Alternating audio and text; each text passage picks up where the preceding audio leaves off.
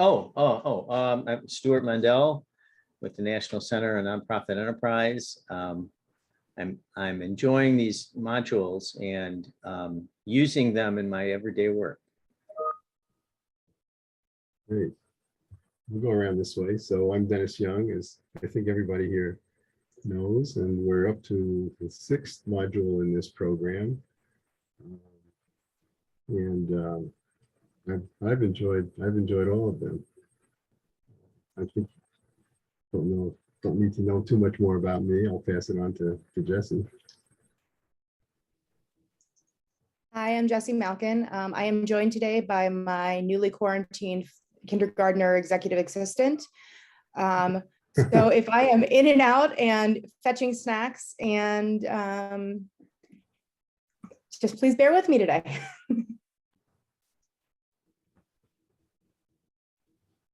Elizabeth? I'm Gabriel. Okay, go ahead. All right. No, go ahead. Yeah. Okay.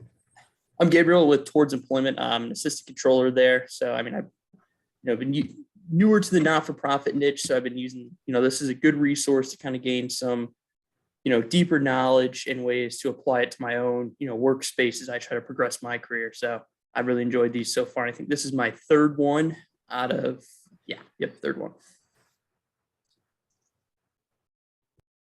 And Elizabeth, and then I'll give I am Elizabeth Searing. I'm an assistant professor at the University of Texas at Dallas. I gave the first one of these modules and have been pretty comfortable in the finance space, but this kind of marks the day where I start venturing into much more unknown territory here with Christina and technology.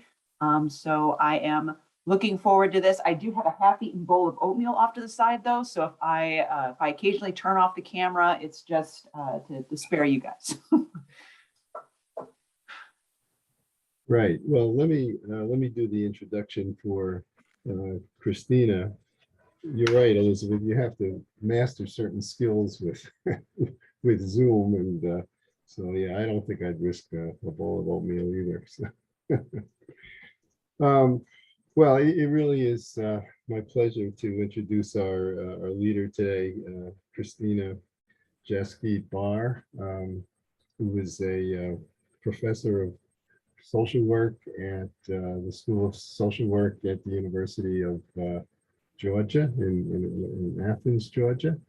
We were just reminiscing before that, as far as we can tell, we first met in the early 2000s in the airport at Barcelona when there was some kind of a public service strike, and we all had to stand in very long lines to get through the airport and get out to, I think it was the iStart conference, as I recall. Yeah.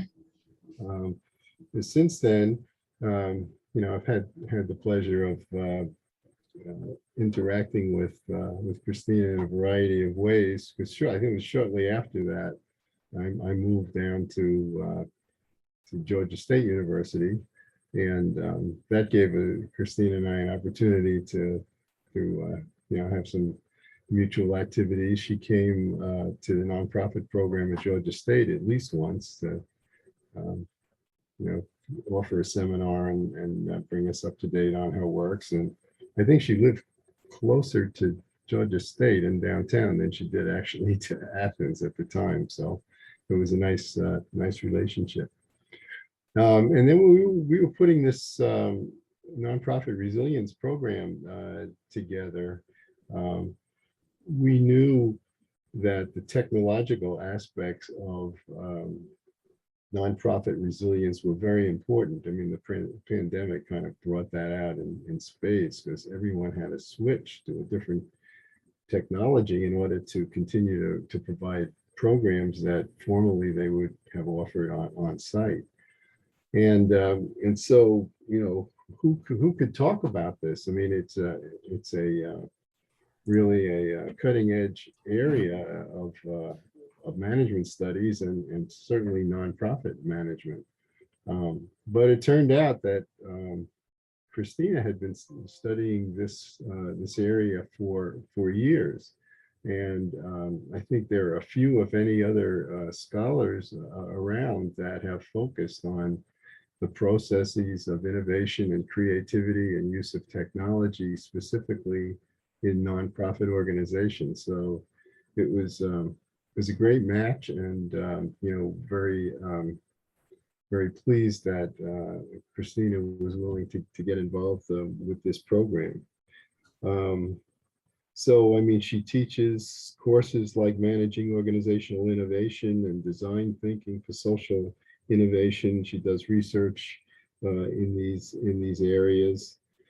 She's become a member of the Research Advisory Network of NCNE and widely published.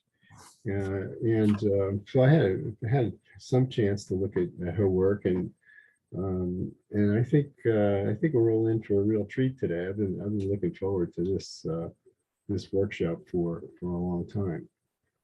So with no further ado, and I think a few people more have joined us. I see Yang Li is here, and actually with her picture. Wow, you managed to get Yes. through this time. That's great. This is the first. At this You wanna- moment, I'm in office, so now that's okay. Okay, I see David Holmes has joined us.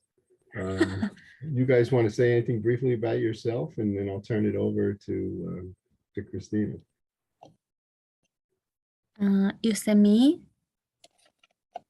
Yeah, well, yeah, just very briefly, because I think most of us know you from previous sessions, but now we actually see your face, and Christina gets to meet you. So Yes, it's the first time because today, at this moment, I'm in office. So awesome. also, at this moment, I already try to find a way to have the solution about the internet. Just like I can use the Zoom now also. That's okay. I'm very nice to be here, but I'm terribly sorry I'm late again because I'm back to office. Yes. But you're in the I'm office so glad too. so It's glad to very- attend this module, but it's a little difficult for me because the time zone at this moment it's already 11 o'clock in Beijing time at night. Yeah, Mhm. and you are a trooper, as we say. Well, thanks for being here. And David? Yeah, hi, I'm Dave Holmes from Candid, formerly Foundation Center, and I'm happy to be here. It's been really tough to get the schedule to work, but I'm very excited to see Christina's presentation. So thank you. Okay, well, I'm going to turn it over to you, Christina. Thank you.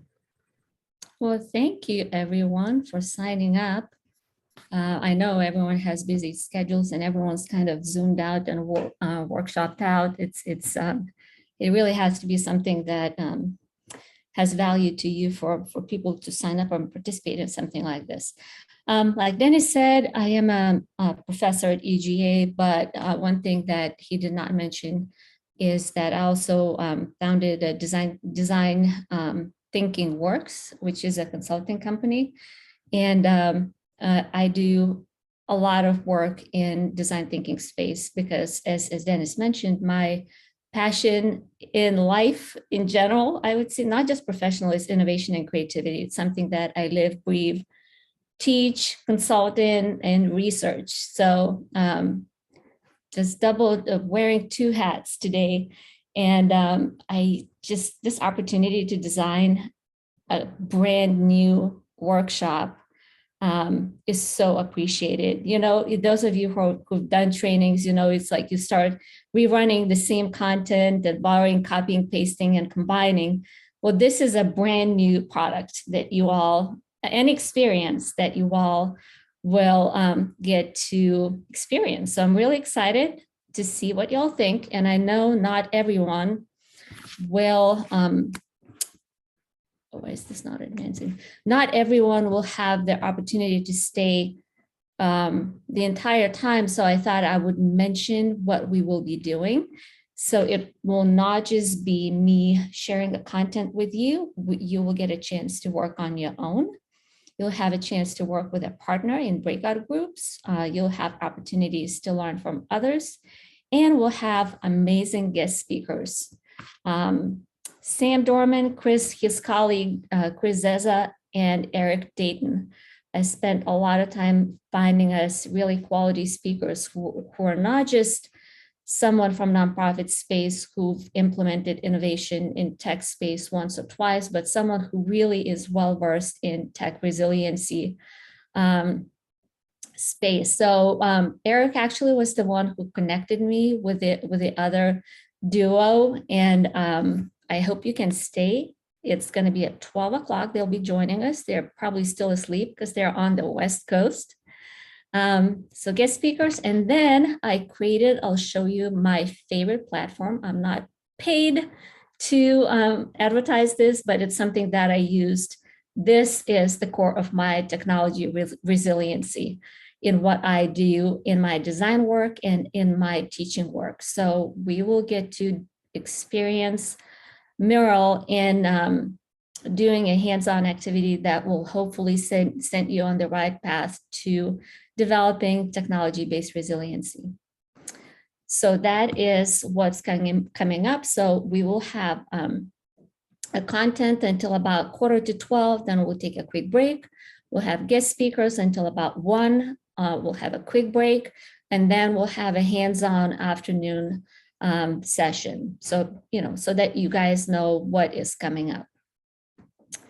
So with that, we started introductions, but to me, personally, workshops like that, I really don't like when it's just content delivery and you don't get to connect with other people who showed up in that space. I think there is a reason you decided to join us today. There is interest in this. And creating those connections, right? Creating a group of people who care about the topic, I think is really important. So I don't want you to leave here not knowing who was in the room. So real quick, what I created while Dennis was introducing me was breakout rooms. And I will send you to breakout rooms in pairs. And I'd like for you to introduce each other, introduce yourself, name where you're coming from, why you signed up for this resiliency training series, and maybe this module in particular. And then share what the best technology adoption or innovation you've seen in nonprofit industry.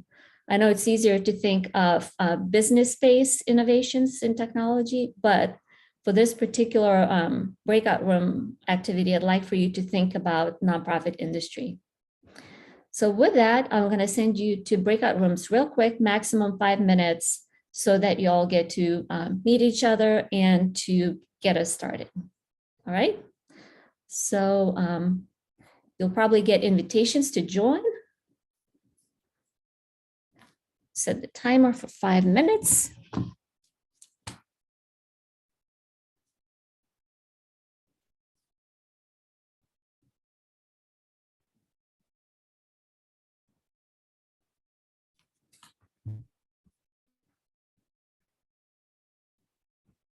What about you guys? What is your favorite technology adoption innovation you've seen? I'm curious if you followed or if you have any examples. I'm glad that you're a consultant in all this.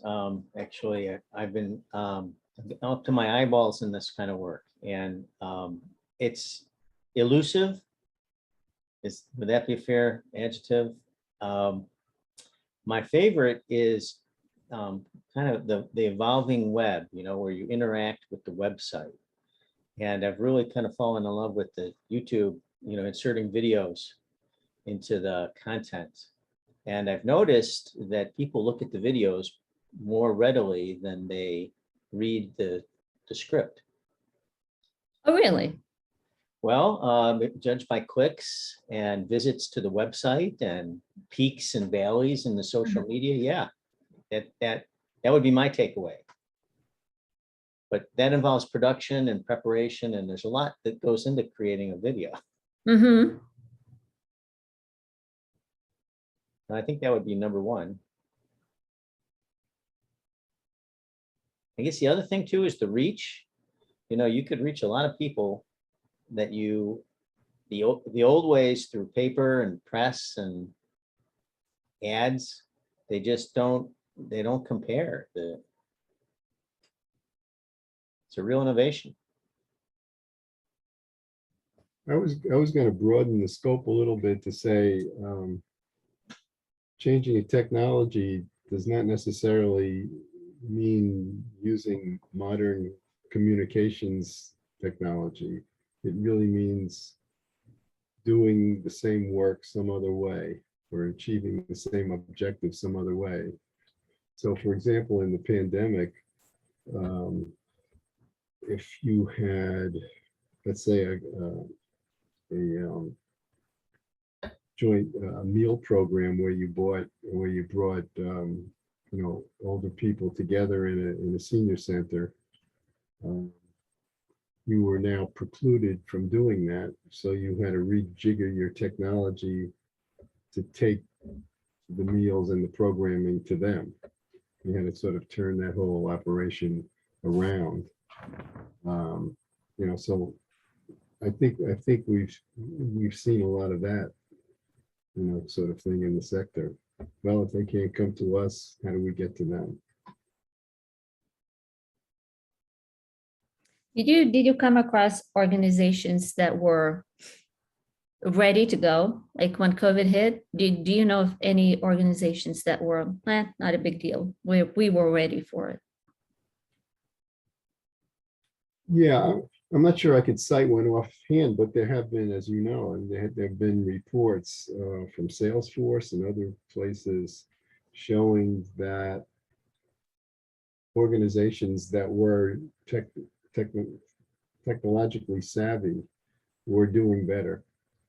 I mean, that could be for a variety of reasons, but clearly having these alternatives in reserve was an important factor in allowing nonprofits to adapt in this crisis.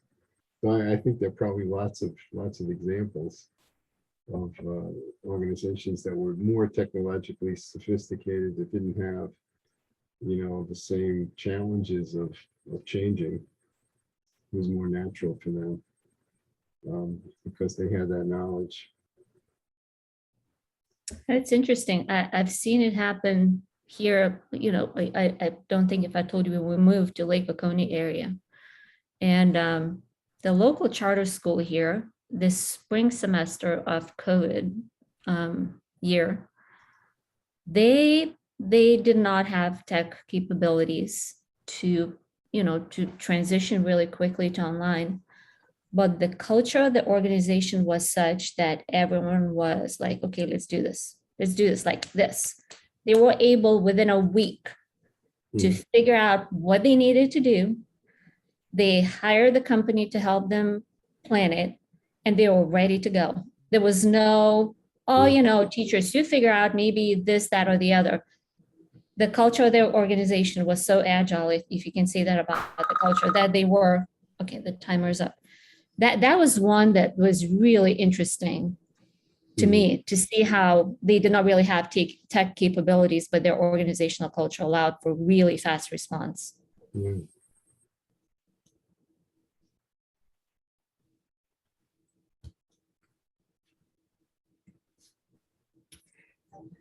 Oh, good, they're talking. They're taking their time to come back. See? Power of networking.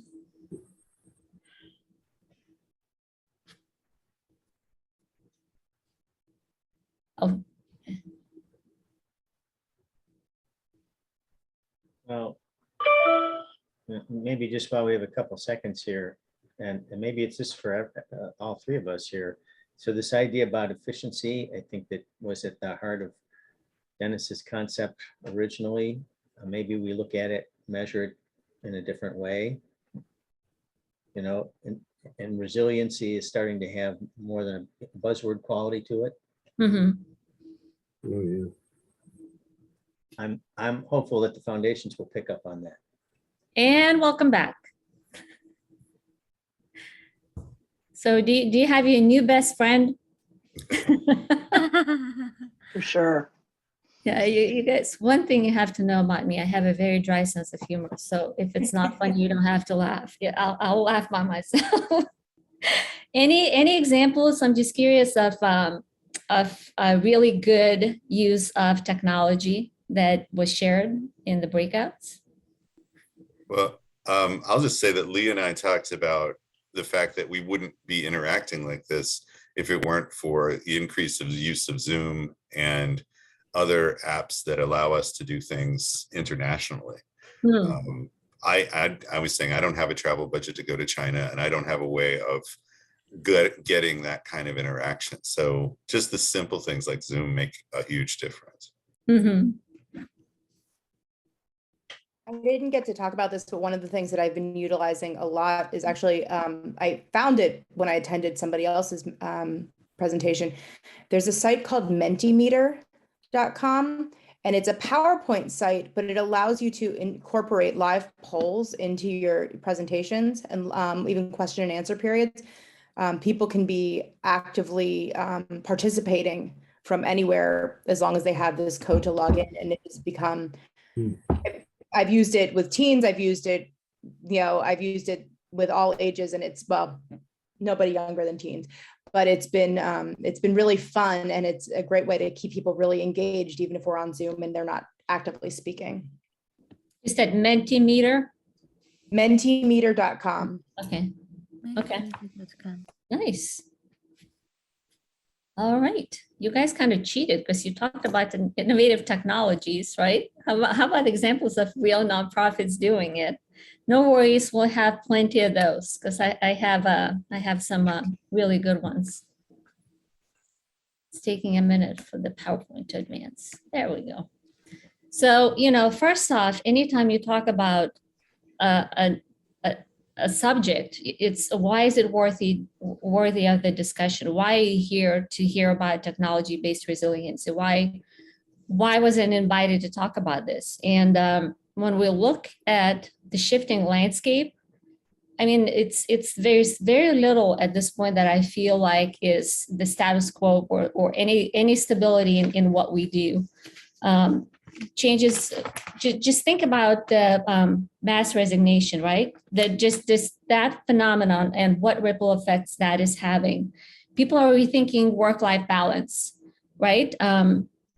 They think about the impact of what they do and all the ripple effects, people who have restaurants, people who have businesses, people who have nonprofits, people who run hair salons. I go to get my hair cut and the hairdresser's not there, right? What effect that is having? It's like a beyond what we can see. We have to get to a certain point to go, oh, that was the effect of that event. So that change will only continue to accelerate. There is no way around it. So you either get on the bus or it will be a really bumpy ride. Then we talk about increased competition.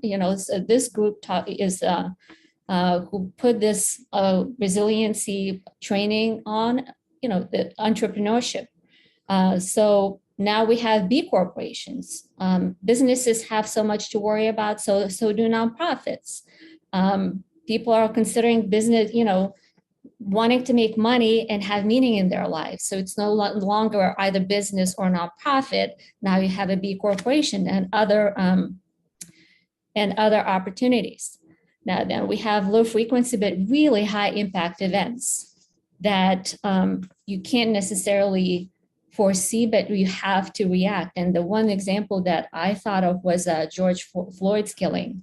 And think about what impact that had, how much change we've seen in the United States and actually across the world as a result of that. How many diversity, inclusion, and equity trainings and opportunities in curriculum we've seen developed in the last year. So yes, low frequency, it's not something that you see happen every day, but think about the impact. It's like the world will never be the same. And then we have growing visibility of events, hazards, and vulnerabilities. It happened, and not even within 15 minutes, you know that it happened. There is no way of hiding it. There's no time to think, oh, I have time to regroup. There really isn't. And so an example on our at our local school, there was an incident in the lunchroom that happened yesterday, and within 15 minutes it was on Facebook and all the parents were reacting like this. And we as board members were like, what did just happen? We are like calling each other, trying to figure out what the heck are we going to do about the situation? Are we prepared? So you really, this growing visibility does not give you the time to react. You really have to be prepared for whatever comes your way, having thought through those scenarios A, B, C's, and D's. And then you have those big bad wolves who, it can be one actor who can really mess with, think about hacking the power grid, what happened there. We don't know if it was lone wolf or there were more than that, but we know what the impact of that was. And then constant threat from cyber attacks. Look at the news this morning, shopping cyber attacks. Are we prepared? How many of you have bought something on a fake website that somebody just copied and pasted the content and claimed it to be something else? And you get a tracking number of something that you will never receive. And then you have remote working and employee productivity. Again, it's people see the world through a different set of eyes after COVID, and you really have to think about how you're going to handle that. My colleague at Georgia Power basically said, people are not coming back. They were told to come back in person and people are not coming back. And what are you going to do about this? Another company is basically recruiting all the employees from them, and the boss is calling Georgia Power saying, hey, will you stop hiring my people? And he goes, sorry, too bad, but we're offering flexible opportunities for people to work from home. So talk about shifting landscape. If that's not good enough explanation for why developing that technology-based resilience is so important. Now, speaking of tech resiliency, what is that? There were several definitions, several explanations of what it is, but this is where I landed. It's how resilient are you when it comes to using our technology, when it comes to those, it can be planned or unplanned disruptions to your critical processes and to your IT systems that support them. Are you able to provide the services and programs? And to me, it goes even beyond that. It's not just, am I able to provide these services, but am I able to innovate and adapt to the external environment, to this ever-changing external environment? I pulled out a few quotes. This is from our guest speakers website, from Sam and Chris's website. I'm really excited. We will have them here. And they talk about harnessing those opportunities for technology use. Again, not just reacting, but being proactive in seizing the opportunities that are out there. So it's about spotting those efficiencies, grasping unseen opportunities, testing those opportunities, experimenting, learning. To them, that is the real North Star. When they talk about tech resiliency, you will hear that it's not just reacting, it's, when you build a culture of that technology-based resilience, you're building your organization a rocket ship. And what is the purpose of that rocket ship? Is to carry you out, way out into the space to achieve your mission and to come back alive. Not just dream big, but also have the processes and structures in place that will allow for you to dream big, but also to come back with positive outcomes. So with that, I would like, again, to ask you, and this is, I'll share with you my favorite piece of technology that allowed me to be resilient in what I do. It's called Mural. And has any of you used Mural before? You used Chris, right? I can't see the name. Dave, I did. Oh, Dave. Yeah, awesome. So I will paste, let's see, where's the chat at?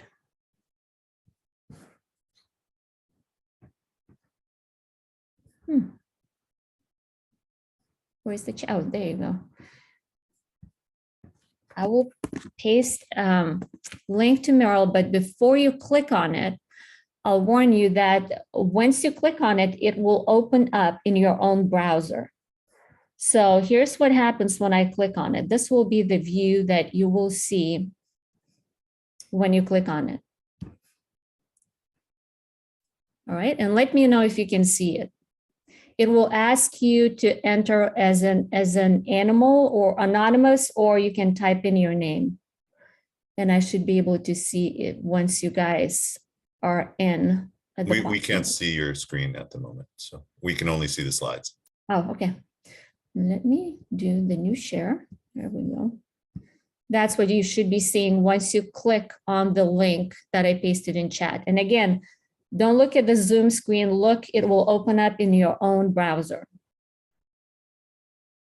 Okay, I see hippo, I see a rhino. So there are several technologies that allow you to collaborate in virtual space, but this has been my personal favorite. If you can look at the Zoom screen, I'll show you. This is how my virtual design thinking space looks like. When I can't do my design thinking work in person, everything is translated here and it's pretty effective. All right, so here's what I want you all to do. I want you to, a few things. I pre-generated some stickies there, yellow stickies. If you double click on it, you can start typing what can technology do for your organization? You can double click on it and start typing. If there are not enough stickies, if you look at my cursor, you can double click on it and it'll generate a new sticky for you. Is everyone with me? Thumbs up, thumbs down? Okay.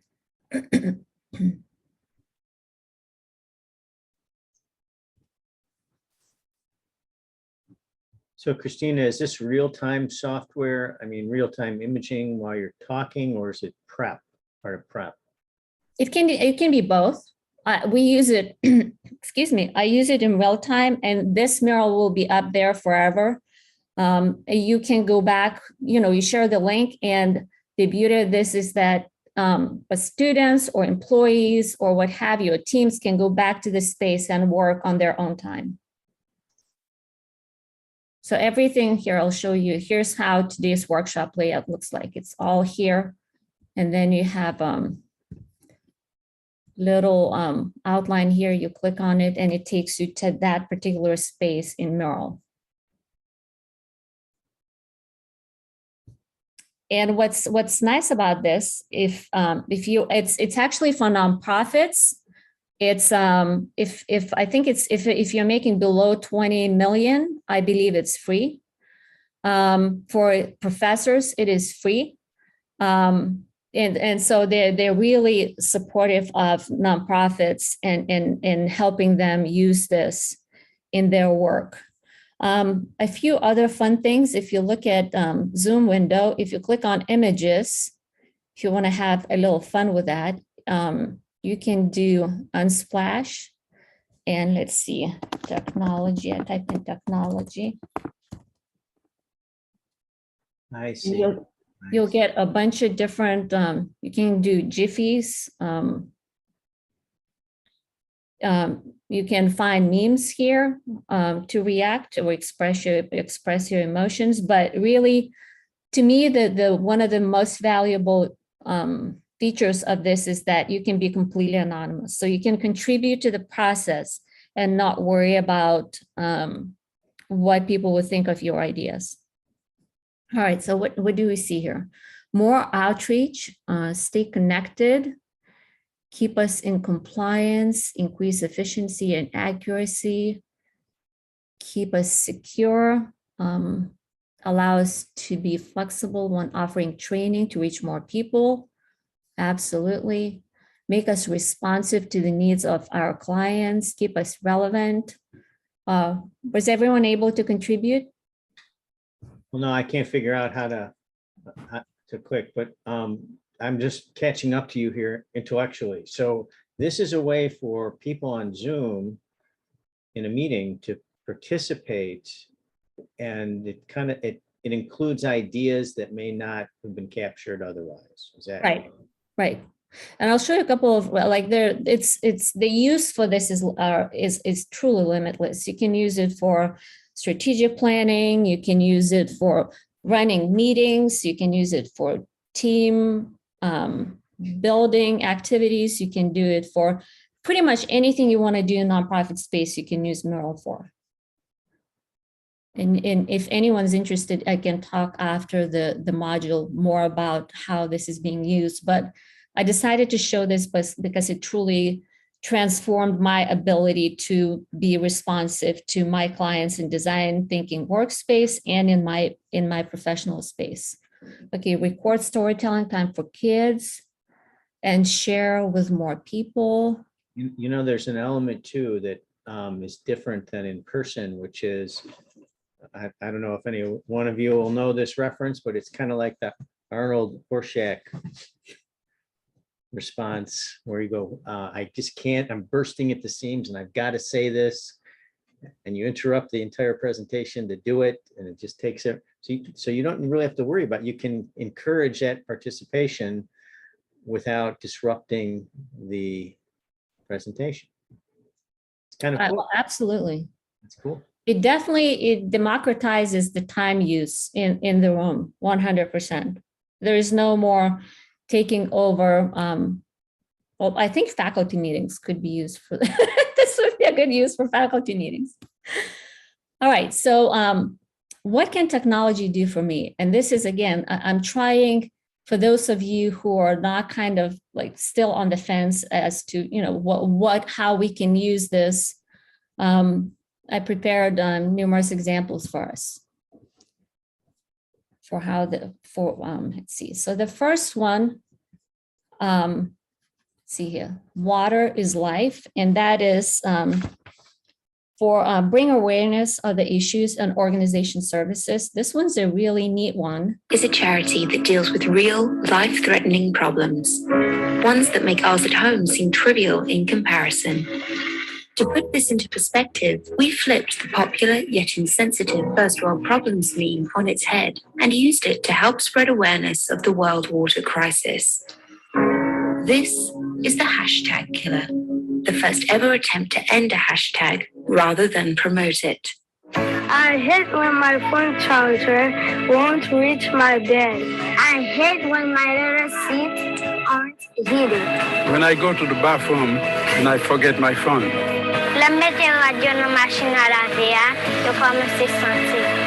To launch the project, we created an anthem commercial by gathering first world problem tweets and having people in Haiti recite them.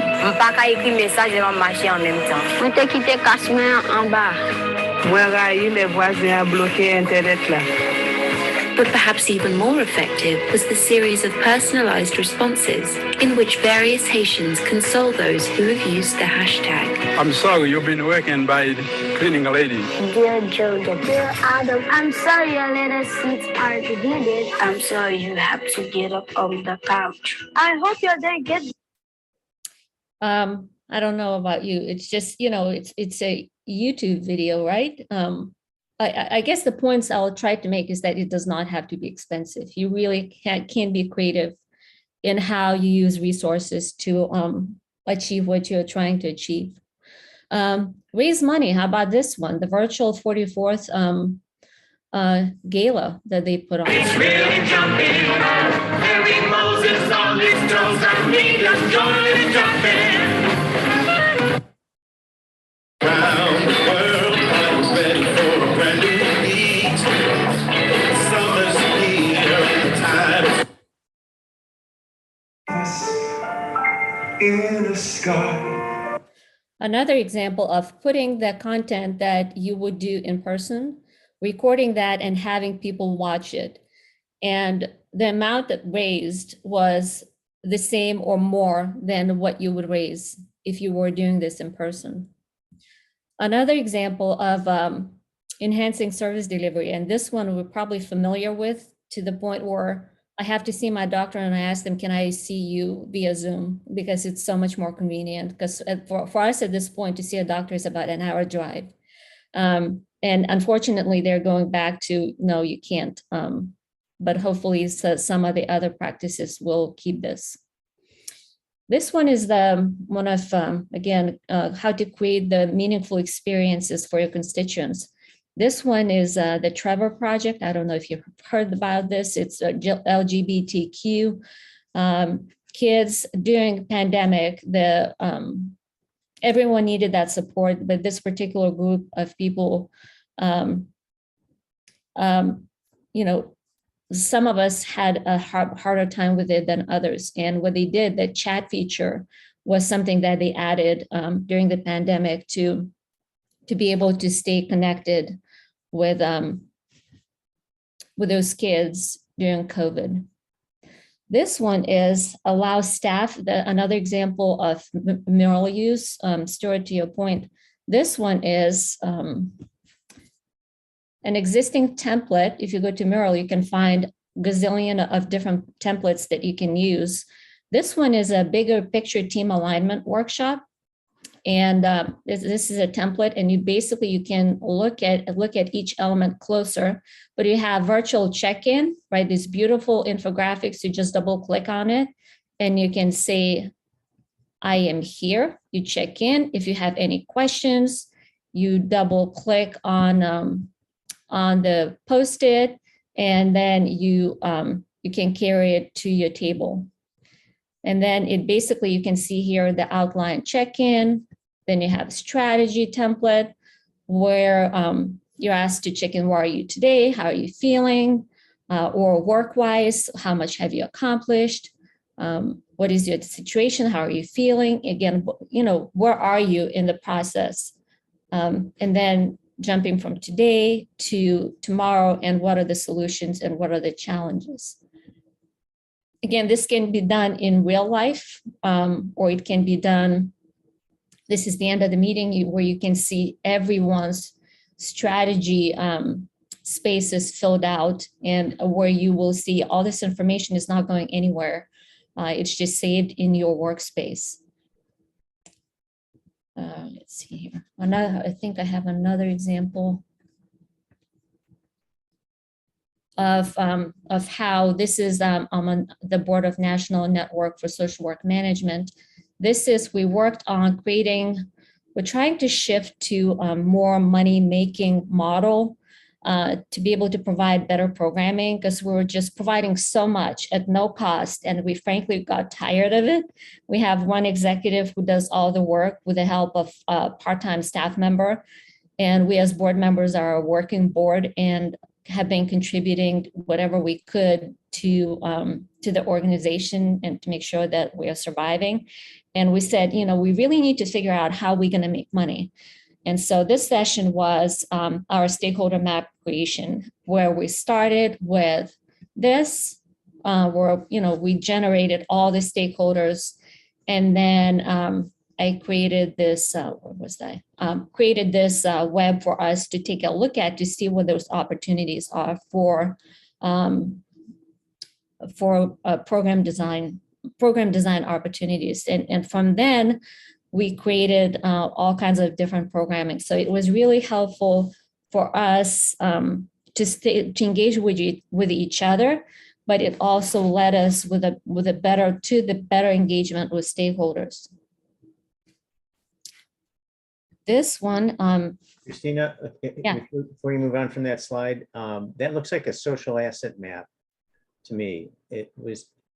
And you said the way that you developed it is that you brought the stakeholders together, and around those particular, I mean, what's in the yellow? Where did that come from? These are clusters. So all these stickies around it were generated by different people, and then we clustered them around categories.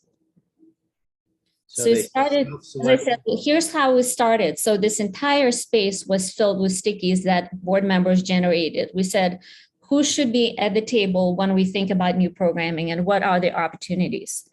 And then from there, what I can do very easily, you just highlight this and you can change them into different stickies. You can create circles out of these instead of,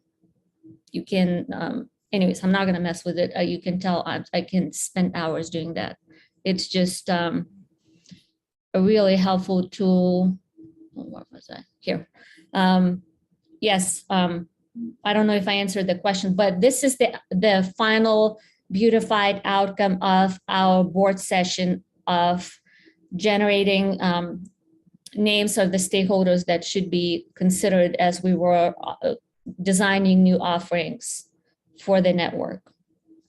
And the ones in the yellow are the themes around which these other post-its clustered.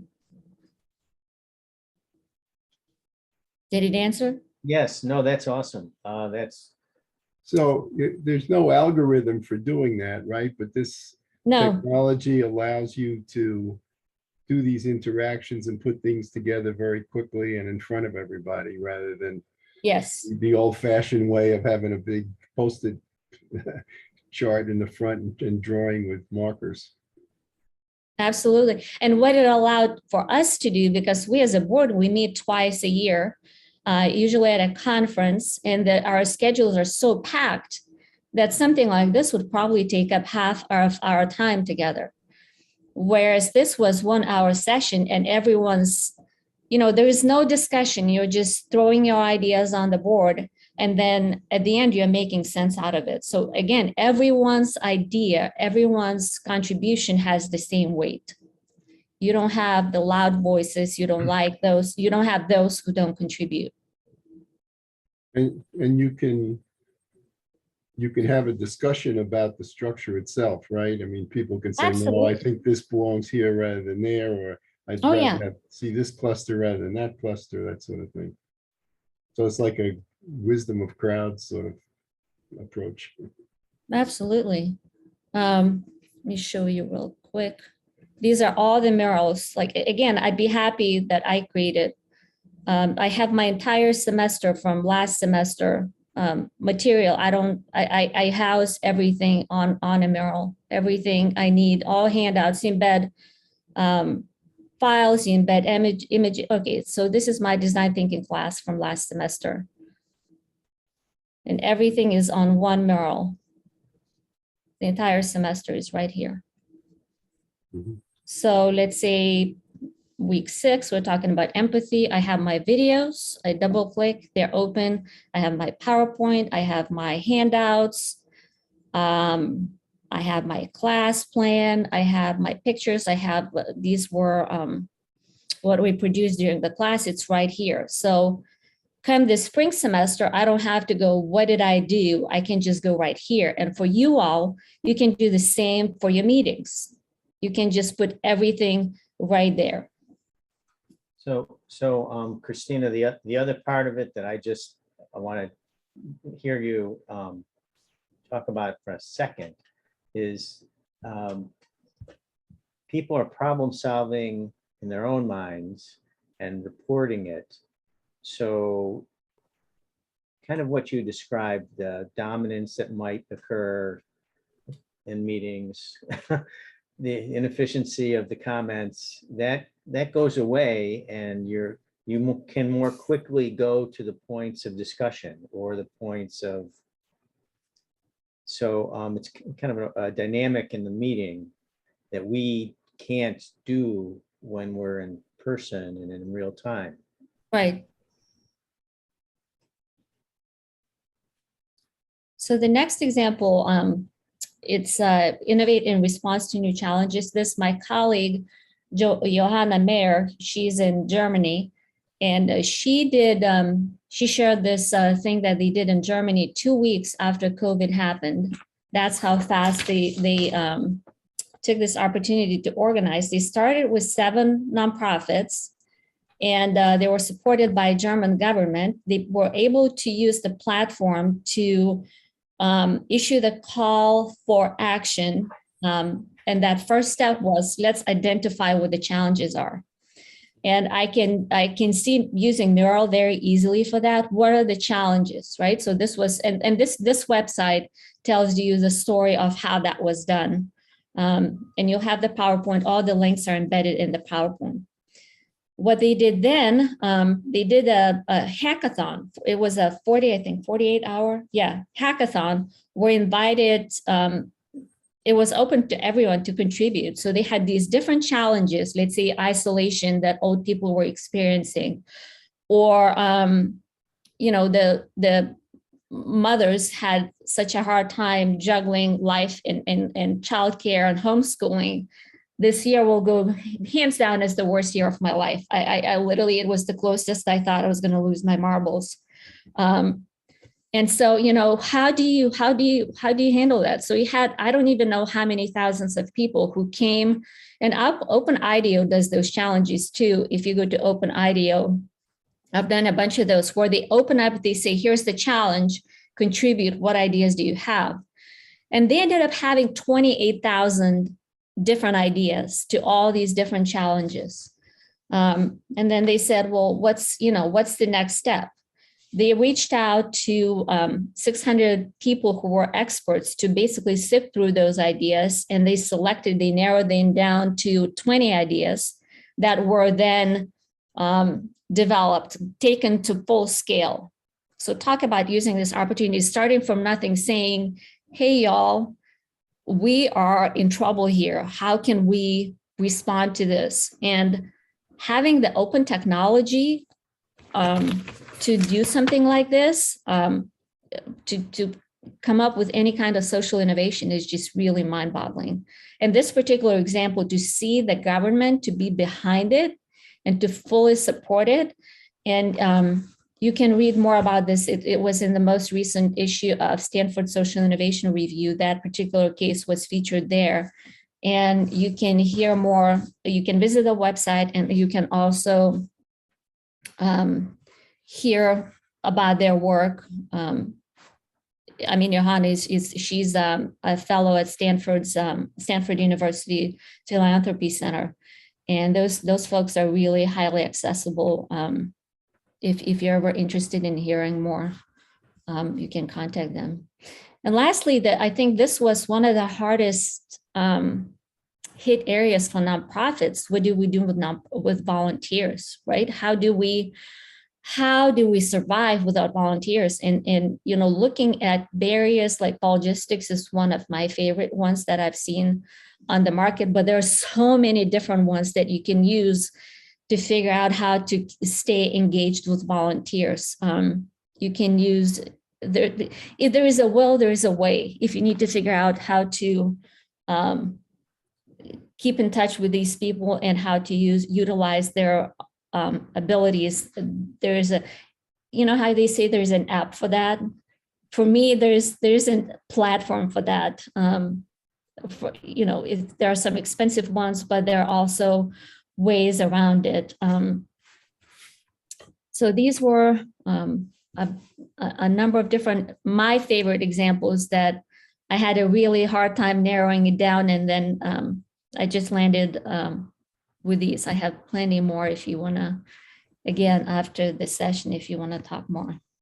So yes, we need to use technology. Yes, there are numerous reasons for why we need to do that. And yes, we've seen it being done. And when we look at the nonprofit trends reports, when it comes to technology, what do we see? It's similar story. So they say 85% say, yes, technology is key to success of our organization. But only 23, when it comes to long-term vision, only 23% of people think about how to use technology within their organizations. And then another number that stands out to me is that 45% say that they have flexibility for that organizational change, right? Even if they wanted to do it, their organizations, they didn't feel like there would be a support internally. And there was also talk about, okay, we have lack in IT abilities, we don't have enough money, but I think that you will hear that those kind of responses in response to many different things that happen with nonprofits. So what do nonprofits use technology for? Again, the same trends report, we can see that the highest number is customer relationship management, and the second followed by system to manage programs and services, and then social engagement platform and analytics. So these are your 4 bigger areas. This one is interesting. It looks at overall nonprofits and compares them to high digital maturity nonprofits. And you can see the difference between your average nonprofit and the one that is digitally mature. And you can see that one, it's not important for everyone, but use less paper and spreadsheets. It's really useful to analyze data from online events and those relationships with supporters. You can say you can see the pretty big difference there. So where do you start? Where do you? I think it's part of anything. Anytime you want to start doing something new, it's kind of like, well, where do I start? And we'll talk about this later on, but it's really this crawl, walk, run type of mentality. You have to start somewhere. You have to set even the smallest goal for you to be able to get somewhere in the long run. Whenever you see a successful story, it didn't just poof happen overnight. It was planned, it was prepared for, it was dreamed up by someone, it was made happen by someone. And to just help you think about, what are the different priority areas for developing this? And this might be helpful when we start our hands-on activity, different areas, which ones are the most important? Where are those gaps? Is it program management, measuring outcomes? Is it donor engagement? Volunteer management, maybe if you're rely highly on volunteers. Is it collaboration? Infrastructure, and then of course security is important for everyone, whatever technology you're using. This one is from an academic article. I haven't used too much academic literature in putting this presentation together, because there simply hasn't been much published really in that space. But this one, it looks at different resilient phases. So you have here, shock happens, and then the first phase is absorbing that shock, then recovering from shock, adapting, and transforming. So you can see when the shock happens, this is that elasticity. How much of it do you have, and how much of it do you lose in response to that shock? So are you able to bounce back, or do you collapse? That's your collapsing behavior. And we've seen it happen. We've seen nonprofits go out of business. We've seen businesses go out of business because it's simply, the shock was so powerful, and really there wasn't much in what you had as an organization to help you to even think about recovering. Or maybe the model of your service was not conducive to any kind of, maybe it was not even an option. Then the green line is, okay, so you pick yourself up, you kind of try to go back to that initial level where you were, but you're kind of like that duck. Your fins are moving under the water, but you're barely making it. And then your robust behavior is like you reach your previous levels of functioning, but the one that when we talk about technology-based resilience, we're really interested in this adaptive behavior, where you actually transforming your organization into a different type of organization that is able to support not only the current operations, but also think about the scenarios that are possible, the events that can happen. You're able to adapt. One example I shared with Stuart and Dennis when you guys were in breakout rooms, it was really interesting. The local charter school here when COVID hit in the spring, they did not have much in terms of technology. Their tech capabilities were minimal, but because of the culture of the organization, they were able within 1 week to go, let's go. What do we need to put structurally in place to support our students? How is that going to look like? And I think in 1 week, they had the company hired, they knew how student experience is going to look like. They knew how their tech support is going to look like. And within 2 weeks, they were fully up and running. There was no, I don't know how it was at other universities, but at UGA, we had a month to prepare. It was like, okay, let's hunker down and see what we can do. And which kind of, was enough time and wasn't enough time. I feel like in situations like this, there isn't ever enough time. You just have to go, here's what we're doing and run with it. And that's what they were able to do. And so with this adaptive behavior, and we'll talk about organizational culture here in a minute, how important that is, how people and culture and leadership, if you don't have that adaptive ability built in your organization, it'll be really hard for you to just think about, okay, we have technology, we're fine, we have technology. That's not how it works. You have to have people who are on the lookout for these new trends and new disasters and who are prepared to run with it.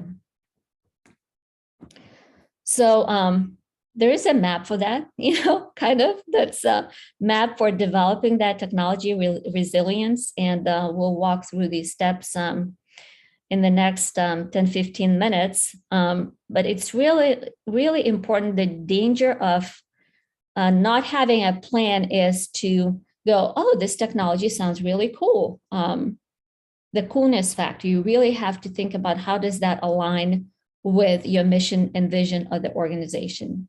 It's this North Star that you have to constantly think about and not try to retrofit what you're doing and go, but how does that exactly fit with what we're trying to do here?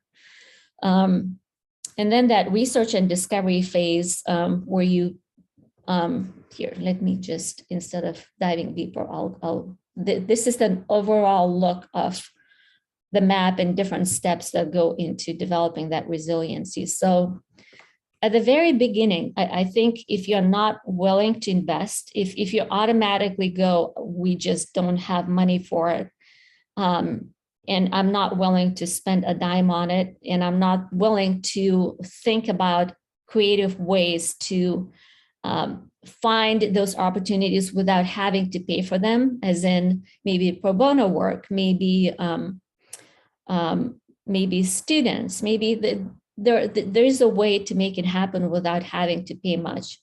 You're basically not even shutting the door, you're not opening the door for that opportunity. So the first step, you have to be willing to invest.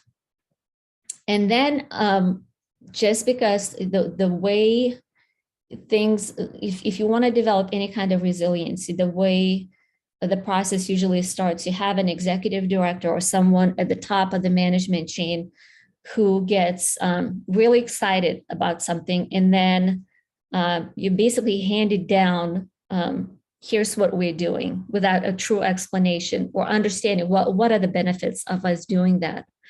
So it's really important at that front end of the process to explain to people why it is important that we have that, and make sure that they have the why and they understand how that this will happen. And then you have to think about, okay, whom do we have on board here who could be the right kind of people, and not necessarily tech savvy people, but who, if we don't have money, for example, who would be able to hook us up, if you will, in my kids' speech, so to speak, who would be able to go out and be creative in finding the resources that we need to take these initial steps. And then it's off to the next step, that research and preparation. And that's the handouts that Stuart emailed you, the worksheets. I call them your homework. Basically, that worksheet is what you see on this slide. Where do you start? Well, you identify the services that your organization provides and the processes that support to run them smoothly.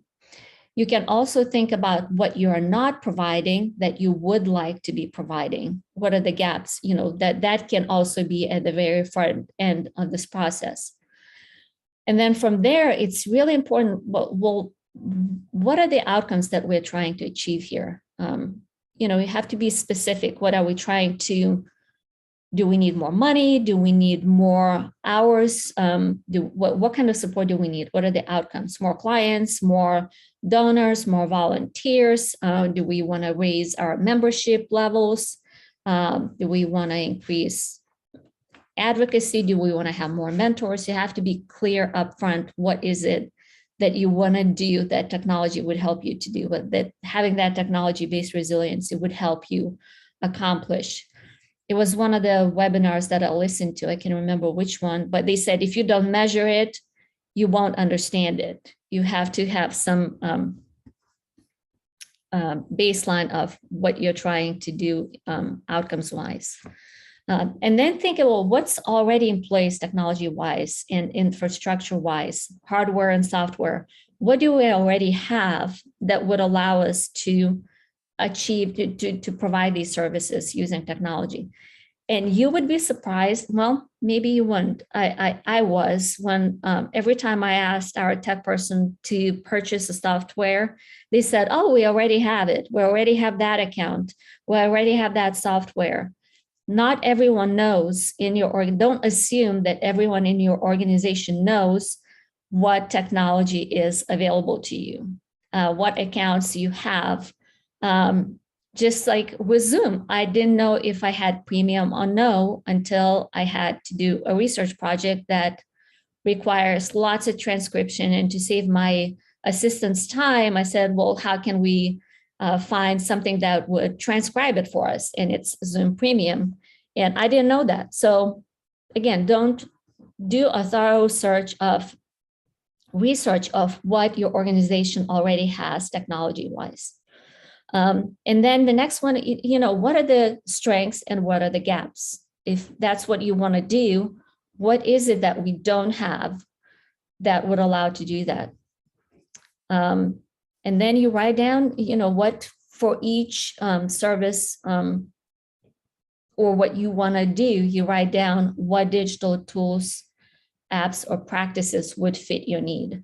And that I can tell you, our guest speakers will be good people to ask these questions, because if you take a deep dive, it was part of, initially I was thinking going over some of these, and it can be a workshop in itself, what different tools are available out there for each of those 7 buckets that I shared with you for developing technology-based resiliency.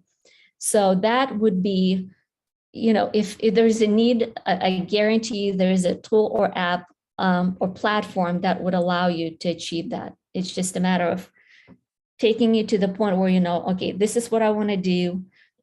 Let's look for most affordable options for us for how we can get there.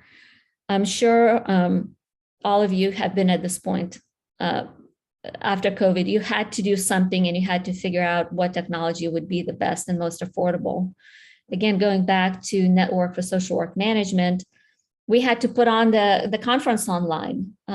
That is, Arnova had to go hybrid, which was, I don't even know how they pulled it off. But you know what? We figured it out, right? We found a company that we wouldn't go with them next year, but we had to start somewhere. So you find there is a need, and then you figure out what the best tool would be on the market that would allow you to do that. So then from there, when you really have to think about, is that enough? Once you find a good tool or app, is this enough to generate the throughput that will sustain the operation? So for example, I was thinking about our conference and how many people, we had about 300 people. was that enough to cover the expense of the conference? I think we're close to being in a hole. Now you ask me, was it worth it? Would a business do it again? Probably not. But we, as a major membership organization in social work management space, we said we have to continue doing it, and we'll do it again next year. How will we do? So that throughput, it was just not.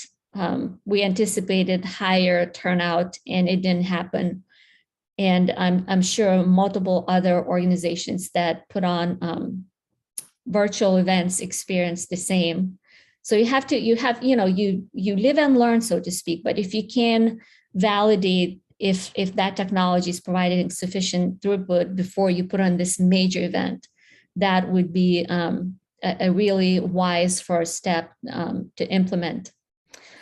And also to think about the operation of those unified communication and collaboration opportunities across the organization. Again, is what you have allowing for that, or is there a disconnect? And then finally, you have to think if the technology solutions that you're trying to implement or that you implemented, how well do they align with your, again, bringing it back to your strategy, bringing it back to your vision and your mission. Really helpful tool, and I'm sorry, I learned not to assume that people know what this is, and you can probably tell how long I've been in this space because I'm using logic model instead of theory of change term. This is more logical to me. This just makes more sense to me to call it a logic model, not theory of change. It's a really helpful, very simple tool that can help you figure out what are we putting in, what activities we are providing. You know, if we have a conference, if we have 50 different sessions, what is the output and what is the outcome? We did satisfaction at the end of the conference. We knew which sessions went well and why we knew which sessions didn't go so well and what was the impact. I just thought this was a helpful tool for you to think about when, as you go through this exercise. And protect, the vulnerability scenarios. Think about everything that go wrong. It's a disaster management, right? Everything that can go wrong. I think that's, for moms, it comes pretty easily to us. We can think of all the disaster scenarios. I'm sure you were thinking, anticipated that your kid would be at home at some point and you had some kind of plan for how that would happen. But how, think about, and things will still happen. You'll still get, I got this email from my dean saying, I need your help right now. Are you available? And I being as cautious as I am, I was like, oh my God, is she okay? Where do I need to go? And then she's like, you don't understand the tone of the next message. So it took me like 4 emails to go, yeah, that's not Anna. That's not her. She wouldn't be telling me that. But if I didn't know my boss, if I worked for a different organization, more than likely I would have gone and bought these gift cards and somebody else would have enjoyed using them. So, and you think, how is that possible that at the university this would still happen? So things will happen, but the best that you can do, think about different things that can go south, so to speak. So when you think about this technology resilience strategy and formulating it, don't forget that there should be multiple people at the table as you're doing that. You should be donors and volunteers and employees and whatever else beneficiaries might be there. So in whatever way you can engage them, that is a really, the more eyes that you can get and the more ears that you can get to the table as you're doing that, the better off your long-term strategy is going to be. Now, shifting gears, and this is when we're going to start talking about all these, technology aside, we know there is a tool or app or platform that can help you achieve what you're trying to achieve. We know that. But what we don't know is your organization ready? Is your leadership on board? Is your board of directors going to be supportive of what you're trying to do? Do you have processes and resources in place that would support your plan? And to me, most importantly, organizational culture. Do you as an organization value it? Because that to me is the core of success of the strategy. And when we talk about the readiness, are we ready to develop that technology resilience? You have to think about, what are organizations? Organizations are people, right? If people are the ones that make things happen. Are they prepared? Do they trust the effort? And are they willing to use the technology? So having those digital skills is really important for employees. If you don't feel like you are ready, that you have the knowledge base, you have the skill set to perform your job, more than likely you'll go there. There's just no way I'm going to support the strategy. And then if you don't trust that technology will somehow be as effective as non-digital analog, again, it will be really hard for you to get the momentum going and to get employees buy-in. And then lastly, you can have people who have skills, who trust, but if they say, I'm not going to use it, then what? Then, these three things are really important for your organization's readiness to develop that resilience. Oops. So there you have it. I feel like that's majority of us in multiple scenarios. What if we just don't change? Maybe something magical will happen. And Who Moved My Cheese, that book is so old at this point that I feel people probably forgot about what it is. But I find myself longing for that cheese that was taken away from me. Cheese being a metaphor for what we know, and hoping that things will somehow go back to the way they were, and it just does not happen. So it's really important that you understand why people resist, because there is a process that people experience as you throw change at them.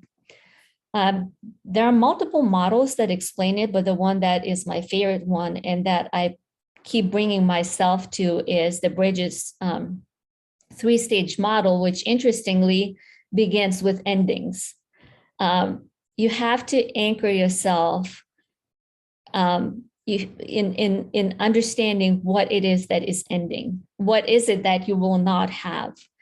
And so, for example, we just moved to a new place, and it's been 6 months, and I'm still trying myself, bringing myself to this model and thinking about, why am I still anxious? Why am I still uncomfortable?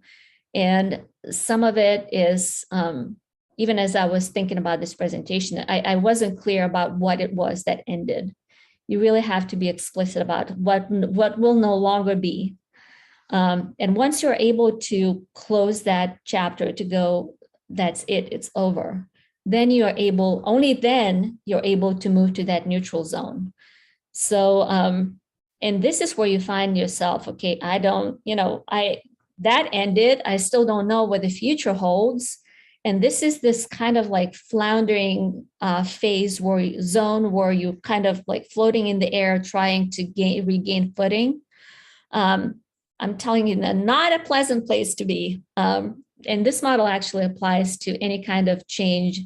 So if you currently experience change and you feel like you're floundering, more than likely you're in that neutral zone where everything that you knew ended, and you're still uncertain what the new reality is going to look like for you. And for some people, it can be a month. For some people, it can be much longer than that, depending on how well that ending stage was structured for you, if it's in a workplace, as for you as an employee. And then you have beginnings. This is when you are used to the new norm, right? So let's say we as an organization are not going back to in-person environment. We're going to stay virtual for the foreseeable future. Well, guess what? For introverts like myself, it's like, yay! It's awesome. There's can come up with a list of things that I can do. For extroverts, it's really bad news. What is it that's ending for me? The water cooler talks, the chit chats, the gossips, the interactions, the going out for lunches, the plannings of corporate events, the plannings of the end of the year parties, all that is gone. And unless you list it out until you go, this is what's ending for me and how I'm going to handle this, it's going to be really hard to start moving toward accepting this new reality.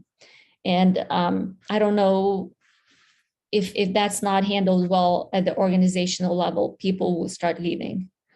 Introverts will start joining, and extroverts more than likely will start looking for companies that will at least provide some remnants of what their life used to be.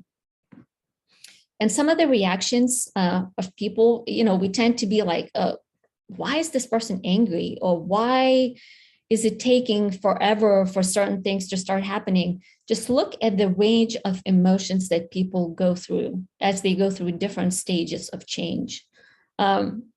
I don't know, at the beginning, I think we just think it's going to go away, but truly, you just go, it's, or you ignore it. You just go with their day-to-day business, hoping it will somehow go back to the way it used to be. And then as the time goes by, you have anger, you feel like you lost control. Then this active avoidance where you have panic and blame. And then, and again, it varies greatly. And it's really important for the leadership to understand that for different people, it can be stuck here for 2, 3, or 4 months. Whereas somebody else who's much more adaptive to change can move through these really more quickly than another person. The model of change management, again, these are some steps how you can help these employees to go through these changes faster. Let's see here. See how much time I have. Okay, I'm gonna breeze through this one. Again, it's in not to say that this is not important. This is really, really critical if you want for employees to that resistance. If you have someone who is resistant, and if you don't address it, if you don't allow this person, help that person to move past that stage, it can be real, future steps can be really challenging. Yep. So leadership, easier said than done. Leaders are the ones who, if they're the ones who are interested in introducing that change, it's really important that they lead by example.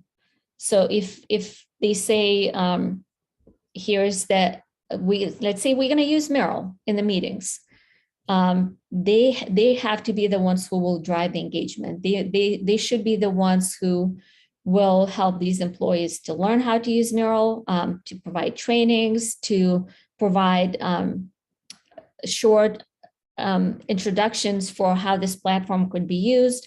And they have to develop that trusting environment. They have to explain how this is a safe environment for them to be in.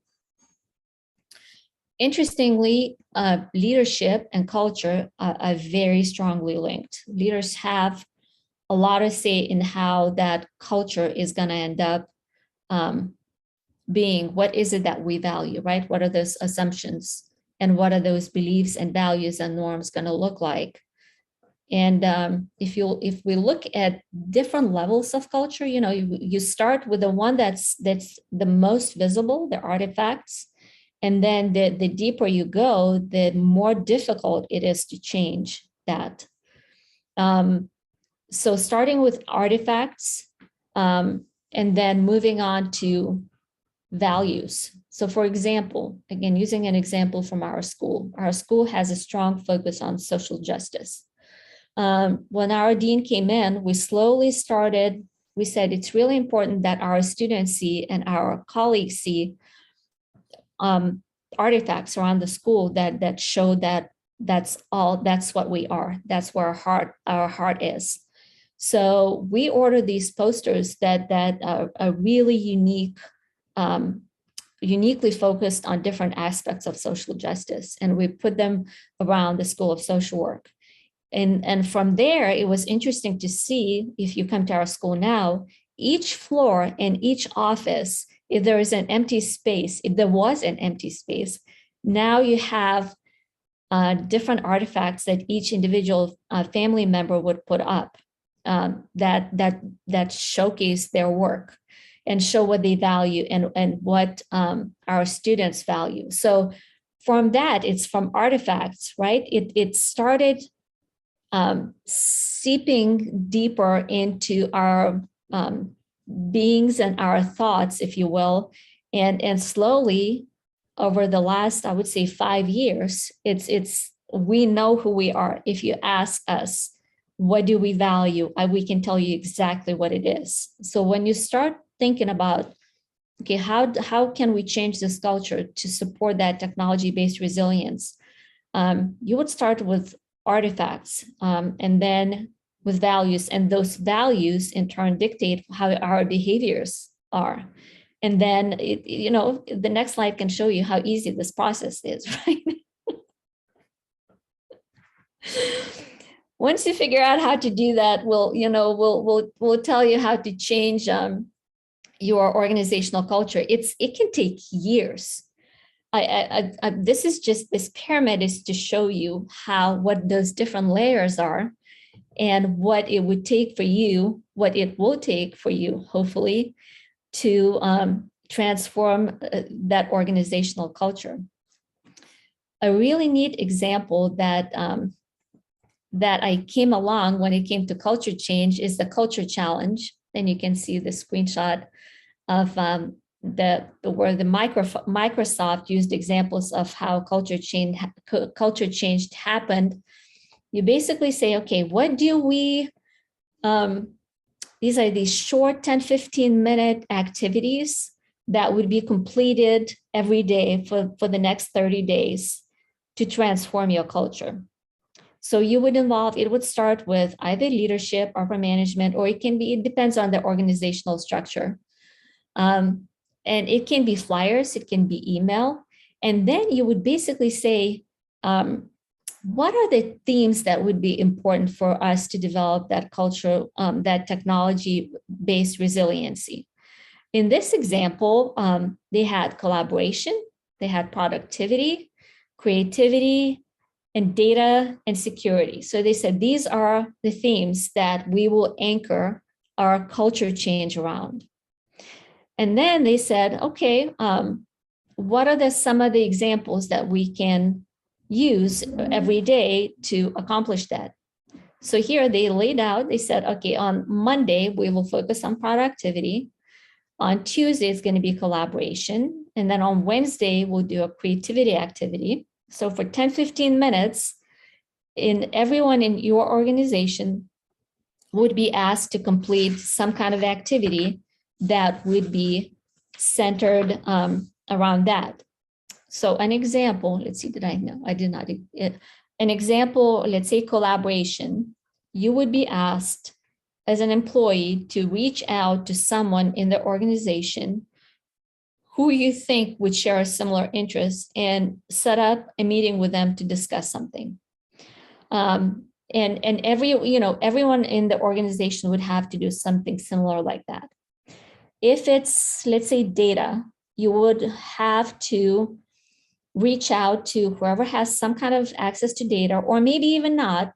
It can be something that you would have to look up on the internet or do some research of existing databases and say, during our next meeting, we will be discussing a new program, let's say on homelessness that we're considering, homeless single moms, your job is to figure out, to find supporting data that would that could be used in a grant proposal that will work to write our needs statement. Another example for creativity, you might be asked to, there's this really cool program called Protobot, where you click on it and it basically generates a random, here, let me show you. It's really fun. You get an idea. Let's see here. I have to show it to you. It's too much fun not to.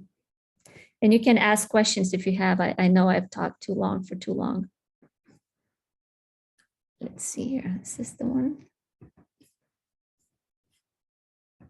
Am I sharing the, let's see. Can you see the logistics on your screen now or no? Yeah, okay. Let me type in, it's Protobot. Okay, randomly generated design challenges. So this one, design a, that's not fun, randomized. Design a cookbook that boosts your self-confidence. And then you have to draw it, right? Something silly like this. And everyone in your organization would be doing that. Design a carousel for the beach. I use those in my creativity classes. It really helps your mind wander. It helps you have fun. You know, even if it's your break or if you have a Zoom meeting, how fun would it be to go, hey, you know, why don't we just Protobot for a few minutes? Design a raincoat that needs to be lit with a match. That's pretty fun too. I have a deck of cards that works with a similar principle, but this one is just is a fun way to go about mixing it up a little bit. Right, where did my PowerPoint go?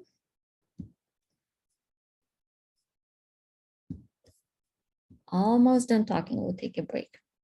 All right, so now, okay, now, you know, how can we afford this, right? We can sacrifice everything we have, clothing, shelter, to afford necessities like faster computer and bigger monitor. And for that, after this, I have a slide that has numerous links to, hold on, it's not advancing, there you go. Really helpful resources. They have Salesforce Power of Us. This is the, if you click on that, it's basically the nonprofit program that they have that you can explore different opportunities. Then you have Microsoft Cloud for nonprofits. This link, you can do assessment of your digital ability as a nonprofit. That can be helpful, you know, to do at your organization. You know, why not have everyone fill out? And then TechSoup is one of the major websites where you can have tons of helpful information about digital resilience. Some examples of links that pertain to digital culture and organizations. And Husita is actually the journal that focuses on technology and human services if you're interested in exploring that. So these are different tools. And so I'm gonna stop now, see if you have any questions. I wanna give you time to do that and then take a break, stretch, go for a quick walk, take some coffee or tea. So ask away if you have any questions or comments. Christina, can Yes. you hear me? Yes. I want to, I think I want to be a little contrary just to see how, you know, see what you think of this. I'm starting from the premise that for a lot of people in nonprofits, technology is pretty intimidating. And changing cultures or achieving change in an organization is also pretty intimidating. So is it, is the best approach to sort of go flat out and say, we need a technology plan, you need to be up to stuff in terms of ways of dealing with innovation? Or can you sort of slip this stuff through the back door? Here's what I have in mind, because you've showed us a number of things. And if I start, for example, from the point of view that I've got to be able to deal with a crisis, or a crisis is upon us, when we see it coming down the road, then we've got to solve a problem, right? And that first set of technologies that you presented, just facilitates that. It helps us solve a problem. It helps sort of think it through. So, there may be multiple ways of solving a problem, but to sort of get it into the discussion in a comfortable way, focusing on problem solving rather than, technological solutions and change might be, easier. Another way that I think you've suggested that technology can be helpful is, if the crisis involves, just not being able to do things the way we did. That's what happened in the pandemic, right? I mean, we couldn't do on-site services. We had to shut down. And so being redundant in terms of technological capability was what helped there, right? The ones that were already somewhat technically capable were able to kind of move in and fill that gap that needed to be filled when we couldn't do things the ordinary way.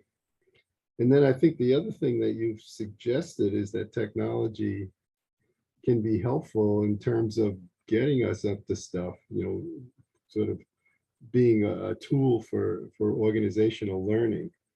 I'm trying to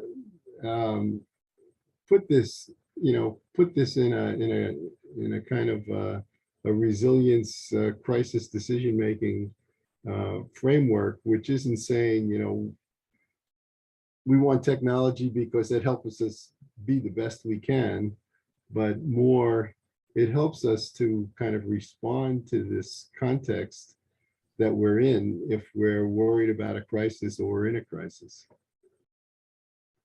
Just yeah, as you spoke, this was kind of thoughts that occurred to me. I wonder how you would react to that. Let me pull back that that picture that shows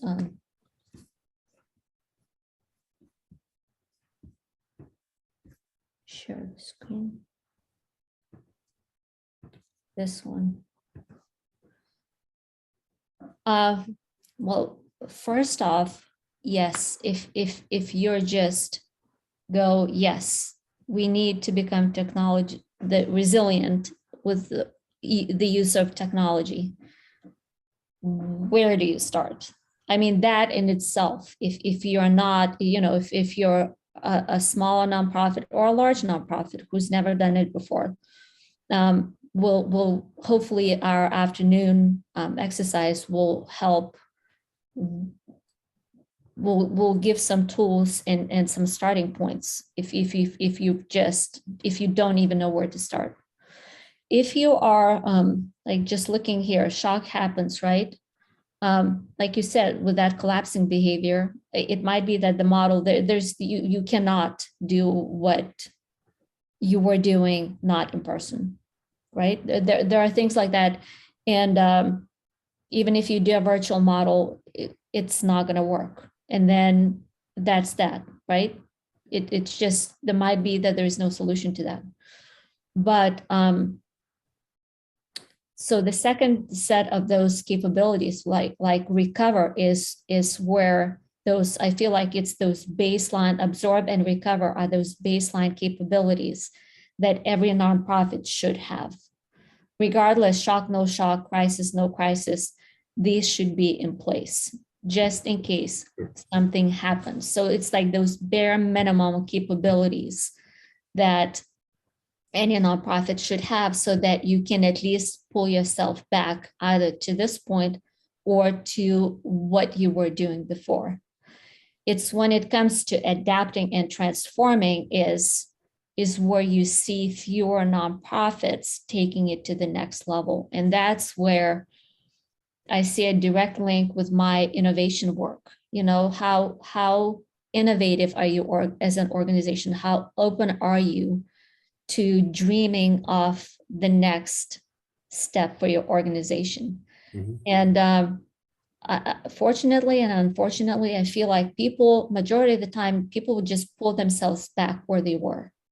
And then it's somehow just good enough, right? And then it's hope that, okay, hopefully it'll pass. It's going to be the crisis of the century, and we can just go back to doing the way that we were doing. It's when you're talking about this adapt and transform, what I think organizations should have been doing since COVID happened is thinking about how we're going to adapt and how we're going to transform, because it will happen again. It might not be COVID, it might be the next worst. And thinking about what are the tools there that would allow us to capture new opportunities that are out there. You know, maybe it's LinkedIn for me.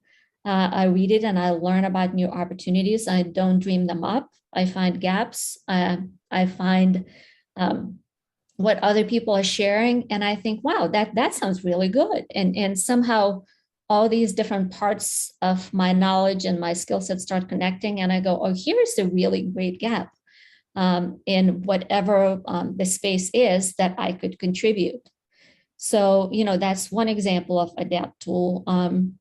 Different online communities, again, for me, from individual level, that I follow, that I'm a part of, that help me keep, I want to think that that's where my behavior is, that help me consistently stay above of what we already know, because this is something that we don't know yet, right? We're developing something in preparation for something that we don't know what that something is just yet. And how do you transform yourself? I would recommend having 2 kids, because that's what I did to continue with my trajectory and my energy, and, you know, keeping with, you know, the newest and the best. But I mean, seriously, on a serious note, how can you continuously transform yourself? And it can mean having champions in your organization. At my school, there's a solid group of people who are always in the forefront of the best and the newest and the most interesting.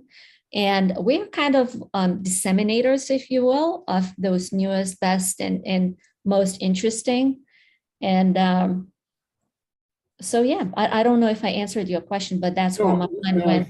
I think you did. I mean, you know, would it be fair to say that I think you've shown us examples of how technology can help at all these stages, in the immediate crisis and putting together, you know, solutions to stay where you are or get, you know, reasonably close, and then to learn in the long run to actually get better at it.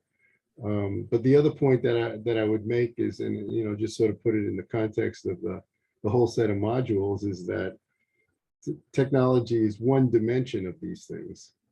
And Oh, absolutely. And it might be, you know, to introduce it in that context, people would see, you know, where it could contribute, rather than just sort of coming flat out and saying everybody's got to be, you know, technologically sufficient at a certain level. Yeah, this is a great chart, by the way, I think. I wish it were mine. Yeah. Can't take credit there. You'll come up with something better. We have 10 minutes before our guest speakers, so I don't know if we should keep going or if we should keep questions for after the speakers. What do y'all think? Probably should give people a little bit of a break, but maybe Hunter has a quick question. It can wait. Please promise you'll ask it though. Yeah, sorry, I took that Okay, from- keep your questions. Let's take Sam, Chris, and Eric are going to be joining us at noon. Okay, Christina, I'm going to pause the recording, and then you will be able to allow them into the meeting if you're back before I do. And if not, then when I get back, I'll make sure everyone's in. Okay. Okay.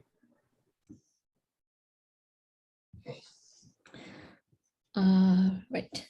So I want to welcome 3 awesome guest speakers that I feel so lucky to have found.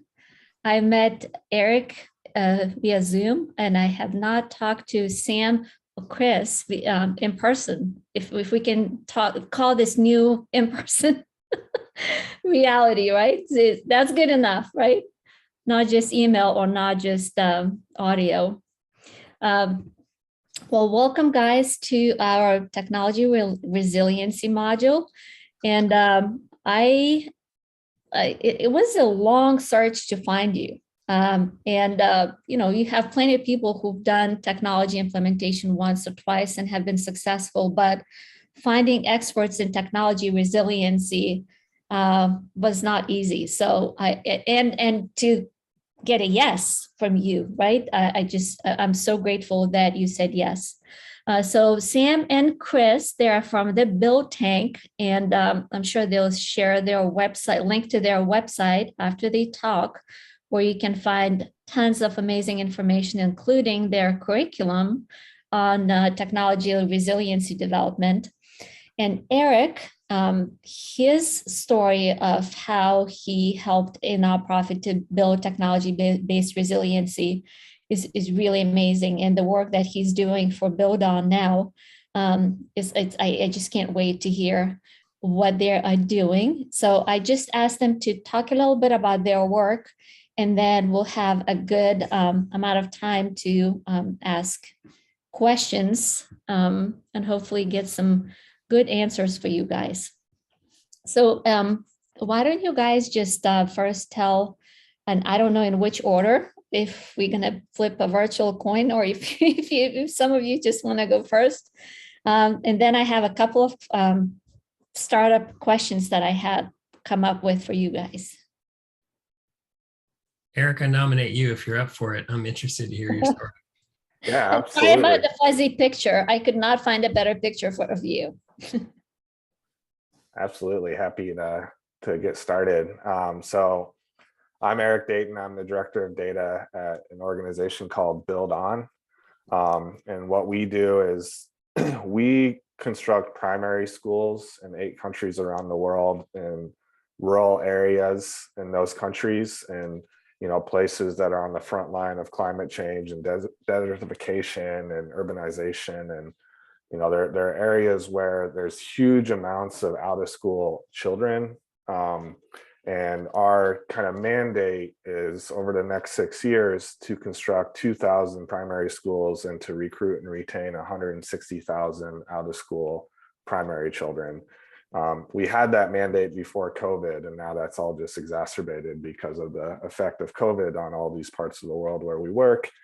And on the flip side, we run a service learning program with high school students in 6 cities across the US, where we help them, give them the resources to identify challenges in their communities, and then work to find local organizations, smaller nonprofits, smaller, homeless shelters, soup kitchens, adult care centers, all those different things. And they go and they add capacity through service. And those students that do enough service in a year, they get to go and be a part of the school building process with us around the world in one of our 8 countries. And another way that we fund that work of building schools around the world is through peer-to-peer fundraising with high schools, with colleges, with companies, with foundations, and then also, wide-scale traditional transformational funding from grants and foundations as well. So focus on service and education, service learning in the US, constructing primary schools globally. And I've been fortunate to work within data with nonprofits for my whole career. So I've been at it for over 10 years now. I've got to live all over the world and US through this work. I'm currently based in San Francisco, California. And the majority of or really all my career has been Salesforce specifically for nonprofits. And I've been a consultant in the past where I worked to implement Salesforce for lots of nonprofits all at once, like a list of clients. And I've also been in data leadership roles like I am now as the director of data at Build On. And prior to Build On, I worked in microfinance, building microfinance systems at scale as well. And I have to say, I was lucky to get to interact with Sam and Chris early on in my career in an interview process. But before that, I had seen all their great content, that makes its way around the nonprofit world. And I think they're the only ones that have really cracked the code on the model of how to staff technology at nonprofits and how to think about this. They really took a technology approach for what we've seen be successful. And the rest of the industries that exist in this sort of scalable space, and they've applied that to nonprofits in a really thoughtful and digestible way. And any chance I can, I share their resources with any nonprofit that's going through these challenges. And even if they're not, it's going to give them a different way to think about it.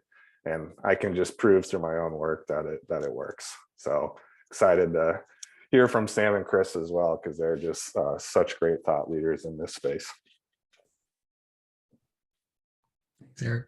Thanks. Thank you, Eric. That's very cool work. Yeah, we've got more questions for you, Eric, but we'll either do that this call or another time. It's great to see you again. Christina, I wonder, before we sort of launch into our sort of background about what we do, I'm curious what the perspective of the folks on this call is, and what sort of that'll help us try to make it as useful as possible. It could just be a real range of backgrounds, but I'm curious sort of, we could either go around, or you could summarize if you think appropriate, just to get a sense of who we got here. Oh, we can go around for sure.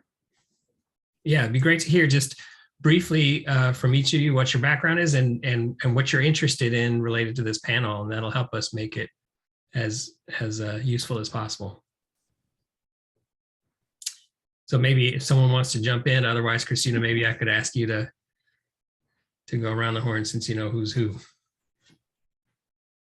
If anyone wants to jump in and start, please feel free. Sure, here, let me start. I'm a professor, and I was largely responsible for putting this program together as a member of the board and the research advisory network of the National Center on Nonprofit Enterprise. I'm really interested in the whole concept of managing nonprofits for resilience. Terrific, thank you. I'm an assistant controller for a medium-sized not-for-profit. So, a lot of what we used to do was in person, hands-on. So we've had a transition to very technology-based. So this is very good information and resource for us, how to maintain and, go above and beyond what we've already done. That's great. And, you reminded me, if if you have any specific questions as we're going around, or you feel free to do it in the chat as we're talking, but that's helpful for us. If you have any specific questions, things you're struggling with now, that's always helpful to hear. Anything, Gabriel, on your mind? Just trying to keep an open mind. I mean, we have an IT director who's done a really good job given the circumstances, during the past year and a half. But I mean, picking brains of other people who have been doing this for a lot longer at this kind of level is always a good thing. Terrific. Great. I can go next. I'm Dave from Candid, which was formerly the Foundation Center and GuideStar. Nonprofit organization that provides assistance to lots of other nonprofits that are trying to build their fundraising and their management skills and their technology, among other things. So what I am really looking for are answers. A lot of the times we get smaller nonprofits that come to us and that are looking for ways to change or ways to improve or ways to deal with limitations based on COVID or whatever. And we try and point people in the right direction for that. So that's why I'm here. Terrific. Thank you for that. Let's see, Jesse, do you want to go next? Sure. I'm Jessie Malkin. I am the program director at a pretty small Jewish community center. Most of my technology and what we've been working for, I am probably the most technologically advanced person on our staff. So a lot of the how do you use Zoom and how to move things online has kind of fallen on me. And so I'm always just looking for new ways of, engaging our community when they're still not ready to leave their homes. So a lot of what I'm looking for is from like the programmatic standpoint, less from the organizational internal standpoint. Great, thank you. Well, Stuart. Well, hi guys, I'm Stuart Mundell. I'm the Executive Director of the National Center on Nonprofit Enterprise. We are hosting these modules as part of our sustainability and contribution to the world of knowledge. And I'm really interested from a professional standpoint on how these concepts play out in the real world. To me, the concept of resilience is a game changer. And this presentation so far today, it's very concrete, and I'm really appreciating the ideas that are coming out of it. And I'm quite interested in hearing what you all have to say. Terrific, thank you. Hunter. Hunter has some childcare duties. It could be what's. Good morning. There we go. And thank you for being here. The question is, who are we and why are we here, right? Yeah, and any particular things you're interested in when it comes to technology, resilience, or technology in general? I mean, I'm with the University of Arkansas Division of Agriculture Cooperative Extension Service, based in Little Rock, Arkansas.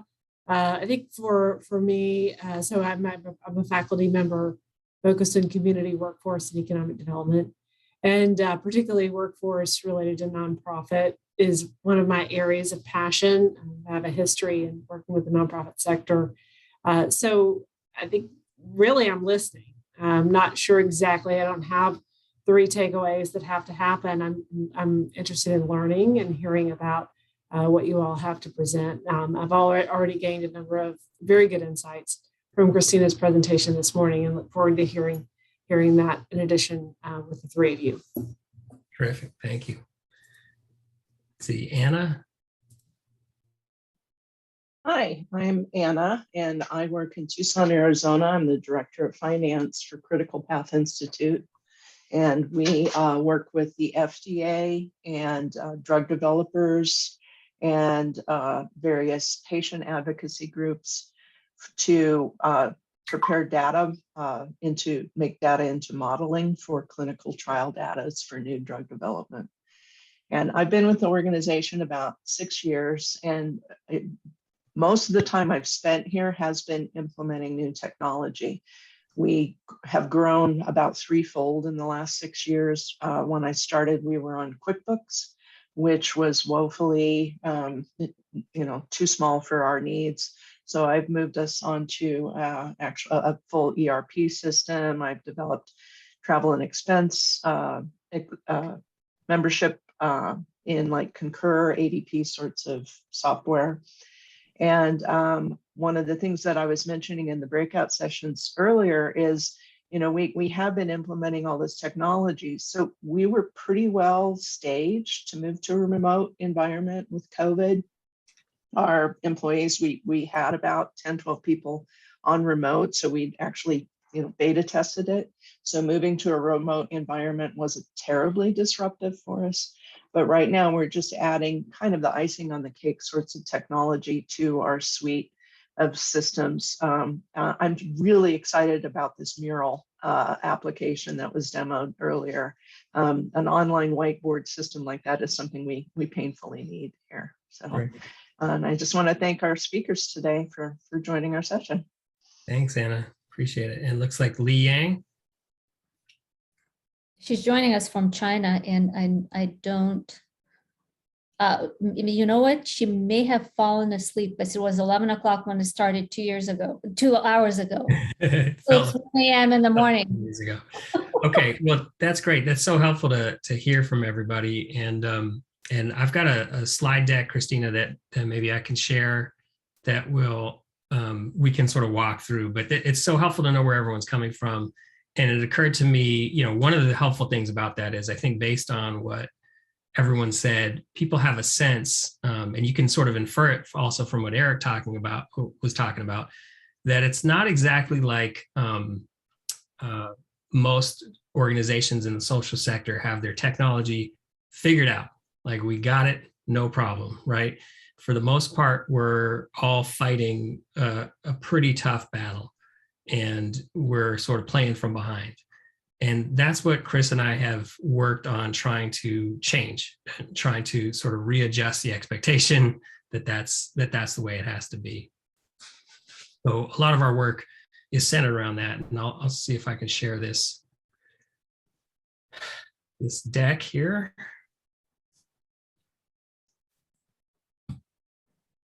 All right. We're on, multiple participants can share simultaneously. So, All right. Can you see a screen that says philosophy and approach? no, I'm looking at guest speakers. I see guest speakers. I wonder if someone has to stop sharing that one. Christina maybe probably stop has to share. take that down. Yeah. There we go. There we go. Yeah. Okay, great. Now I'm going to find you all back. Here you are. Okay. Great. Okay. So this is just sort of an overview that we have put together, and we are very happy to dive into any of the details. And so feel free to interrupt as we're going and ask questions or enter things into the chat. And if I don't spot the chat or Chris doesn't spot it, please interrupt us and we can talk about any piece of this. We're trying to basically hold ourselves back from talking too much. So, which I won't succeed. I will still talk too much, but just saying we're happy to talk about any of this stuff. So our firm is called the Build Tank. And we say that we take forward-thinking organizations from perennial technology pain to consistent technology excellence. And we chose those words carefully, but I think, like I was saying, I think perennial technology pain is unfortunately the status quo for a lot of organizations in the social sector, especially, and frankly, in the business world too. But I think our focus is on the social sector and the injustice of that, because there's so much good work that's trying to happen in the world, and how can we make sure that technology facilitates that work? We've been doing this for a number of years, and just earlier this year, we put together what we're calling the roadmap to a better technology tomorrow, which is, okay, all of the stuff we've learned, how do we put it very clearly out there for people to be able to benefit from? And basically, and sort of a step-by-step guide if you want to be able to take yourself through it. And we sort of broke it down into these 6 steps. You must be willing to invest. You have to differentiate 3 key areas of technology. Build a technology accelerator team or a product team, to use product management. Eric referred to how we sort of have taken proven processes and techniques in other worlds, the business world, the technology world, and brought them to the social sector, or helped translate them to the social sector. I don't think we brought them, but we've helped translate them and adapt them. And then you got to get the right kinds of people on the right jobs. You have to insource and outsource the right things, and you have to know how to make magic with external experts. And there's quite a lot of depth in each of these. We'll talk about some of these areas, but this is just sort of the overview to give you a sense of the system that we've developed. Again, happy to answer questions about any of this.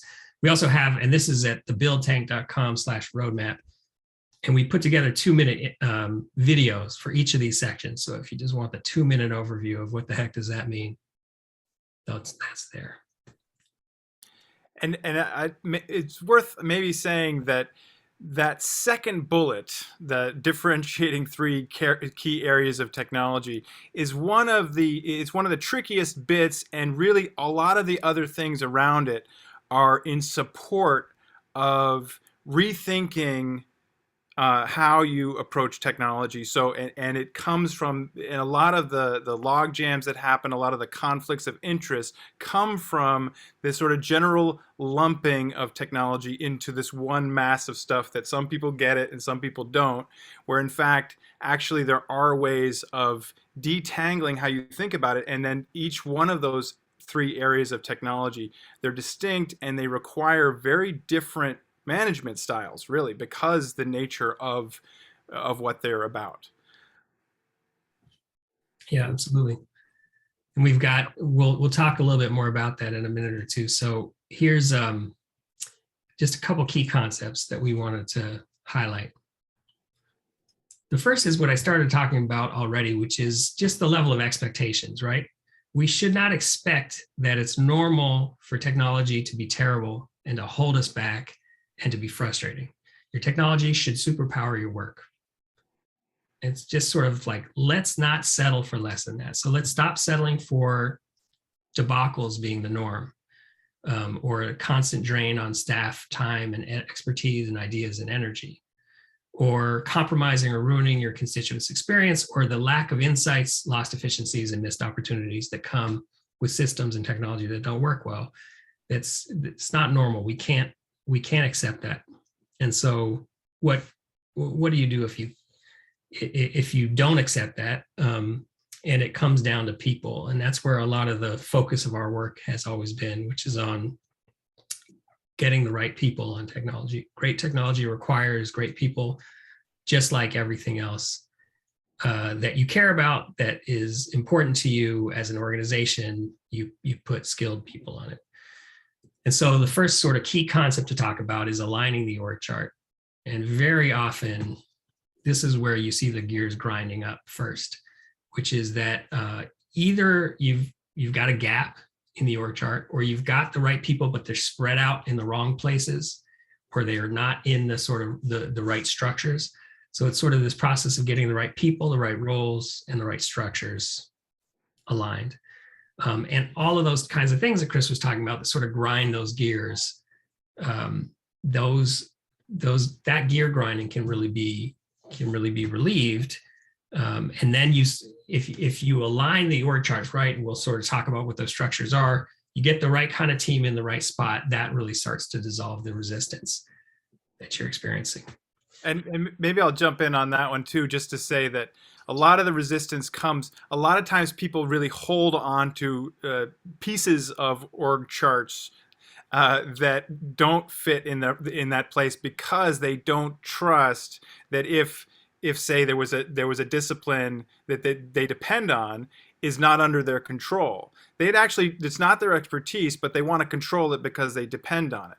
But if they actually could trust it, then they would be happy not to do it. For example, if you're in communications, you don't want to have to control a lot of technology, but the reason that you do is because you don't trust that the technology is going to work for you, so you have to start to own it. So what we start to do is start to break that apart to say, no, well, let's make sure that these needs are set up in a way that you can trust it, and then these other departments are really happy to not have to worry about that stuff, because they're able to trust a better team. Yeah. So Chris mentioned this is sort of a key one: differentiate 3 key areas of technology. So I think even going around, there were a lot of different things that people meant when we were talking about technology. And so we sort of said, okay, look, there's these 3 major categories, okay? One is traditional IT. The other one is digital content side work. And the third is product or platform development. And product or platform development is the key one that we focus the most on. And I think that's where Eric was focused. That's where Eric's work is focused. And that's the key gap that exists in most organizations. But let's talk about all 3 of these. I just wanted to highlight that third one is where we put the most of our focus, because it's most often the biggest gap in most organizations. Traditional IT, I think a lot of people have a sense of, right? And that is all the infrastructure, the basic systems. Do they work or do they not work, right? Is your computer functional? Is your internet working? Is there security breach in the systems? Your printer set up, and your hardware, your infrastructure, your networking, even some of those systems that I think it was Anna was talking about, that or like a system like Zoom that we're on right now, that's sort of in the traditional IT category, because it works a certain way. Someone out there might be developing it, but as far as you're concerned, you use the tool for a specific thing. Product or platform development, what Eric does all day, every day with his work for Build On, is this process of trying to figure out of a universe of limitless possibility, which way to go, right? So that's the product or platform team has unlimited opportunity. It's essentially a creative exercise at the end of the day of which way do we take this thing. So a CRM platform or even a website is a good example of something that could go any direction. And so you have to marry the technology, the technical capacity with a strategic understanding of where you're trying to go, of what the organization needs. And that takes a very specific skill set. It's strategic more than technical. And so that's one common mistake that organizations make is they say, okay, we got to get better at technology. Let's get a bunch of technical people in here. And it's true, you may have to get technical people in there, but to know exactly who you need in what capacity, you need a strategic skill set. And specifically that strategic skill set is a product manager. And this is something that is pretty well established now in the tech world. And it's a big discipline now, as I understand it, at the university level.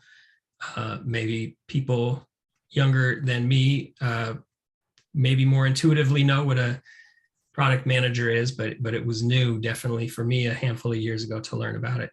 But a product manager is someone who synthesizes all these different inputs into a coherent product roadmap. And their key skill sets are usually strategic synthesis, communication, relationship building, these sort of much more strategic, communicative skill sets as opposed to engineering and coding. It's not that the person though you also have to be, this product manager does have to understand the technology, but usually this person isn't the coder. It isn't the person who's actually under the hood, but it's this person who balances the ability to understand what are we trying to do here with an understanding of what the tool needs to do. That translation really is the gap that's missing in so many places, where sometimes the technical teams are getting orders from people who don't understand the technology at all, and they say, oh, well, we want this, and they're asking for things that just aren't possible. So what you need is a product manager who's really able to talk the talk on the highest strategic level, but also really understanding their technical team's ability to deliver, and what's possible, what's easy, what's hard, what's expensive, and balance all of those things into something that's doable. Great. So we talked about traditional IT and we talked about product and platform development. So now there's this one in the middle, digital content side work. And this is another key point where organizations really commonly get the gears sort of grinding. And so what happens here is very commonly you'll see someone who is good at what we're calling a content side duty. So they're, let's say, a fundraiser, or they're a communications expert, or they're a program expert, or mobilization expert, whatever they are. And so like Chris was saying earlier, because of that, they suddenly now own the tool, right? So I'm a fundraiser, I don't have a good database, and so our database is terrible. So now I go find a developer, and now I'm in developer management territory, and it's not really what I want to do, and I'm not interested in it. I don't really understand it. But now I own the database, and we build something, and now I hold on to it for dear life because I fought for this thing and I need it to do my work, right? And they're not in the business that they want to be in. The organization needs them to be in fundraising mode. And the same is true for communications and for program and for all these different things. And so that is a very common thing.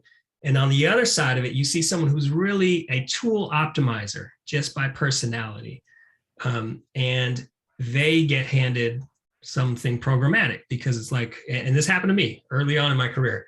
Oh, you're good with tools online. Okay, run our online organizing program. And I'm kind of going, I don't know organizing. Like I'm really, I love the tools, but I don't know what I'm supposed to do with the tools. And so the key distributed ownership model we've sort of highlighted here is this perfect balance between the tool builder and the tool user. And when you can untangle those things and get this dynamic going in organizations, you start to see the machine really start to hum. And so what that is you've got a clear separation between the product team, which is represented in blue here, and their job is to understand what needs to happen and to build and to iterate on the tool to keep optimizing it. And you've got the people who use those tools to accomplish their work. Those are the tool users. And their job is to learn how to use the tool, to execute their work on the tool, and then to put feedback back into the system. And when you get those two sides working together, everybody gets to geek out on the thing that they enjoy geeking out on. Everybody knows who to go to. And then everyone can focus on their areas of expertise. And we get out of this situation where people are being pulled away from the area that they're most interested in, they're strongest in. And so what that looks like is, we call this slide the flight of the bumblebee, right? So now they sit down, if someone has an idea, you know, okay, we're going to run a big event next year, or we're going to change the entire way we do fundraising, and we're going to shift to a gift economy, whatever it is. They sit down with their tool person, with their product team person, and say, okay, listen, this is what we want to do next year. We want to have, you know, and the product team person can say, okay, well, have you considered this and that? And our system doesn't really do that yet, but let me look into it, right? And then they go running off on all these crazy paths that technology requires, and your fundraiser or your communicator gets to go back to what they do best. So everybody's focused on their area of expertise. Then they can come back, and the product team person can say, okay, I got 3 options for you. One of them gets you 80% of the way. Or if we want to do exactly what we talked about, that might cost us $35,000. Is it worth it to us? They decide on some next steps. And then again, the product team person goes running down all these paths to figure out what's the best way to do it.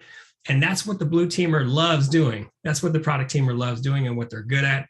And the gold teamer at the bottom there gets to stay focused on what they're good at.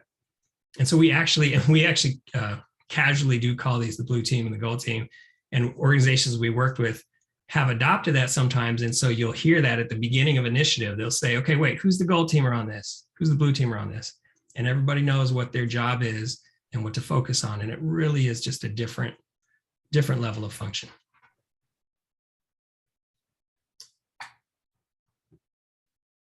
And maybe it's worth saying that there is a sort of this myth of the technical, the tech person, and there's an idea that if you think in terms of the blue team and the gold team, you might think, oh, the gold teamer isn't a technical expert.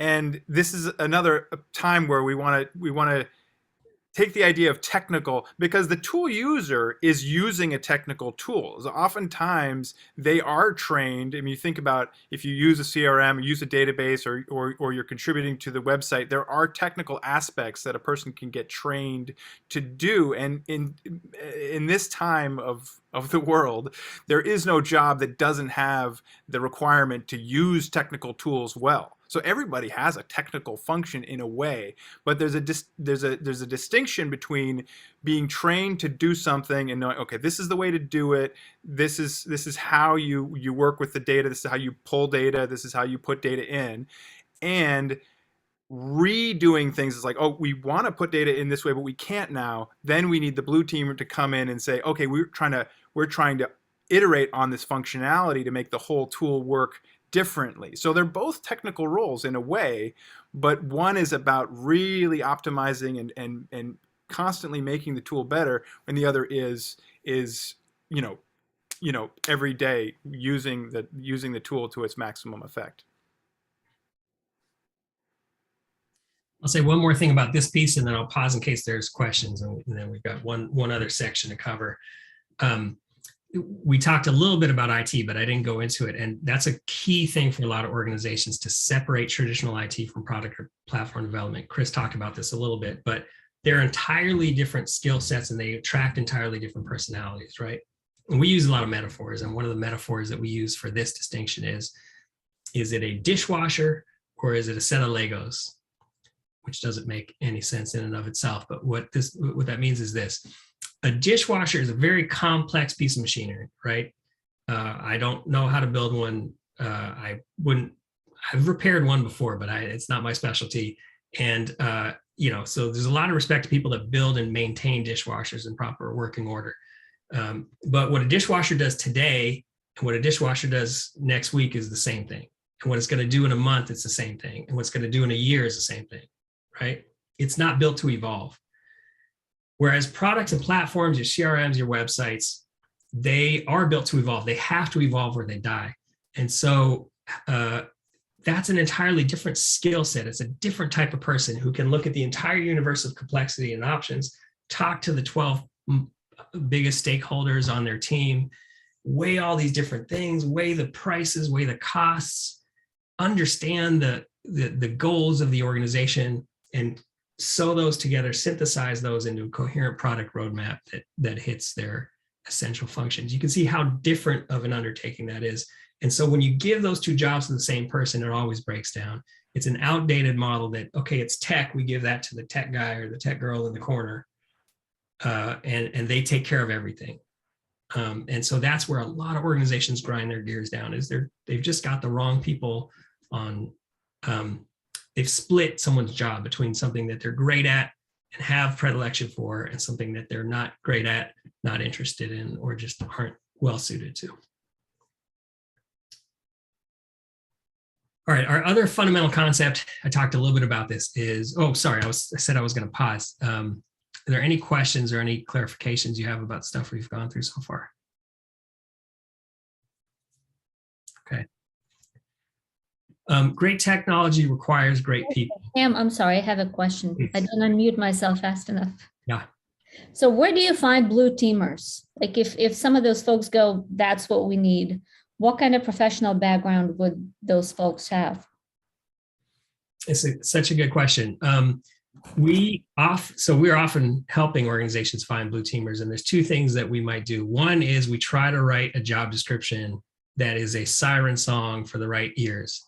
So that's how we first met Eric. I wrote a job description, and I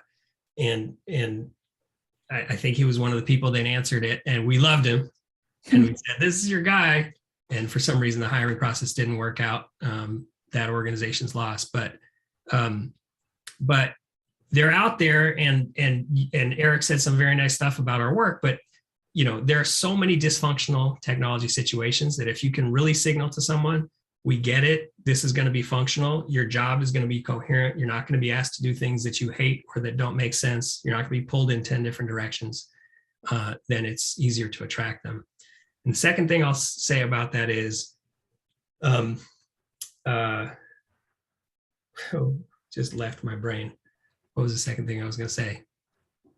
I have a thought that I could jump in. Maybe it'll come to you after I say my little piece. Oftentimes, when you're looking for these people, there is an area of technology that you're focused on. Like maybe it's your central database, maybe it's your website, maybe it's a app development, whatever it is. You are looking for somebody who's got experience to that, but it's almost the opposite. Oftentimes with technical job postings, you'll see this laundry list of, I hope that you know all these coding languages, and some manager has looked up a piece of technology and then seen any sort of technical piece that they can imagine, and they throw it on the job requirements.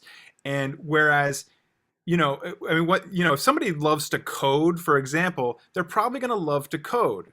When you give them any problem, they're like, okay, how can I fix this with code? When you're looking for blue teamers, what you're really looking for is somebody who is going to spend 90% of their time having conversations with people, getting a cohesive understanding of what happens. And oftentimes when it comes down to doing really heavy duty coding, that can be outsourced to somebody who does that all day long, but that's not the missing piece. So anyway, Sam said something about oftentimes in IT roles, a lot of people are given two sides of this coin, and they love one piece, they love one side and they hate one side. So there's lots of people who are doing these roles now, but this siren song says, if you feel like this IT stuff is drudgery to you, but you love the problem solving and the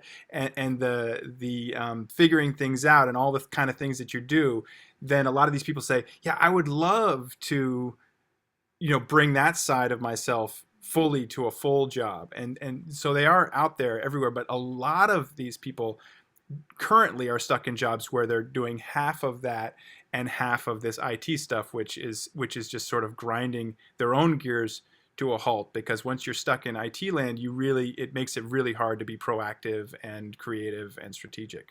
Hmm.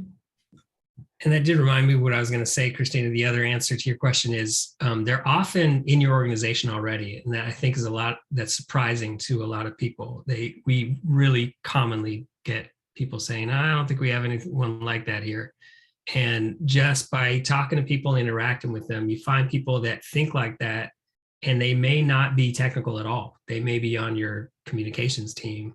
They may be on your program team, but they are at heart tool optimizers, and they love that part of it. And they're actually totally happy to give up the content side of that, because, and then actually, then their skill set is more useful, because you might get someone that comes in and knows everything about the tool, but they don't really know your organization. They don't understand your strategy. They don't have relationships with the people.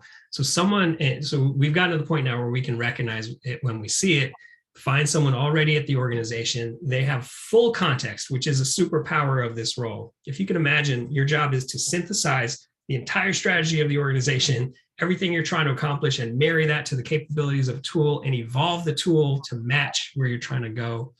Full context on the organization is a superpower in that kind of a role.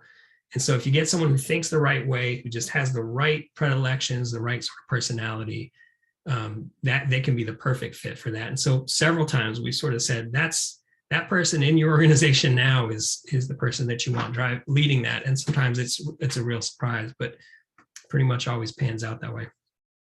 And Dennis, I saw your hand. I want to go to you in just 1 second. The one thing I'll say about finding internal talent, oftentimes there is somebody if you have a team of 4 people doing the same thing, one person will be the one who you're like, oh, they're the one who trains everybody else on how to do it. They're the one who are going around and asking the questions and coming to somebody else and saying, hey, we're having trouble over here with this. It would be great if such and such. It's that kind of thing we see in some people. They're the ones who become the go-to with the sort of the making it work piece. And oftentimes they end up being great fits for this kind of role. Mm-hmm. Dennis, go for it. Yeah, I mean, I'm just thinking that in the pandemic and other crises, one of the things that nonprofits have had to do is to consolidate their workforces. And part of one strategy within that has been to combine positions so that people are, able to do more than one thing. So I was just kind of, juxtaposing that experience against your classification of people into, blue and gold. I don't imagine that you're saying that, that they would have to be completely separated in terms of what they can do, but a certain amount of mutual knowledge would work. I mean, where do you see the whole thing fitting into being resilient? Suppose you can only have, one of these people, or, you had to share the work. How does this blue gold thing It's a great question, and I don't claim to have the answers. In fact, my most common answer is that I can't solve that problem for people. We get that question also a lot, because we generally recommend building a team of this sort, and it's hard because that takes a lot of resources. Salary is obviously the biggest cost that there is, and so people say, well, how big do you have to be as an organization before you start doing this? Like, how far does it scale down? Mm-hmm. And the best answer I have is it scales all the way down. So I used to work out of this co-working office where there were social enterprises that started, and it would always be either the founder had a strong technical background, or the first hire was first thing they had to do was get a technical co-founder. Mm-hmm. For an organization being born today, you wouldn't get past hire number 1 before you basically had someone who could understand the universe of technology options and help make smart investments in that way, and help build infrastructure that's going to superpower the program, or that's going to power the program. So we do get a lot of questions that sort of say, and resource restrictions are real across the board, even before the pandemic. And so I think, my best answer is, I don't know.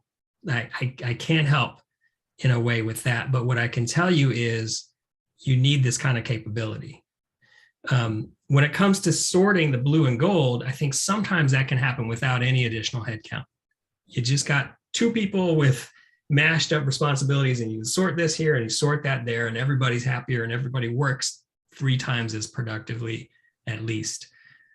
So we do see that, but most commonly there's a gap, and a lot of organizations don't want to fill it. And I understand. I used to be in charge of the budget for a nonprofit organization, and there's only tough choices there. And at the same time, I don't know that there's an alternative.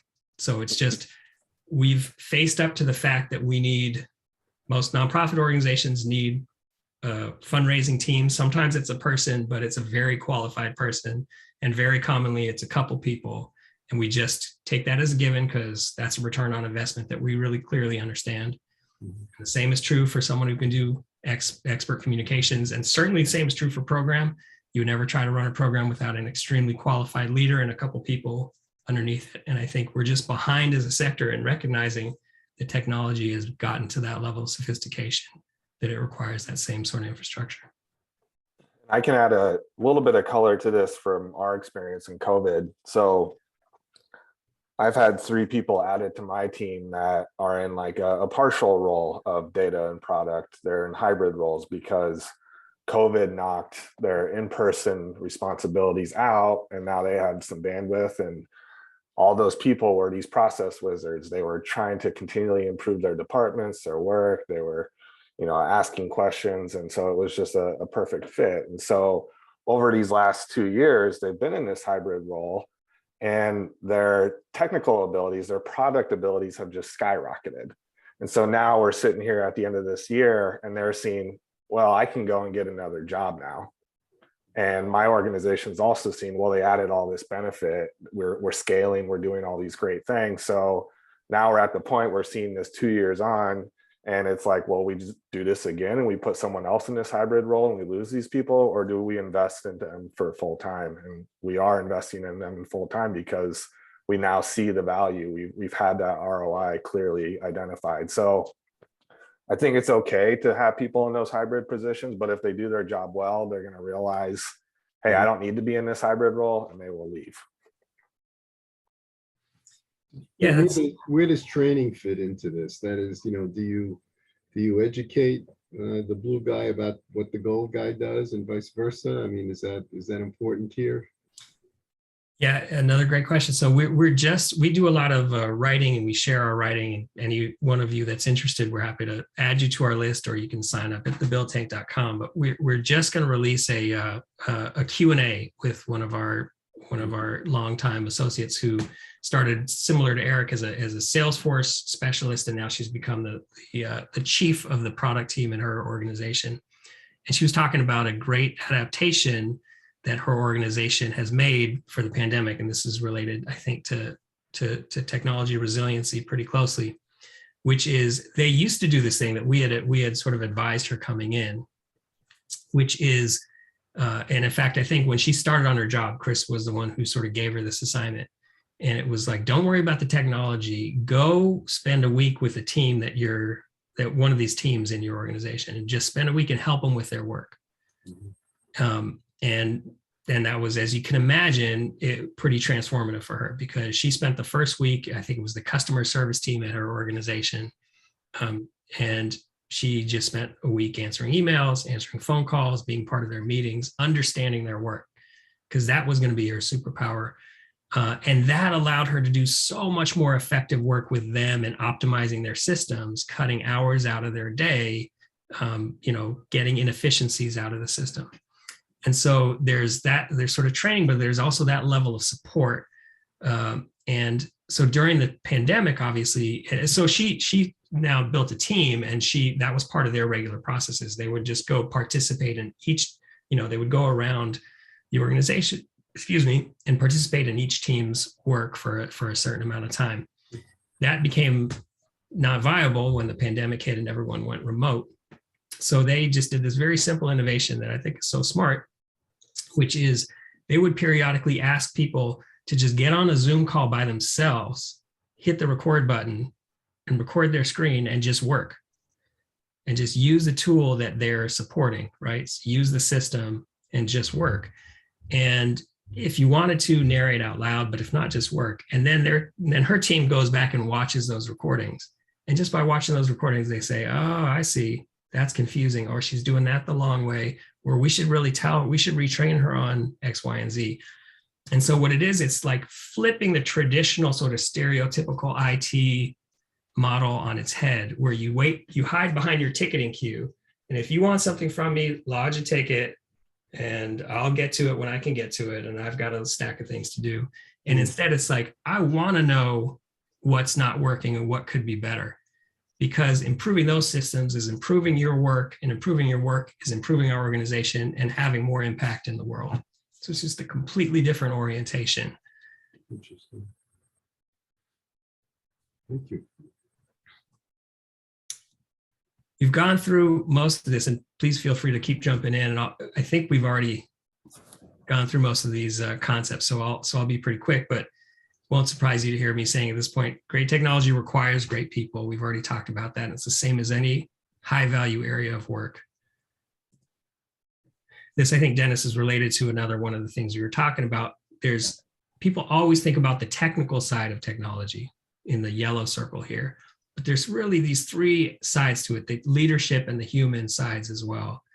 Leadership is a lot of things we've been talking about, the roadmap and the communication and the diplomacy and the understanding. But the human side is things like training and support.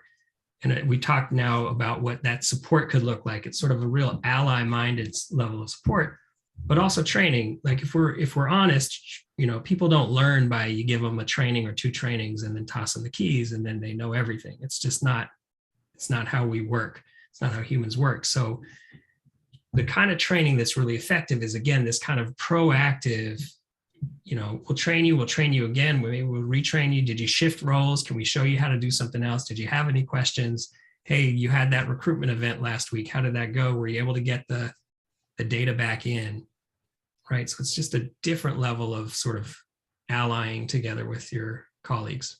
And we've seen some resistance sometimes from organizations where, I mean, really training is another big gap in organizations. It's undervalued. There's sometimes can be a sort of a motivation by guilt thing that happens where somebody gets a training and then they make a mistake and it's just like, well, they got the training. Whereas if you flip that on its head and sort of say, and spend a lot of extra time, and let's say you have a quote unquote blue teamer who is spending a lot of time with a certain person, and they're saying, well, why is that person spending so much time working through this thing with somebody who's really at a lower level? Oftentimes that person at the lower level is doing something like data entry that it is actually tricky. How tricky it is not understood by the higher levels. And spending that extra time is actually the best possible use of time. So that person who is at that maybe entry level position is not making key mistakes that filter into your data everywhere, that really that person is getting more powerful, is learning how to do more higher level reports, all that stuff. So investing in, like I was saying before, the gold teamers are technical too. And you're investing in getting them to use the tools better and better and better. And there's almost, I mean, I would say there's just as much value, if not more, in robust support and training as there is in what's available now than in advancing the tool and making it do all these extra things. Sometimes strategic technologists are always trying to build a new thing and build a new thing, whereas the last thing that was built is not fully integrated into the organization yet. And that's a big waste of time and money. And it wasted opportunity to take advantage of something that's already there because it just hasn't been trained through. So we're big believers in lots of support and training. I think I mentioned on the roadmap, one key element we talked about is what to insource and what to outsource. Most organizations get by with some level of expert help, but they often get the mix wrong. So again, a lot of people think, okay, we got to build technology capacity internally. That's the technical people, right? The mechanics of the car. But actually, if you look at this triangle here, the technical is the most outsourceable skill set that you have. And a lot of times it makes a lot more sense to outsource your highly specialized like development than it does to try to figure out how to hire a developer, how to manage that person, how to monitor whether their work is of high quality, how to replace them if they move. And so when we talk about what do you insource and what do you outsource, the key concept is you can't outsource the brains, right? You can outsource the technical piece, but you can't outsource the idea, you know, someone who has communication, context, your organizational strategy, that has relationships, that can do that training and support at the level we were just talking about, the intake of needs and ideas, manage a roadmap, and just demonstrate general ownership. That's the kind of thing you need. And that's why we start with product management. Now, we talked about this a little bit already, but this is expensive because what you're building here is a new core competency. You're building yourself a new core competency. You're not just building a thing. You're not just building a site or a tool. You're building yourself a new internal core competency. And that's why we start our roadmap by saying you must be willing to invest. And of course, what is an investment? It's a bet, right? It's pushing your chips to a certain part of the table that says, we think that this is going to be key in us technology is going to be key in us being able to execute our vision and have our impact in the world today. And it's very similar in a way. We like to use the examples of an airline or a bank. Any airline or any bank could have kept requiring that people come into the branch to do any withdrawal or to do any bank transaction. But they made a bet on using technology to make that more efficient. And probably any bank that didn't make that bet has had to play catch up or has gone out of business. And the same was true with an airline. You could have kept requiring people to call an agent to book every ticket or make every change, but they placed their bet on technology. And just imagine the number of people in either of those scenarios that had to be involved internally and externally to do that well, to do that strategically. And we argue that social sector organizations are really in the same place, but we just may not realize it yet. But there's a bet that has to be made. There's sort of a sink or swim moment on getting to be better at technology. And again, that kind of capacity, we're talking about more communication, more strategy, more diplomacy, as opposed to just more building. So you're building this internal capacity in your organization, and so that's expensive. And it's a lot cheaper than doing it wrong and continuing to put a drag on everybody's efforts across your entire organization and failing to hit the marks. So this is sort of our last concept, and this is sort of a fun one, but this idea of continuous investment, and this is really what differentiates a product approach from the traditional approach we often see. You probably all would recognize this cycle where a website is a good example of it, but could be almost anything technology related. Put a lot of time and effort into something. Everybody's at the table. You put a lot of money into it and you build something and everyone's happy with it on day one. And then maybe year 2, not so much. In year 3, not so much. In year 5, it's a complete embarrassment. You knock it all down and you do the same thing over again. And you're happy for about 5 minutes and then it starts to go, we started wondering like, what's the difference there, right? That's the same thing you were so happy with 5 years ago. Why are you miserable with it now? And the reason is because it's the same thing from 5 years ago. And everything in the world around it evolved and changed, and your needs evolved and changed. And that thing was stuck 5 years ago.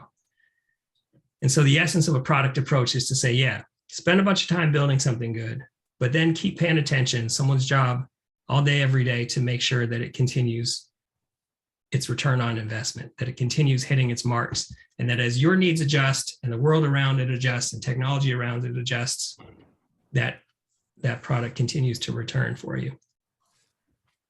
So it's building something is the starting line when something is built. It's not the finish line.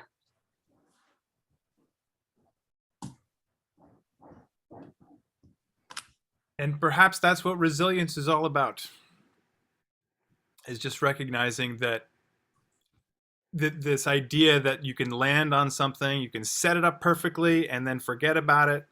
That's the opposite of a resilient approach.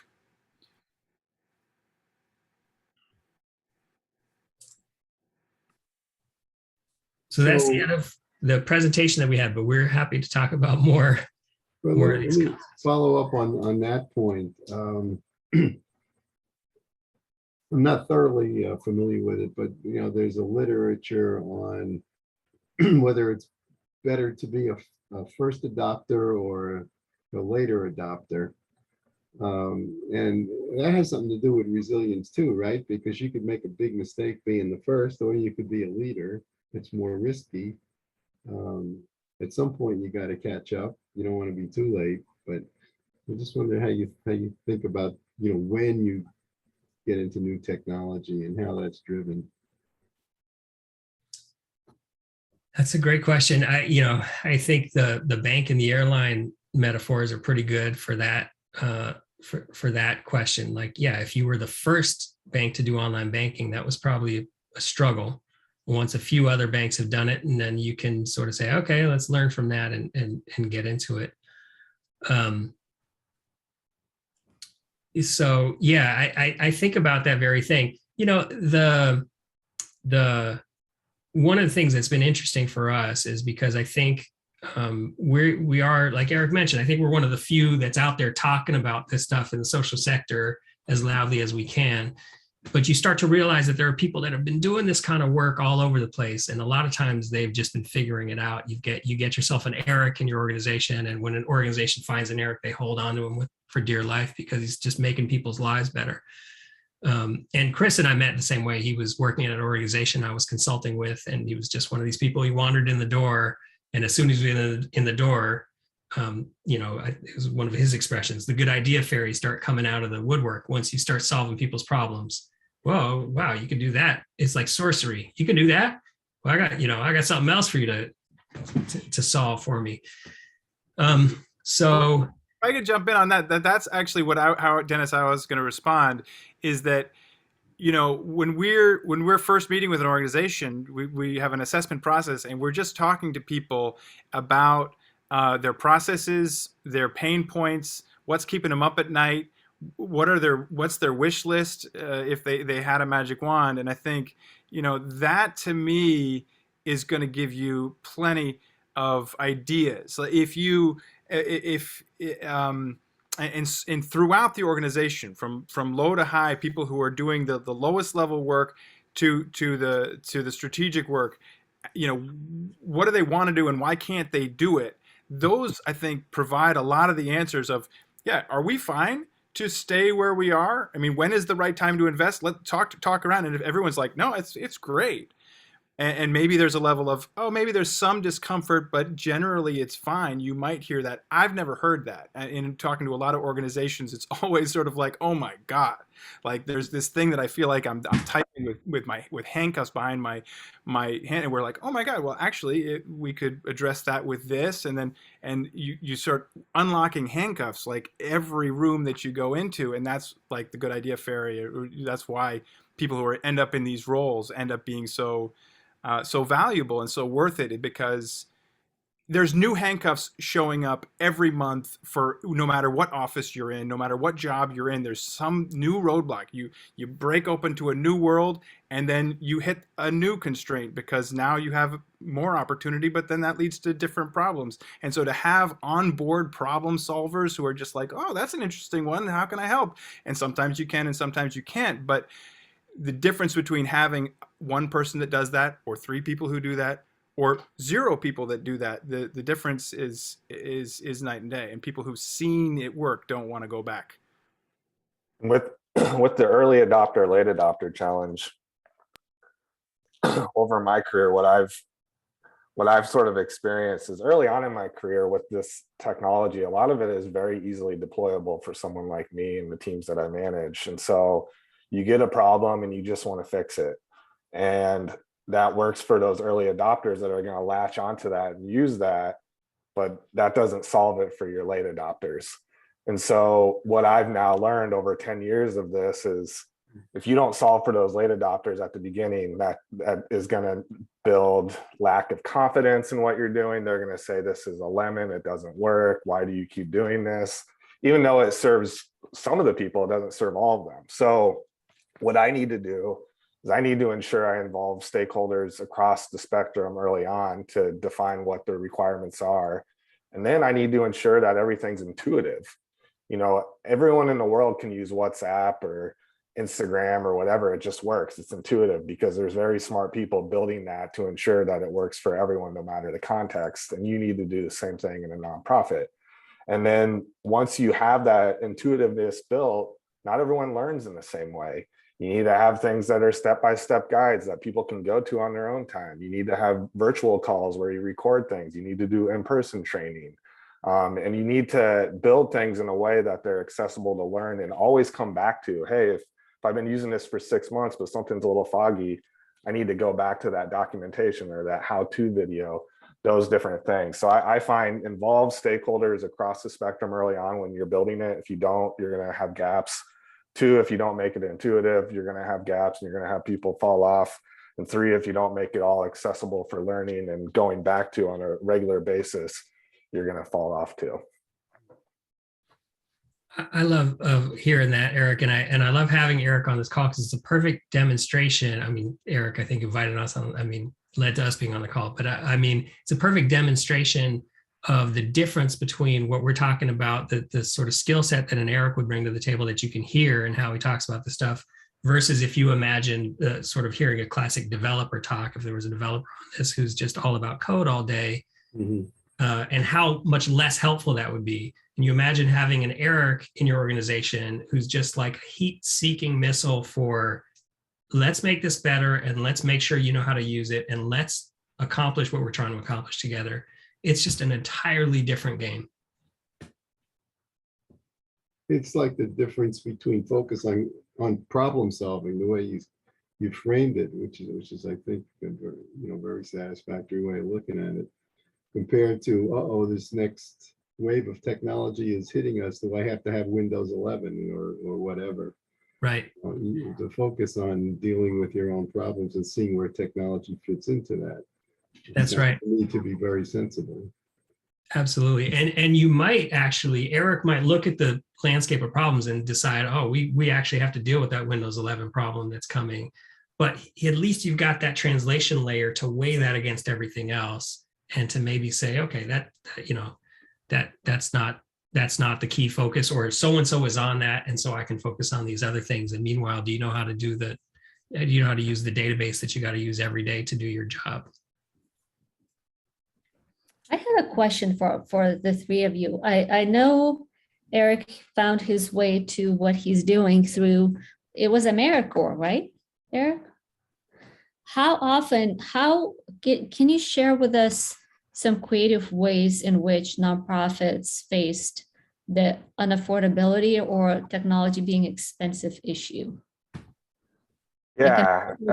Example, I mean, your story is just so important. Yeah, I can absolutely speak to this. And then I know Chris and Sam have lots of examples too. So there's a common problem in the nonprofit world where people will say, well, if you want to get into the tech space, go volunteer at a nonprofit and just build stuff for them.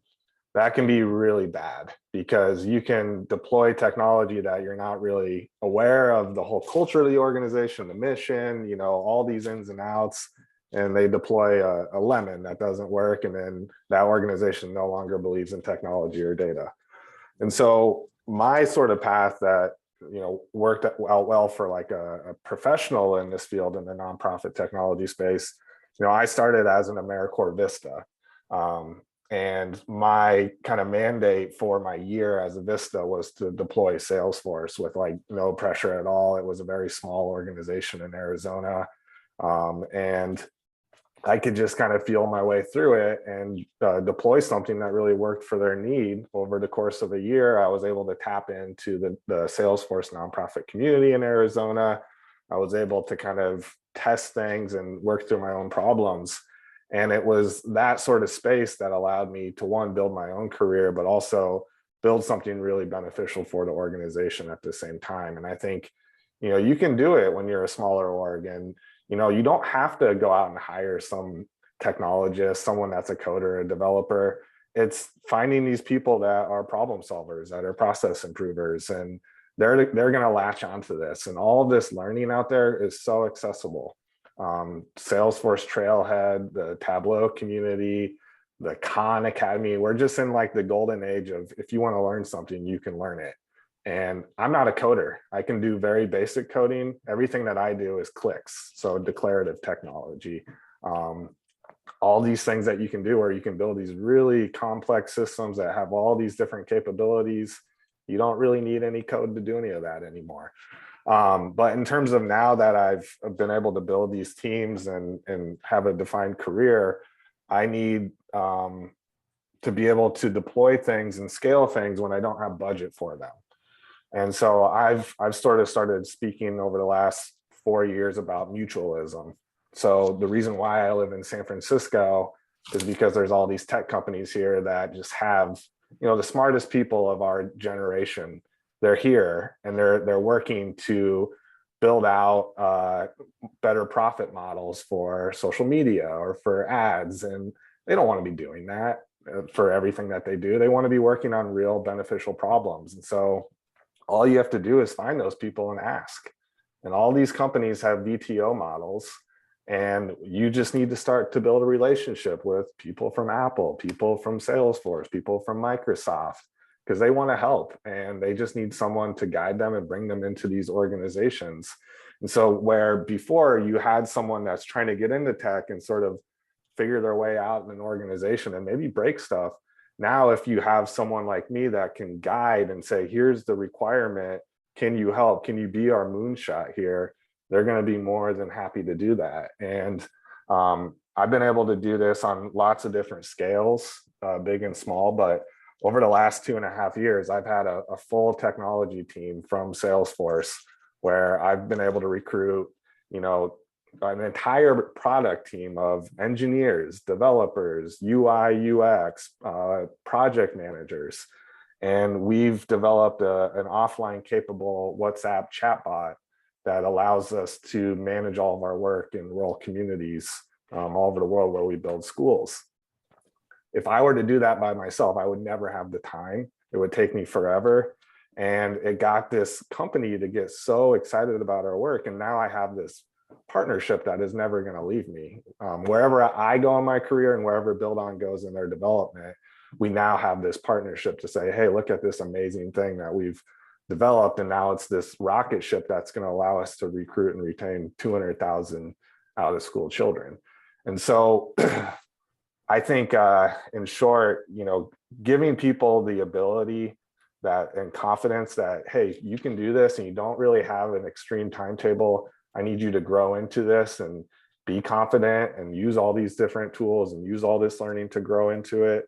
And then when you do have that, and maybe you don't have the budget for a developer, maybe you don't have the bandwidth to go out in that sort of area, there are so many helpers out there. And if you have the person that is guiding your roadmap, they just need to bring them in and lead them through that work.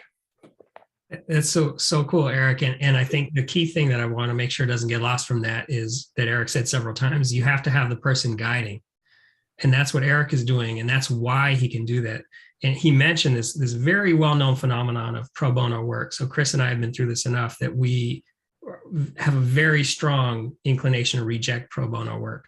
We've been part of enough pro bono debacles. And it's not that anyone screws up during the project. It's that no one's around after the project to guide it, right? And that's why the pro bono model is so problematic and it's so troublesome. There's this term, a well-known term, that's technology debt. Anytime you have something built custom for you, that's technological debt because it's got to be maintained. The minute it stops evolving is the minute it starts dying. And that's that whole smiley faces curve that we looked at. And so if you have someone come in, even if they're amazing, and they build you something for free, and how amazing is that? And then they walk away and there's no one who's paying attention to it all day, every day after that, then that's worse than not having had it in the beginning. And like he said, that's going to lead to distrust of systems, distrust of your data. And then you've got this big tank that doesn't do anything for you and it just becomes a liability. So again, that's why we're so focused on the skill set that Eric brings to the table, the product management skill set. When you have that, then all kinds of worlds of possibility open up to you. But it's only because all day, every day, he's paying attention to this stuff. That's a very cool example, though.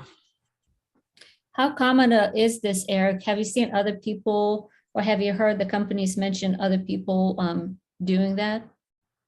I think to Sam's point, people don't want to do it because they don't have that ongoing ownership after the fact, and they've been pulled in and they see the technology just immediately be defunct.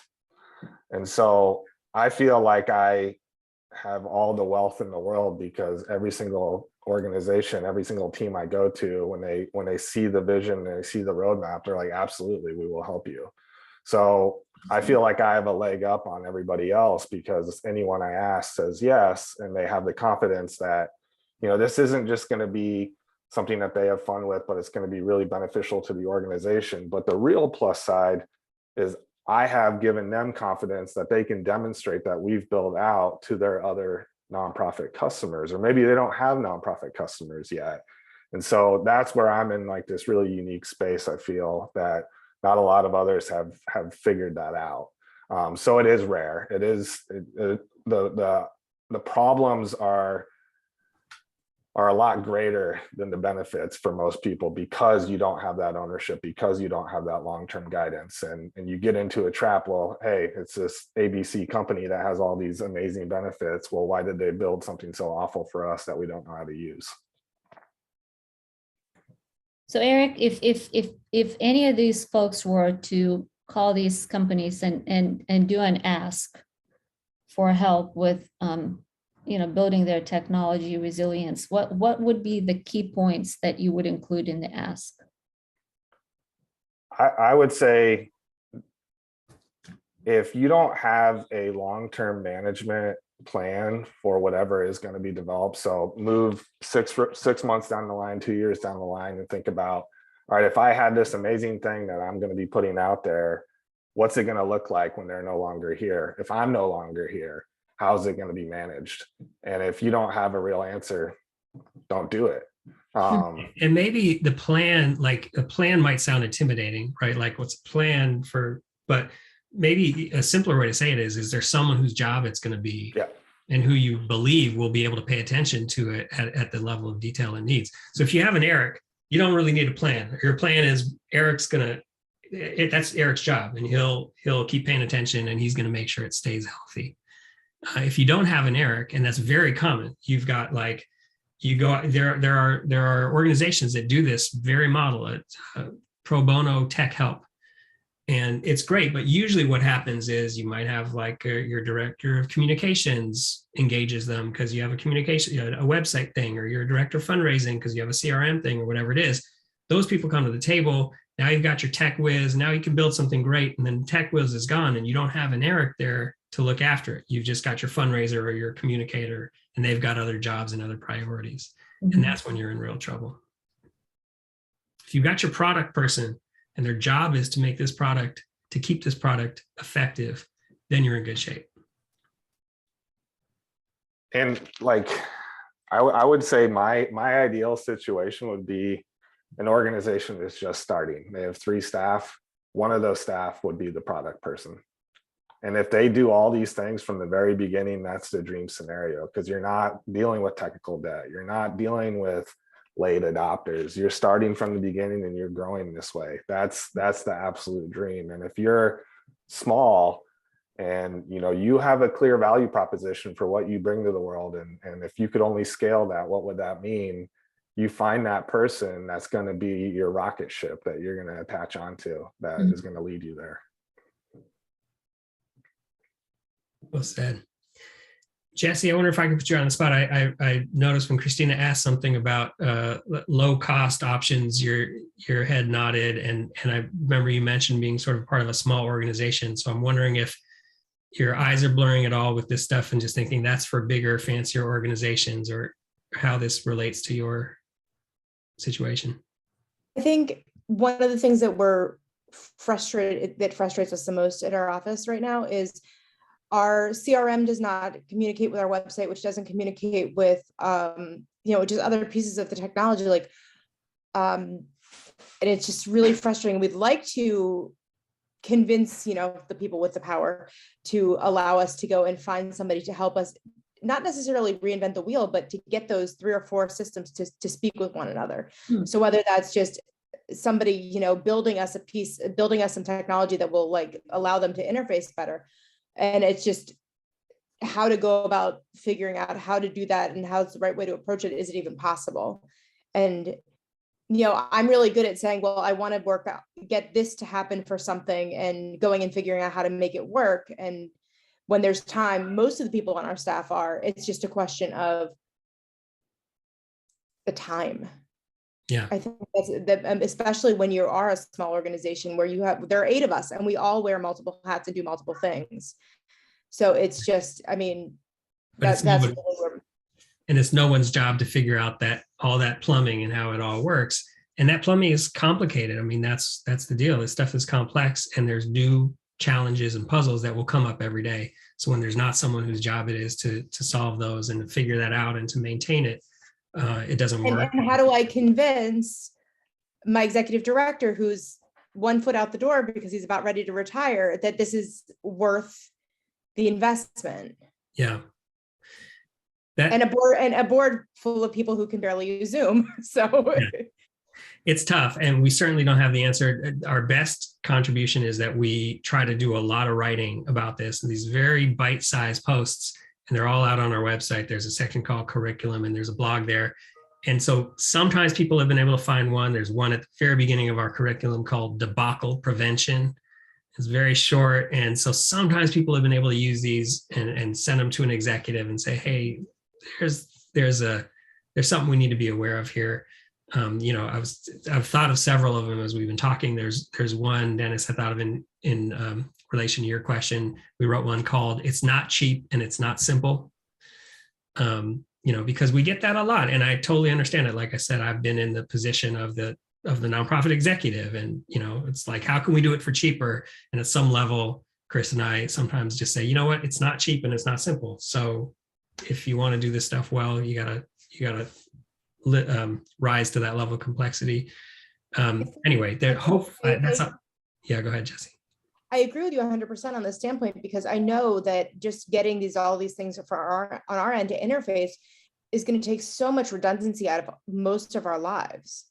There's not going to be a need to put this donor into, the database because they pledged, into Excel because they did, things are going to be able to be a lot more seamless. So it's going to take a lot of staff time away, which is going to take a lot of stress away, which makes it a lot more of a necessary investment. That's right. And I think that word is exactly right, investment. And if you think about it, like, we can think investment means it's just a code word that means it's going to take money, but that's not really what an investment is, right? Investment is a bet, and with the idea that there's a return on the investment. And that's exactly what it is. There is this upfront cost to put good capacity, to find yourself an Eric, to pay someone enough that they stick around, to give them a job that they actually can win at. And then the return starts coming, because then all of a sudden this process we're working with a homeless shelter that does intake of clients that come in, right? And they do 60 intakes a day, and each one takes 45 minutes because their systems are inefficient, right? So they could say, we can't afford to get someone to help us fix that. We can't afford to hire someone. But can they afford to keep doing intakes that take 45 minutes a day because they got to keep starting over, when that could get down to 10 or 15 minutes? Now, if you're talking about 10 or 15 minutes, 60 times a day, saving 30 minutes, 60 times a day, 7 days a week, 52 weeks a year, then you start saying, how can we not afford to get someone who can come in and problem solve these things? Yeah, I mean, that's the flip side is that if you don't invest, it's not like you're not making a bet. You're making a different bet. In fact, there is a silent bet that a lot of people are making, that it's fine if we do nothing. And that is actually a very it's always wrong. But by doing nothing, it seems like, well, I didn't break it. It's like the trolley thing. I didn't make the train go there.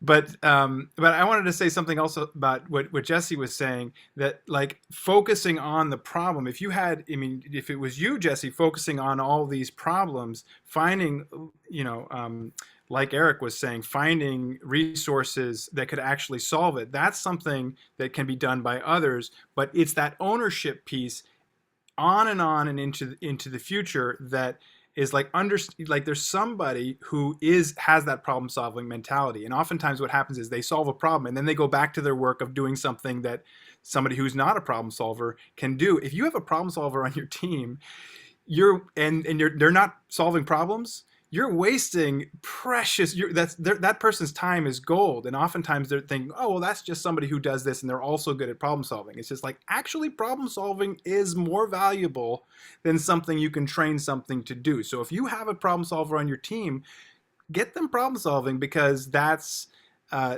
because it's not the rarest of skills, but it's rare enough to value it, and then take the stuff that can be trained to be done by somebody who's not a problem solver and let them do that other stuff, so that somebody can own the evolution of your products?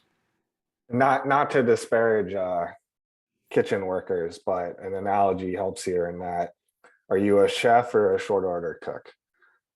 Because if you are a chef, but you're constantly just doing all the busy work for everyone because everyone's so busy, and you're not actually building capacity, you're just getting the things done that need to be getting done, you're wasting that ability, you're wasting that time. You need to ensure that you have that chef capability. And I think back to your original question, if you have all these different problems, what I've found successful for me in the past is, who's my biggest blocker, especially if they're a leader. Work with them on their biggest time suck. Solve that for them. Show them that it can add a lot of value, and then go down the line like that and priority from there, and get adoption, get buy-in. And so then those decisions of how do I fund this, how do I support that, you already have them sort of believing in it. One slightly tricky thing that about that is that sometimes it's much easier to remember the pain that's in front of us than that, the hike we just went up. The hike we just went up, we've evolved as humans to sort of forget about the pain that happened. And so sometimes you can get to the situation where someone's solving problems left and right, and people can sort of forget about that. Oh yeah, things used to be so terrible. Like that example I said, it used to take us 45 minutes and now it only takes 15, but it's much easier to focus on what's the problems with that 15 minutes. So you've got these optimizers, but it's another challenge to make sure that everyone realizes it. And that especially becomes a real challenge when there's budget crunches, when there's a funding crunch or COVID hits or whatever it is. And then you start looking for places to pull money, and you're like, well, why does this problem solving team have so much staff or have so much funding? It's easy to forget because they have optimized the living heck out of your entire organization over the last X months. And so pulling back on that will sort of be, cutting off your nose to spite your face. But it's a whole other project to sort of do the diplomatic work to remind everyone how far we've come because of the kind of work that's happened. Gabriel Hunter, you're awfully quiet. I don't know. Any questions? If not, no, that's great questions. Just enjoying, listening to you three kind of bounce back and forth between this. It's really, good kind of because you're giving a lot of different examples, a lot of different, company sizes, a lot of different just points of view from it. And I mean, I feel like I can take away some of this and, apply it to my own personal situation with like my company and, kind of where we stand and, having problem solvers on board versus, what you can outsource. So, I mean, I think I feel like we're kind of in that right direction. We have some people who are, that problem solver, who I've gone to for technical things or others have gone through. And then we also have things that we outsource that, maybe it's a one-time thing and, it's a little above and beyond, that chart with, the three different points of it, the technical and the others. And I think it makes a lot of sense.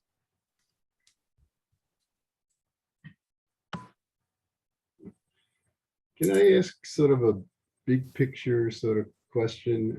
In a way, it's a big picture. I'm just sort of thinking about the fact that technology changes so rapidly, and we've all had that experiences. I was just thinking back to when I was at Georgia State, and my BlackBerry was on the fritz, and had to make a decision as to whether to get another BlackBerry, or they were talking about this thing called an iPhone.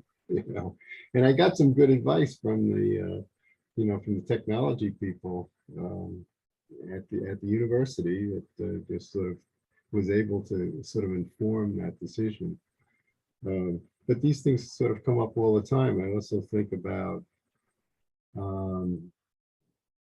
organizations, people in less developed countries that just sort of immediately kind of leapfrogged into into smartphones because it didn't make any sense anymore to build this kind of a traditional telephone network. Is that too broad a picture, or should individual nonprofit organizations be thinking along those lines? That maybe I need to think these things 10 years down the road, because by the time, we make a technological decision, it'll be obsolete, and we'll have to just sort of do it again right away. How do you think? What kind of advice do you give people about these things? Well, to me, that's exactly why that's why you approach this with a strategic framework instead of a technical one, right? Because that question is impossible to answer in general for the sector, but it's very easy to answer specifically for your organization. Mm-hmm. So I think that Eric could answer that for Build On, given the context that they're in. And so that's why that's the whole point of having the strategic adapter to your technology. If you were to ask Chris about the organization he used to work at, he could answer that for his organization. So I think that's maybe just a great example of how the general, there is no general technology answer. And that's what I think that people have been looking for, is just like, what system do I use? We do fundraising. What system does fundraising? And it's a totally reasonable dream. It's just not the way the world works nowadays. The world works in that you're trying to do a specific thing in a specific context for your specific organization. And you either do have to worry about cellular networks, or it has nothing to do with your work. You either do have to worry about mobile phones, or it has nothing to do with your work, and having someone who can make those judgments for your context, I think is exactly what's needed. And I would say you don't always have to be on the cutting edge of technology, because again, think about your user base and think about adoption. I'm not pushing AI on my entire organization, even though we're well on that path as a world that could be a huge beneficial thing for the nonprofit sector. There's small pieces where I find that, but I'm not going to do that so widespread. And an example of this with this project I was talking about globally, we thought we're just going to build this really sophisticated mobile application because everyone in the world has smartphones now, and that'll solve all the problems. Well, we went to Malawi and we saw that not everyone had a smartphone. We went to some other countries, not everyone had a smartphone. If we want to scale this to the level that we need to have that baseline. And what we learned is everyone in that context checks their airtime through text messages. So do they have ability to make more phone calls and send text messages? How do they check their bank accounts? They do that through SMS. So it immediately crushed this sense that we needed all the bells and whistles in the world to build a mobile app. No, we just need SMS. Everyone in the world's on WhatsApp. They know how to use it. And so yes, there's going to be people that can go so much deeper than that and have a more complex system, but our baseline, we know that everyone, whether it's an analog phone or a smartphone, can send SMS. And so that's how we're going to build our baseline, and that's how we're going to scale and grow. And yes, 5 years down the road, we might need to go to that complex smartphone app, but we don't need that right now because our general user base isn't there yet. And we're going to run into adoption challenges if we escalate that too fast. And just imagine if they had hired at Eric's organization, they had hired a mobile app developer, and then they got this insight. And then they'd be going, when it gets back to this idea of what to insource and outsource, then they'd be going, okay, what are we going to assign this mobile app developer? Or are you going to try to pull him off of mobile apps and put him on something that he didn't want to do in the first place, or she didn't want to do in the first place? So that's why we say you can't outsource the brains. You got to have Eric in there. Once you have Eric in there, he can reach out. Do we need an SMS expert? Do we need a database expert, a plumbing expert, or whatever it is? He can fit those pieces into the scenario, but you always need that strategic adapter. Hunter, I noticed you were gonna jump in a bit ago. You wanna? Whoops, you're muted. Hunter, you're muted. You're on mute. Sorry. I don't know that I'm a good person to ask technology questions if I can't come off mute, but I guess as I've been listening to this, there's kind of two things that come to mind for me. I think the information you presented has been terrific and thought-provoking. And I'm in an organization now. I'm in the University of Arkansas System, Division of Agriculture. For the first time in my career, I have someone that I can Zoom chat at any point who's a Zoom expert. who was reminding me of best practices in using Zoom this week because I was having trouble. It's like manna from heaven compared to where I've been in small nonprofits. And as I think about working with nonprofits in Arkansas, especially in some of our extremely rural communities, I'm putting myself in their shoes. And it goes to the question I think you asked, Jesse. And I know that there would be so many of the organizations that if I suggested this to them, they would look at me like I had lost my mind. They're lucky if they have someone to be an executive director on a daily basis full time. And so I guess that's part of why what I'm wrestling with is I agree with you completely.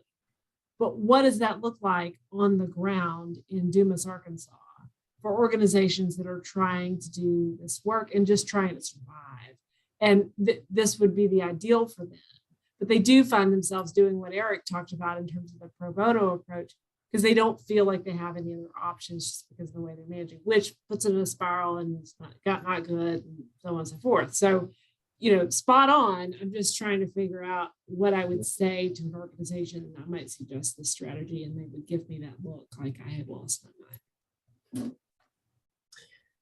I can really relate to that. And again, I have to almost talk myself down from trying to solve the problem. You know what I mean?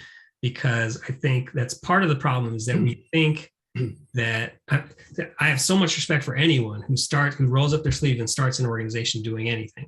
So it's not, I have only respect for those people, but we have a false sense that you can form a viable organization with that level. Now I'm glad that they're doing it because they're helping wherever they're jumping into the fray, they're helping.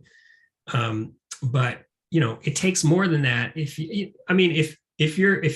what you're doing is you're cooking meals and you're handing them out, then bless you for doing it, and you should. But if and I'm so grateful that those people are out there. But if what you need to do needs to take advantage of the internet, needs to take advantage of databases, needs to take advantage of this kind of stuff, you need more infrastructure. It's like if you were starting a cookie business, you could bake your cookies, you could take them out to markets and you could try to sell them, and that's going to get you so far. But if you want to go bigger, you need a production staff and you need technology staff, and we just know that's part of it. And I think the same is true. We just, so the best answer I've been able to come up with is that funders could be a target for this kind of knowledge, that we could go to funders and say, look, if you really want to help those organizations in Dumas, Arkansas, you need to provide enough technology infrastructure that you can start to superpower the amazing work that they're doing on the ground. And maybe there's a model where you could provide it to multiple organizations. You get a couple Erics or an A team of Erics, and you sort of have them work with a portfolio of organizations. I don't really know, but that's the pressures I'm torn between. The pressure to just say, we need to do better on behalf of these people who are doing this great work. And maybe the people with the most money that haven't gotten there yet, haven't realized that level of infrastructure is needed. Maybe they can be a target for this kind of awareness. And I've seen that evolve during COVID. For so long, there was this overhead myth that, you can't have operational budget. That's a negative to a nonprofit. Well, how are you going to scale without funding your operations? Right.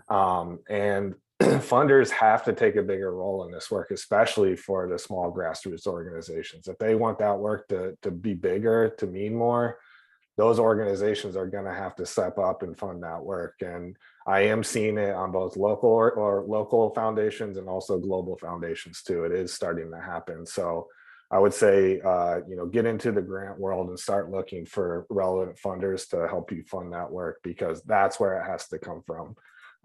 You can break through and you can get the small wins that lead you to this, but those funders are going to be the ones that are really going to propel you into that world. No, yeah, absolutely. I think that there's appetite around technical assistance for nonprofits, and having access to that from a funding perspective.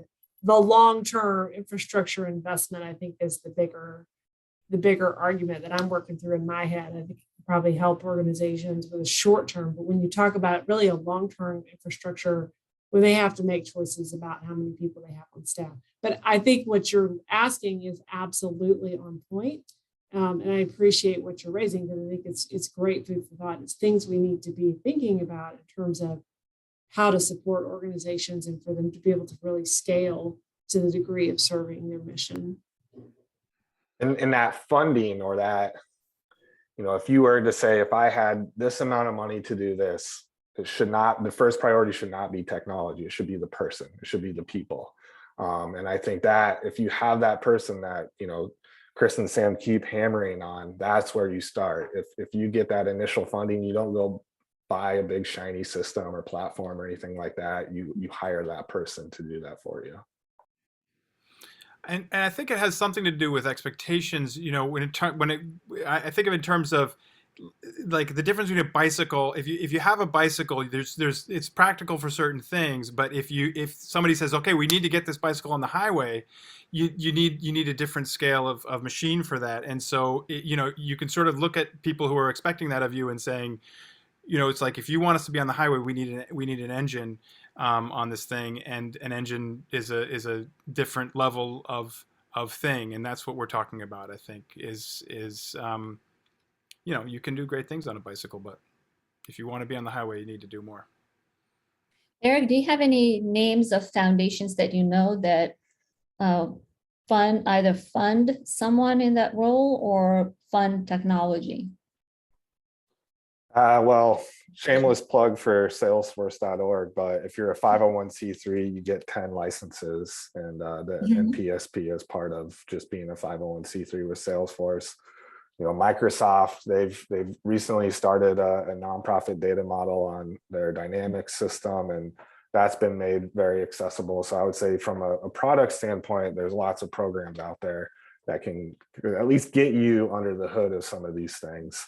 But in terms of foundations, it's really just whatever even if they're not explicitly saying that, if you can make the value proposition, I don't think there's any foundation that I've run into that doesn't see this as a great need. So there are some that explicitly say it, but I would say lean into your existing partners, the ones that already value your work, and say, this is the thing that transforms us. This is the thing that moves us to the next level.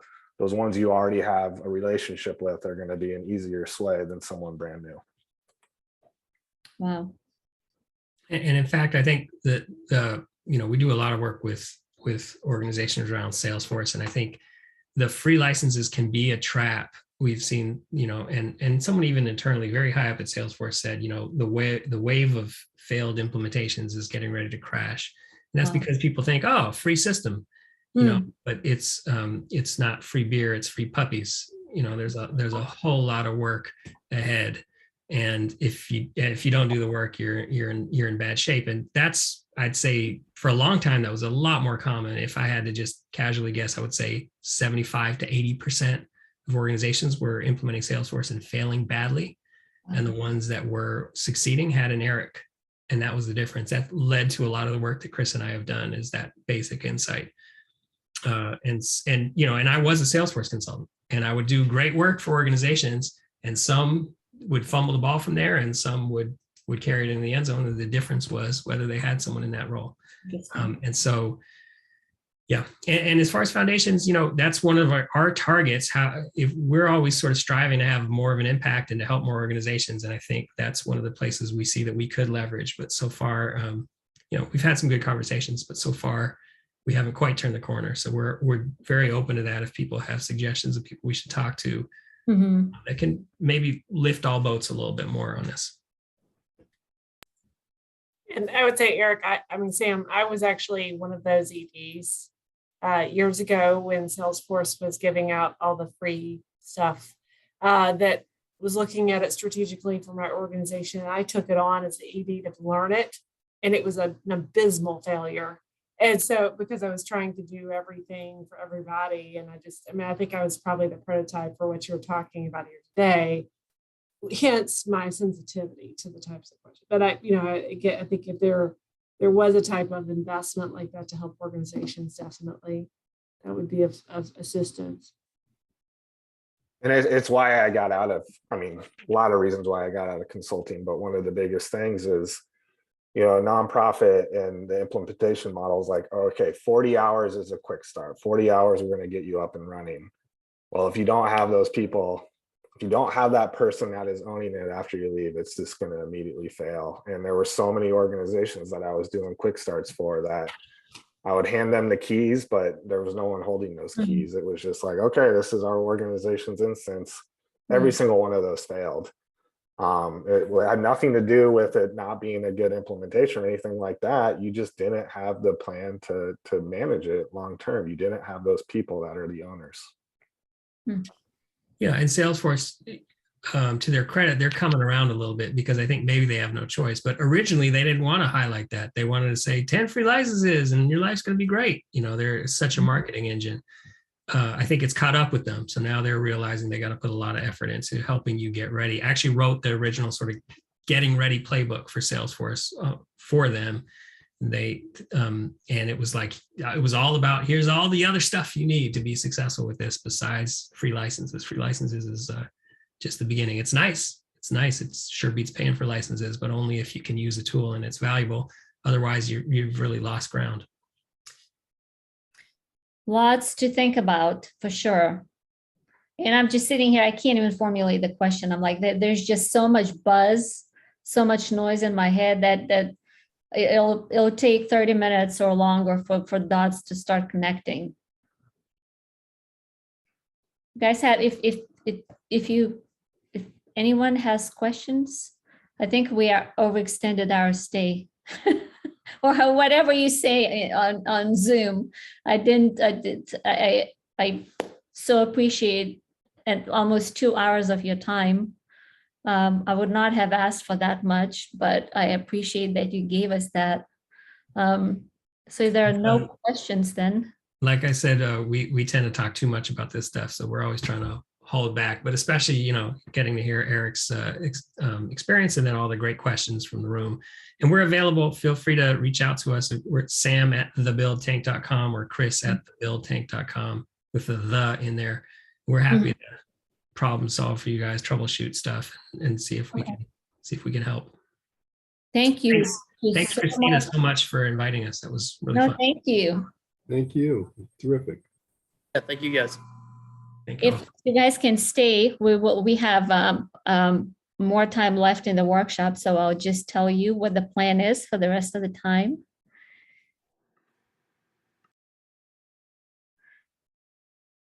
Lots to think about, huh? I mean, truly just, so I thought we would take a break, and then here's my thoughts on the last bit that we have together, and I just want to see what y'all think. So the handouts that that Stuart emailed you, they have a bunch of handouts, but the ones that I would like for you to take a look at is customer journey map, employee experience map, or even if you don't have in front of you, these would be the ones we'd be working on. And the last one is moments of truth. So what I did real quick during our break, I thought I would give you a choice either to do it on paper, or I created individual murals for each one of you. Let me show you how. All right, so I can show you, I have, these are your individual murals. So I created one for Dennis, Stuart, Anna, Jesse, Gabriel, and Hunter. And I have links to those, or you can do them virtually. So let's say, Dennis, let's take a look at yours. When you click on it, this is the white spaces is what the mural, how big the mural is. But you would click, if you choose the mural version, not paper and pencil, you would first click on number 3. Let's move this real quick. If it's not showing, this is the icon you would click on. It's the outline, this one. And then you click on number 3, which is the customer-centric view. And building off of what they talked about, and especially I like Chris's metaphor, those handcuffs, right? Things that are inefficient processes or redundancies, or things that really could use some technology solutions is what this mural focuses on. So you first thing you would look at, and you could choose, it says client experience, you could choose donors, or you can choose volunteers, or you can choose actual employees. And then you would break it down into, how that experience looks like. What are the high level phases across the customer journey in your organization? And the yellow stickies would capture each of those phases. So for example, the first sticky can be an intake. The second sticky could be a follow-up meeting. Third sticky could be second meeting, and fourth sticky could be the last meeting that you have with a client, just as an example. Then you would go under customer behaviors, you would go, what are the actions taken by the customer? So let's say for your intake, what do they have to do to get to the point of intake, right? So you would, on paper and pencil, you would write them down under each phase. On the mural version, you would double click and it would generate a sticky for you. And you can drag by this corner to make it bigger. And you might say, maybe paperwork. Maybe you need additional documentation. Maybe you need to take a bus, take there.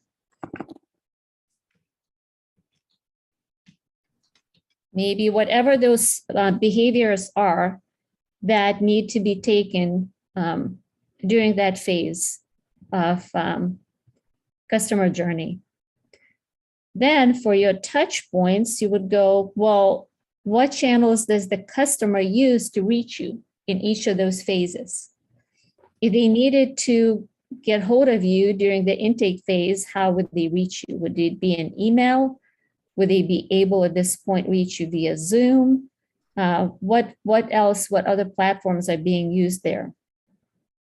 And in the last line, you would say, what attitude or emotion does this journey evoke? So for example, for intake, how do you think it feels for your customer? You would do the same, double click and then put different feelings that you think your customer is experiencing. Does it make sense? Or am I talking to myself at this point? Yeah, no, that makes sense. I don't know if we can. The question is, so my, yeah, here's my question. Do we want to take a break and then take an hour off and do this on our own and then come back and reflect? Or do we just do paper and pencil and discuss that when we come back? Well, if I could, Christina, I think it's going to take me a while to figure out how to do it, and probably more time than putting in the content. Mm-hmm. Can't speak for anybody else, but okay, maybe it's something that we could do together if people were willing, if that would make sense for you. Okay. Because if you leave me on my own, I'm going to end up with a bad product. or it could be, did you have a take-home kind of exercise for people that wanted to receive credit for the module? This could be their assignment. Well, I have that worksheet that I developed that they have, and it's more of a research part of it where they are asked to basically look across different services that they are providing. And also it's broken down by clients, donors, and employees, and then see what's already in place technology-wise, and see where the gaps are and what technology they might need. So this could be used for credit, or what it's up to you all, because I created this, I could just email the link to them and have them work on it at their own pace. I just thought this, if this is something they're interested in learning how to do, this would be a good first forced experience, if you will. I imagine people are going to need the break for sure. Yeah, absolutely. So And maybe, with Stuart's suggestion, maybe come back and you can take us through it. And then, leave individuals to work on it on their own after the workshop. Would that make sense? yeah, or we could use because Anna had to leave, so now we have Jesse, and we have Hunter had to drop out too. Okay, I so don't know how much longer I'm going to be with you. I've been asked to go outside and play like 15 times in the last hour. So I need to go out, do an outside run to get some energy out. Right. Okay, so, well, why don't we take a break, and then whoever comes back later, we can sort of wrap things up around this and then go from there. Yeah, this Aww. Poor mama. Say hi to everybody. Hi. This is Miles. He Hey, is not Miles. he had an exposure in his classroom on Wednesday, so he is now home for the next 10 days. Oh, sorry, buddy. Oh my goodness. And sorry, Jesse. And we're just trying to figure out how we're going to swing the next 10 days with a fully healthy 5-year-old at home. Well, maybe he could help you with this stuff. We're working. Well, he is currently taking notes on top of my notebook, so I think he already is. There you go. Thank you, Jesse. All right. So what time should we reconvene? How about Gabriel? Will you come back, or do you have to go too? Oh no, I'll be here. Okay. Gabriel's So been a Like stalwart. a 20-minute break, I can be back. Yeah. We're just going to run in the backyard. we can do that, right? Yeah. Yeah. All right. So And meanwhile, what I'm gonna do, I'm just gonna paste the links to Merle's just in case you guys want to in That the would be future good. play around and do something. all right, That so would be good. 2 o'clock, and we're talking about 2:20 or 2:30 something. Which? Let me do this. I'm gonna I say think Jesse needs 40 minutes, you said?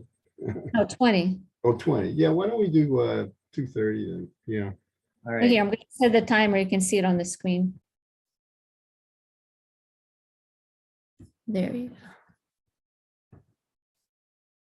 And I apologize in advance if the ad is not appropriate, because there was one ad that I was like, oh my God, I'm so glad it didn't happen during the workshop. So this one seems to be fine, but I think he'll enjoy it, and we'll see if we can answer some questions afterwards related to what, how they use technology. It's really cool. It's a different planet down there. Welcome to Earth. All episodes stream soon, only on Disney Plus. Miles always liked all superheroes, but he always kind of comes back to Batman. Natalie called screaming, crying, and said Miles has leukemia. One of his doctors told us that with his disease, they just become like a fighter. They fight for life. And so I think he sees the good versus evil battle in superheroes. We waited until the end of treatment to make his wish. Said, I want to be the real Batman, was his exact wish. Because he's my favorite superhero. How are you going to be the real Batman? When we're going about doing a wish, it is whimsical and thinking about what would wow that child. And it gives them a little bit of their childhood back that's been robbed. So we decided to turn San Francisco to Gotham City and have him have these capers with a full-size grown-up Batman so that he would have a buddy. One of our volunteers put into Facebook and Twitter, and like wildfire, just like it exploded. The postings were from like all over the world. This little boy really struck a nerve. When I saw that face, I wanted to be a part of that. And everybody wondering, what can I do? There were predictions that we would have tens of thousands of people. We have people fly in to experience this. What did we get ourselves into? Well, this may be the feel-good story of the year. A boy's wish about to come true. A young leukemia patient is being given a chance to live out his dream to be a superhero. I'm like, there's a lot of cops around and he needs a car seat. I see massive thousands of people. I don't even know how to describe it. Gotham City needs you, fat kid.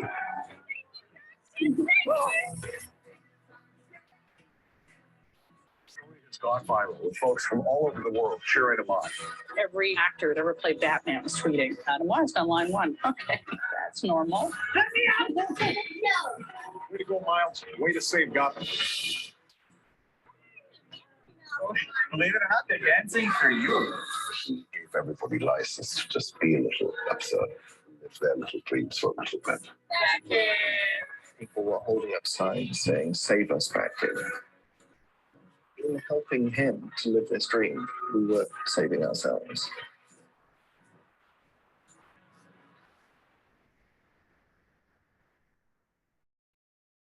This season is too big for just red and green. It's the holidays, and we're bringing all of the color.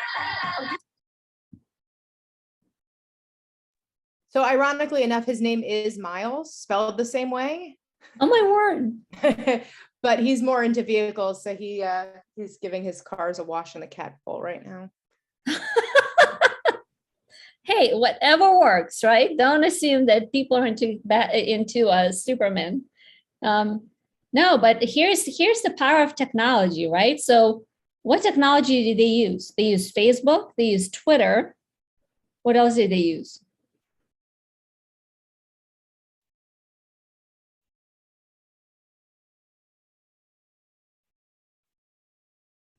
That's all I was able to catch, right? And it just literally caught on fire. I bet you people posted and reposted across different social media platforms, and you had a perfect storm of everyone stepping up to contribute to making his wish come true. So, you know, what were, I mean, I think there were more unintended outcomes than they were intended, right? I bet you that making the kids wish come true was the intended outcome. But think about, there's a movie that actually, this is the trailer for the movie Bad Kid. Just think about Make-A-Wish and what publicity the organization got out of it, and what a fan following followed afterwards, and people across the world, I'm sure, got to learn about the organization does. And my question to you is, like, what can they do to capitalize on that momentum? To use technology, or not even technology, how can they capitalize on that to further their mission?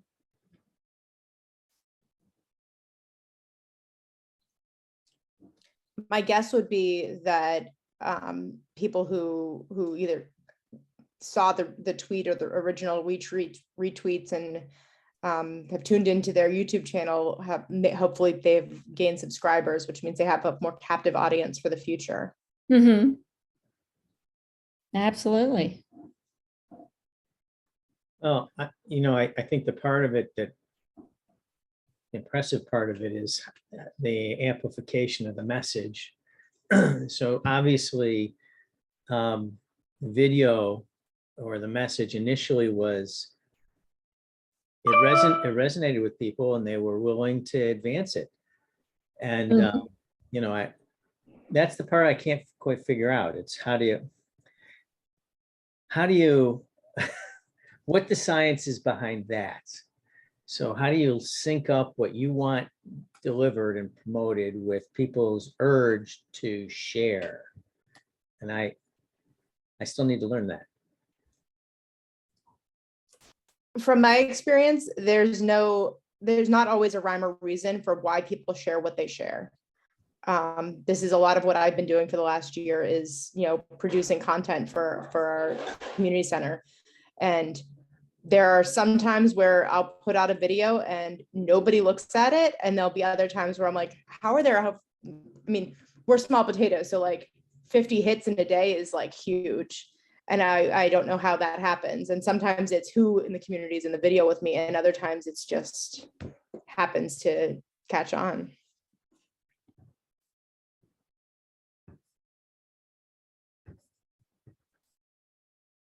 Just looking to pull something up real quick. No, but I think this also shows that I'm a believer that there are tools that are expensive and that you need for certain transformations in certain areas. But when it comes to customer connectedness and marketing and PR, you can do it on the shoestring. You really can. Yeah, you just have to understand the market. Right. Well, I think that's the nice part. It's accessible. It doesn't Right. take much. It takes tending. One Right. must tend to it. yeah, but I think there's more to it than that. People in the management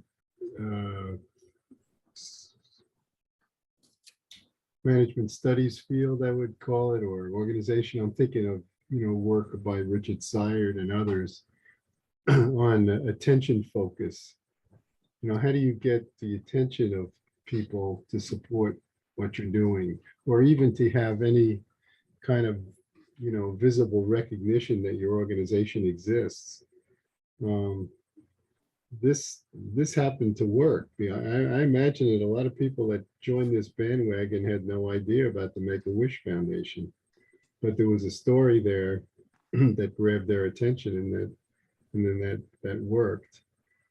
But in general, I think it's a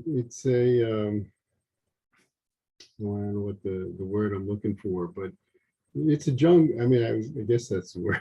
It's a jungle out there. I mean, it's like, how do you bring attention to your organization when there's so much out there of this sort of thing? And that's why I think it isn't necessarily cheap. Sure, you see an example that didn't require much that succeeded, but actually, I think overall, it takes quite a bit of investment to allow your organization to be recognized and to get that attention. I mean, I think we've seen this with NCNE. I mean, we don't have huge resources for marketing, and we've thrown a lot of effort into it, and we know that it's just, I mean, it's a matter of capturing eyeballs, as they say in the advertising, and I don't think that's cheap.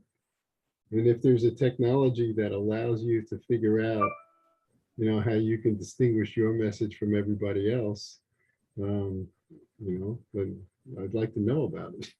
I guess. Contrary view, anyway. I think with the video, it's also important to remember that whereas they had word of mouth for their publication, they spent a lot of money to make that kid's dream come true. I mean, look how many people forget the community volunteers who showed up to, be spectators. They hired a lot of people and put out quite a bit of money to make that happen. And I think I can fairly say that the Make-A-Wish Foundation is probably much larger than any of the foundations that we all work for. Mm-hmm. Well, your question for you, Christina, I mean, it's sort of a generic question of how these things work technologically. What do we know about the determinants of whether something goes viral? I mean, that's what happened here. There's all kinds of stuff in the background, but this one took off, and it's like, that's what you have to do. You have to figure out the formula for having your message go viral, and as a way of distinguishing it from everything else that's going on. I don't know what the research says about that. I couldn't find much research on technology use. I mean, it was literally maybe 10 articles. Yeah. It was mostly on Twitter use, on Facebook use, but it was mostly, adoption levels and usefulness and feedback. I was shocked at how little is published on stuff like that. I'm sure you could find more information from just Google search, not necessarily like academic research on the success factors, but as far as academic research, there isn't much. Well, I mean, we do know, I guess academics some years ago codified the notion of a network effect, and that is that these things grow exponentially, right? So if you can break out of the pack, you're going to grow much faster than anybody else. Mm-hmm. Because every time you make a contact, that increases by the number of contacts that that contact has, and it just it's a huge exponential curve, and that's why we, that's why we have Facebook as a monster, and all of the other social networks of similar variety have gone because they can't compete. Right. Once it goes viral, either it's either a message or an individual organization, once it gets ahead of the pack that way, it's hard to catch up with. But yeah, I don't know what you need to do to try to increase the odds of that, or what you need to do to compete in a market where that hasn't happened yet. I'm actually wondering if the lack of research has anything to do with how fast those technologies move. I mean, you can read an article of best practices for Facebook from August and it's already outdated. Yeah. So that would be my question. I don't know, Dennis, maybe in my third academic life, I will go back and do marketing and PR major.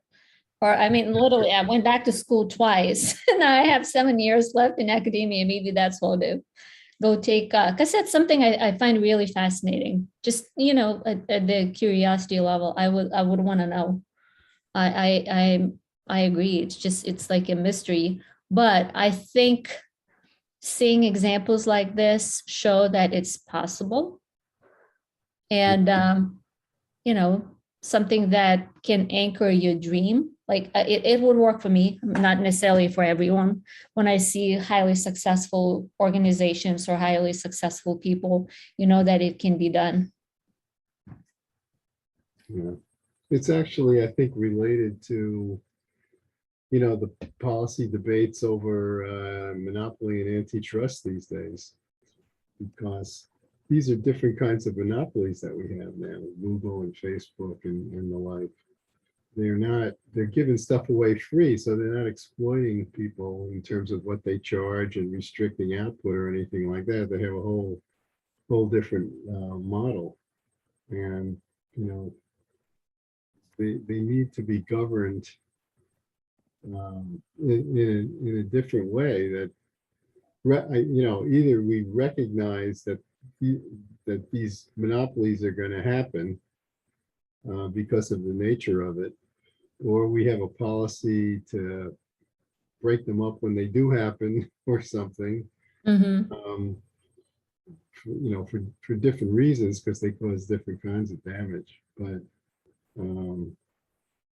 the traditional antitrust policy is built on a whole other set of assumptions in terms of what kind of monopolies we're talking about. We're not talking about railroads. We're not talking about oil companies. It's where the practices are very different, and yet we're trying to apply some sort of law to controlling, Facebook and Google and the like. Interesting. All right, let me show you a few things for our last hour together. So the customer journey map. So this is how, like in any organization, here's how the things that are important to consider. I think in any kind of design, any kind of resiliency development, and we're talking about technology, resiliency. We can talk about customer experience, which is the first handout that I have.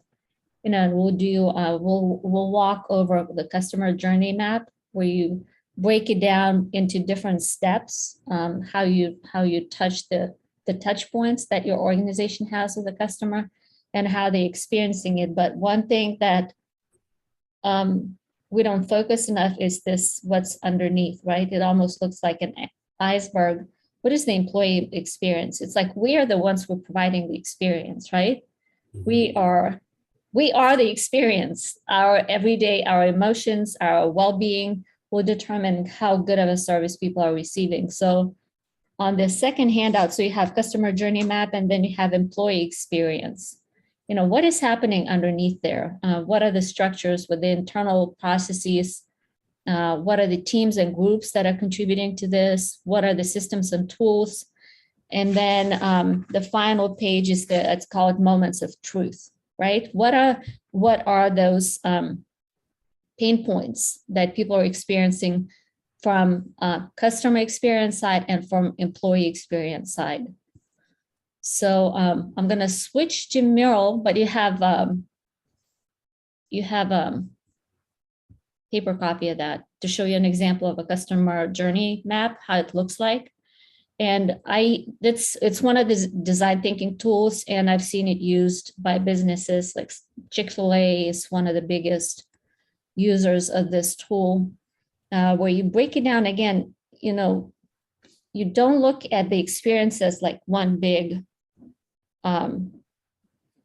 lump. You just break it down into different phases. And in this example, they use the surgery, how a client prepares for it, and they break it down into before surgery, during the surgery, and after the surgery. We used it at UGA to capture freshman experiences. It was summer experience, then first semester, then second semester, and then we broke it down even further into, like, within each phase, we had sub-phases and what they were experiencing. So then underneath that, you see customer activities. What do they do before the surgery? You break it down. What happens during surgery and after the surgery? And within each one of those, then you can ask the customer what the experience was, or you can ask people who were involved in that experience. What do you think? How was that for them? And you can see here that the low points were waking up and finding out about the result. So, and then the other one was waiting to be called by the doctor. So these are opportunity gaps, right, for improvement. And in our case, we would be thinking about how can we use technologies? There's space for improvement using technology for that. And then information touch points will be how, in what ways we're touching the client through each one of those experiences. So here you can see example, they used letter, they provided detailed information. Let's see here. They had, during the surgery, had medical staff, you had documents, paperwork filled out, you had detailed information that was provided. In the follow-up, you had email and letter. So with those low points, you see detailed information, waking up and finding out about the result. That was the touch point. So clearly you'd be focusing on that and thinking, what can be done differently? So this is just an example of what we will be trying to do with our mural, if I can pull it up. As I said, I posted in chat, you have, each one of you have your own mural. Let me just see here. Get the one that I created for today. This one. So when you click on the link, more than likely you'll see a small view like this, which is like, how in the world don't click on it. It's not going to take you anywhere. It will just generate a bunch of stickies. What you need is the outline, and then click on customer-centric view. And here you basically have, wait a minute, am I sharing? No, I'm not sharing. We see it. Yeah, you're sharing. Oh yeah, I'm sharing, okay. This is what you see in, and again, you can export anything you create on Mural as a handout. You just do share, and it would create an worksheet or whatever document you want from this. So you can use it. If it's something you create during the meeting, you can just export it and share it with whomever you want as a PDF. So, Christina, conceptually, it's a diagram that you're creating of a process as it's being created? Yes. Okay. So we can use one of the examples. We can use Jesse's or Gabriel's example if they have any. And the best way to do it is to just pick one. And again, it doesn't have to be a client. If you feel like you have pain points, like if you feel like there is a process in your organization that needs some work, it can be donor experience, it can be volunteer experience, it can be client experience. So it's up to you if we want to do this individually or if we want to work on this as a group, or I can just walk through the other part of the mural, which is the employee experience. Again, that's the second handout that I gave you. And then the moments of truth is the last one, and you'd be doing the same. It's a sticky note. You'd be putting in, looking at this journey map from client and employee standpoint. What is the, what are the issues or opportunities that you saw for improvement in the customer employee experience? So I would say I'm asking our clients, which we have 2 of at this point, what would be the most effective use of your time? If you want to do it now, if you want to do it individually and come back to it, I am open to whatever. I'm the provider. I'm the person who's providing you with whatever you need on the other side.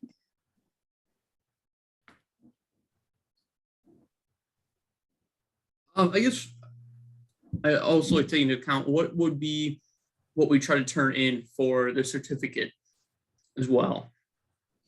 Okay, so for that, you just have here, let me. Is that the Word document for the technology resilience module or worksheet? Yeah. Mm-hmm. Okay. Yeah, I have it pulled up right here.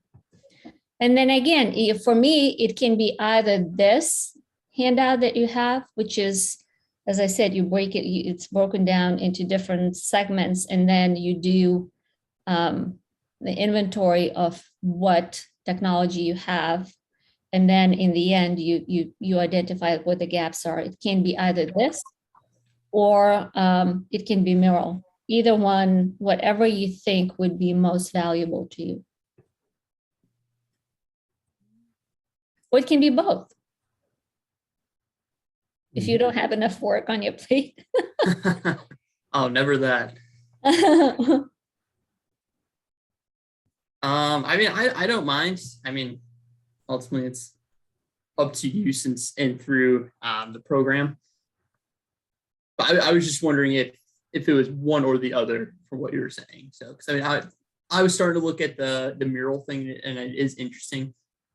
I do like trying to break it down into each sticky note phase of the levels. So, but I mean, Jesse, if you have any input. I think for me personally, the resilience model tech worksheet is going to be a little bit more beneficial for my organization. I think that the mural is really cool, but I don't necessarily think it goes with my touch points with my people because the way our interactions are. Okay. Especially because I'm a small community. So my donors are also my volunteers who are also my program participants. Mm-hmm. So it's the same, all of our interactions are very intertwined. Yeah, I mean, as far as the program is concerned, whatever choice you want to make is fine. You're saying they could do either, right? Either or both, depending on your willingness to review them. Yeah. Mm-hmm. Yeah, I'll only have Gabriel, so yeah, that's not a hefty load. No, I'm planning on doing it as well. I'm just looking at. I think the module worksheet, this one is going to be it's going to be more beneficial. Yeah, that's what I was asking her. Organization. Yeah. So I think either one can be beneficial. Okay. I'm fine with doing the worksheet as well, just for uniformity's sake. We're both turning in the same thing. Okay. But I also, go ahead.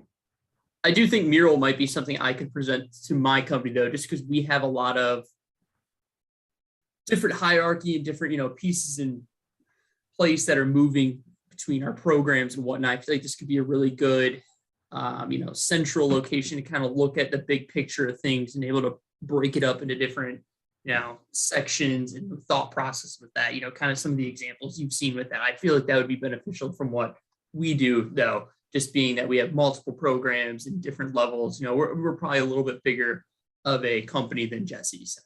Okay. I'm the only one in my company who's putting on any programs or anything at this point. So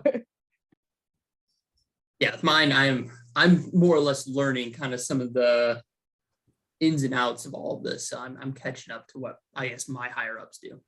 Well, here's another thought. You have the paper copy of this, so we don't have to be doing this. You can fill it out, and then I can just put the information in on the mural for everyone to see.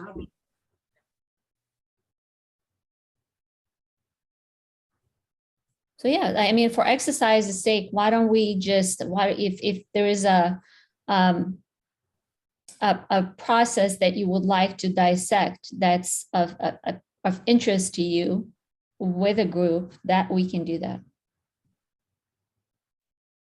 Gabriel, is this something that would be beneficial to look at for your organization right now altogether? I'm fine. I'll probably look at it deeper myself. So if we want to run with the other one, that's completely fine.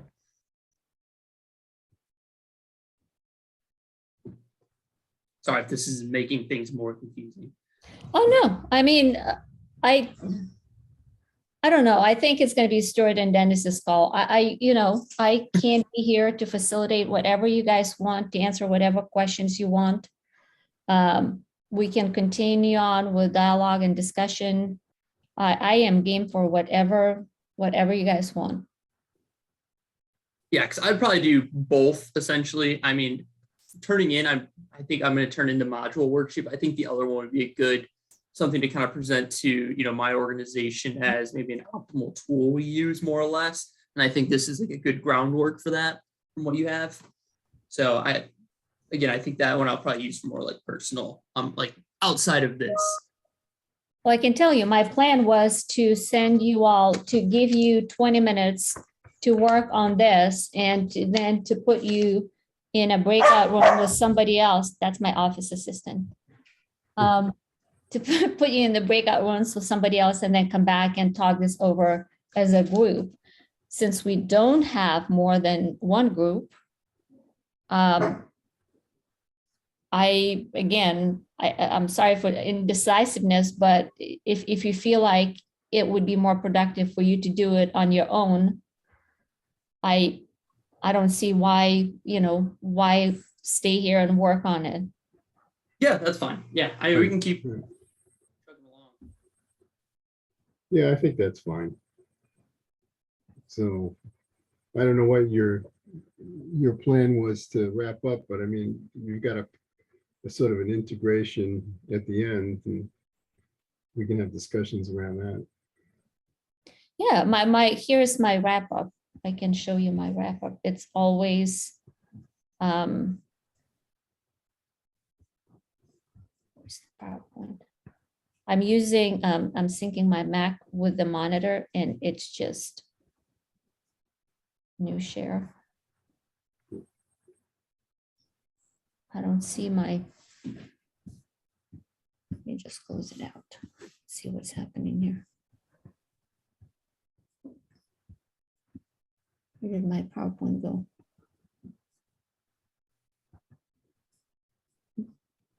I don't know where my PowerPoint went. Oh, that's just strange. No, there's what's this? Yeah. I don't know what this is. Oh, there we go. That should work. It's down at the bottom. Yeah, you got it. Okay.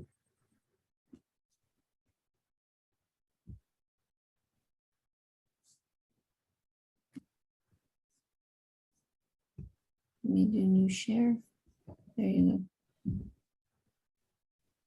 So I always wrap up my sessions with reflection. And that brings out some of the takeaways that people had that I don't necessarily, know. So with, you had a lot of content. You had guest speakers bring up some really interesting, unique points as consultants and as Eric, as someone who's lived it for many, many years and who is in love with nonprofits, who is very passionate in the forefront of this business. And then we had in the morning, we had almost 2 hours of content. So if you can think about what, in this formula I used to think, and if there were any changes or any new information that, now I think that changed how you used to see things. You can write them down or you can just share them out as you're looking at the prompt. Well, I have a couple thoughts if you let me just go first, Dennis. So I had a chance to talk to Dave Holmes, and we both agreed, Dave's with Candid and they try to push information out to the user community. And we both agreed that we are vaguely aware of these concepts, but no one has actually presented them the way you did. And kind of the depth of it, I think, is missing from the discourse right now. And, as we're talking to Candid about how we can cooperate with one another, this might be one of those areas where people are intimidated by the subject matter. There aren't good guideposts, and having a module like this and a discussion and follow up, and then meeting the people that really worry about this stuff in Silicon Valley, that might be a real big innovation for the field. The other thing that I used to think was that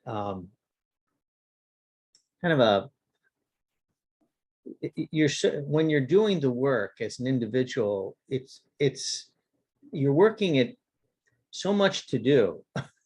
There's so many tasks and so much detail. It's difficult to take time out to think about the strategy of technology. And what those guys said, those three guys were saying, just fit the problems so well. So, I think this is probably, it's in line with the other modules that we've been doing over resilience, but I think it's really a good illustration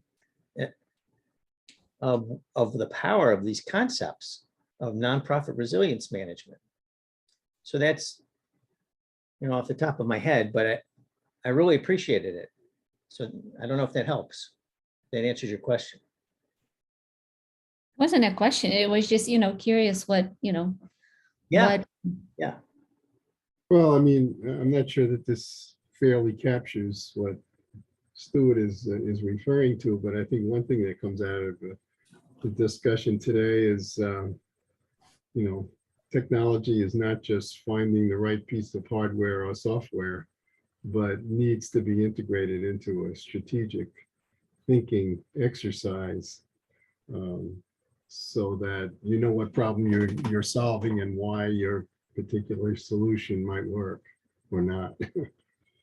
I was thinking of something else that sort of hit me.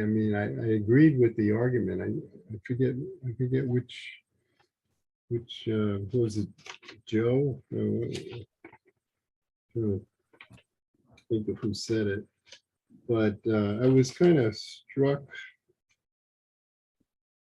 Yeah, it was kind of Sam maybe. I was struck with the negative take that he gave to pro bono work. We put pro bono work kind of up on a pedestal, and think that this is a great resource for nonprofits to get technical expertise at a price they can afford, namely free. But the fact that there's this sort of disconnect between the work being done and then carrying on afterwards when the pro bono volunteer goes away, I think that's that's critical in a couple of ways. One is you might have thought you've got a solution, but then nobody knows how to how to actually administer it, and it just kind of withers.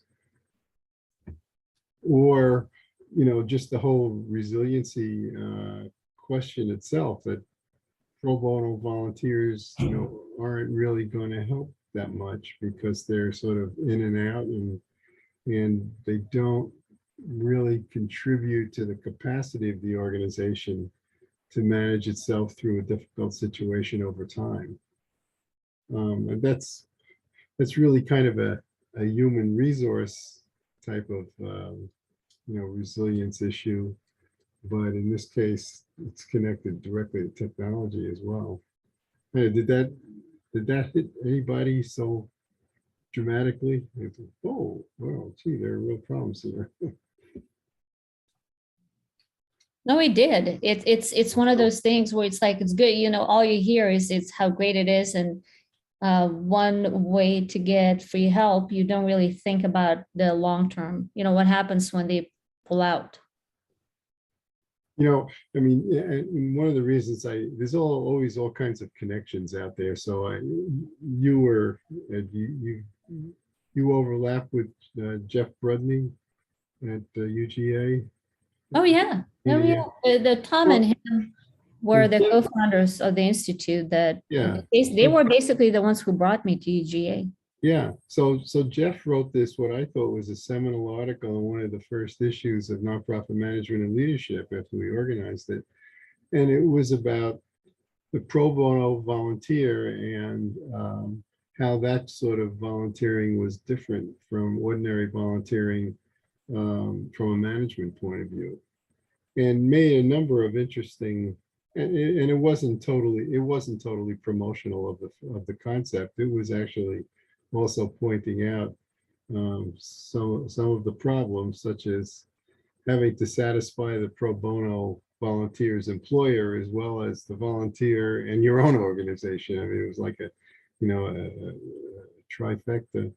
It was more complicated, but made sense in particular situations where you needed a high level of expertise for a short amount of time. I don't know that article tries to, I mean, it certainly, would refer to expertise like marketing and, legal work and so forth. I'd have to look back to see if it said anything about adopting technology. But it's certainly an area where you'd be tempted, to go in and you got companies. I mean, sort of, you got these big tech companies, and sure, they would love to have their people come in and help you out, and it's great publicity, and they feel good about it. But the fact that they would be in and out, and it wasn't kind of a relationship building thing where someone, with the expertise would continue to be around to manage it. That's a real downside. So that was just an interesting point. Not enough attention has been paid to that whole pro bono relationship.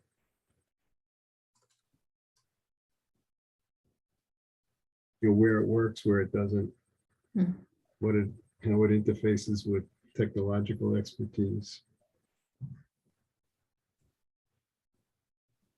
For me, I think I had identified some gaps in our technology from some past modules.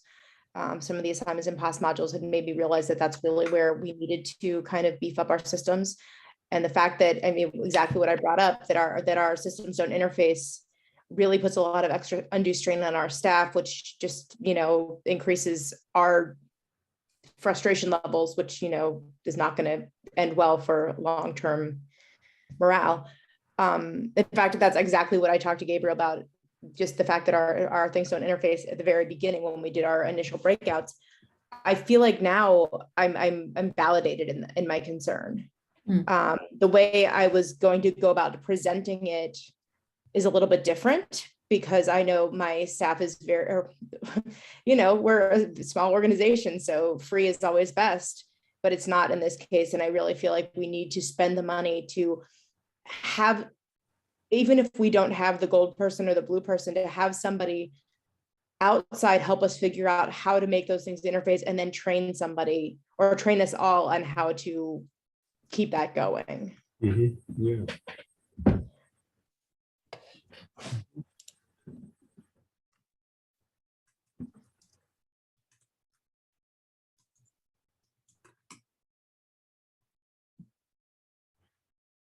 Well, one thing that I didn't say during the discussion, but it was really kind of funny, is can we just figure out a way to clone Eric? I mean, Oh, I was thinking that too. it was like, oh, we need more of these people. I think he's special though. No, but a nice thing about him is that he's really open to collaboration, to future work, to making it happen. I mean, yeah, he's we had a 10-minute call scheduled to just, get to know each other. We ended up talking, oh gosh, it was close to 2 hours, I think. I mean, his experience and his passion for his work is just, I don't know that it's been a long time since I met someone with a heart this big and who has. Oh, and with the smarts. Yeah.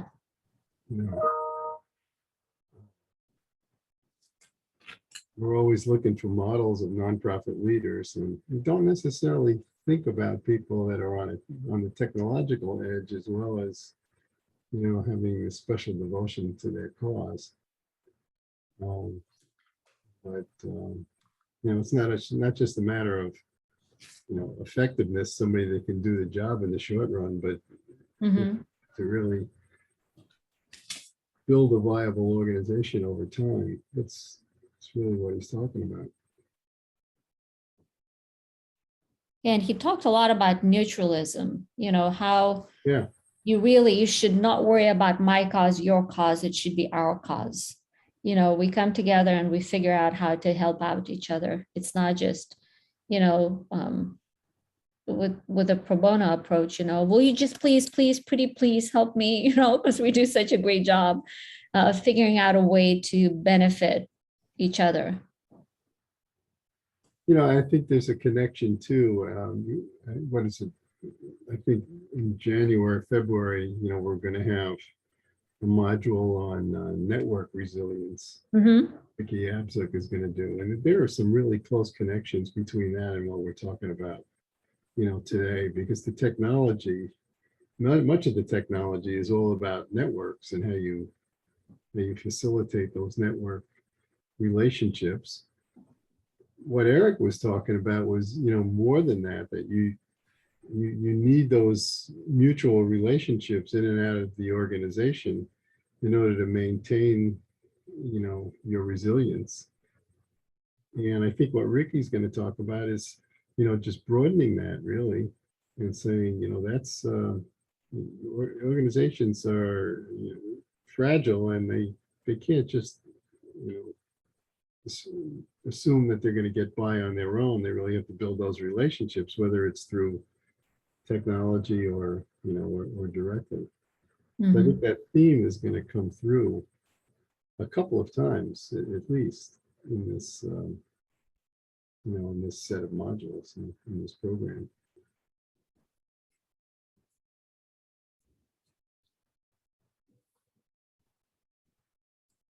Anna, are you back?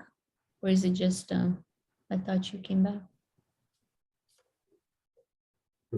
Hunter? You're talking to me? Yeah. No, I mean, just in terms of the reflection, I think I have the same things to say that I said on the call earlier, in terms of, I think they're right on with the way that they framed it and that you framed it today, in terms of thinking strategically about technology. So that's been very, very helpful. I remain a little, I just don't think it's practical in a state like Arkansas, where we cannot get funding for basic technical assistance for small nonprofits. And so I've got some thinking to do about how to reframe the way that we approach technical assistance and technology. And I don't have the answer to that. I think that's just something that occurred to me in the discussion today, because what they were outlining about, get technical assistance and so on, that's not realistic with what's happening on the ground, but it's absolutely needed. And I think the way that we think about it, the way we approach and support organizations, and the only reason I say it's not realistic, we have to fight so hard for what we do get for technical assistance around what it is that really helping those EDs. I think trying to make the case about an additional person to focus is absolutely right on. It just has to be thought about in a different kind of way to make that argument.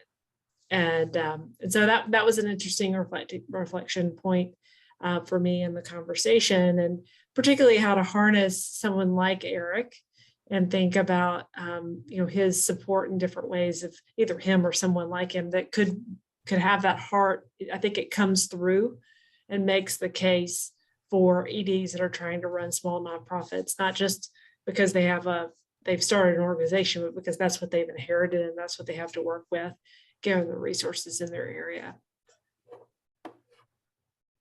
I was wondering, and Stuart, you mentioned talking to David from Candid, and Sam and Chris, and I think Eric, they would be open to having some kind of, what can we do to get foundations engaged in this discussion? I mean, because they're right, it has to be more than just a tech support item, than technology purchase item in a grant proposal.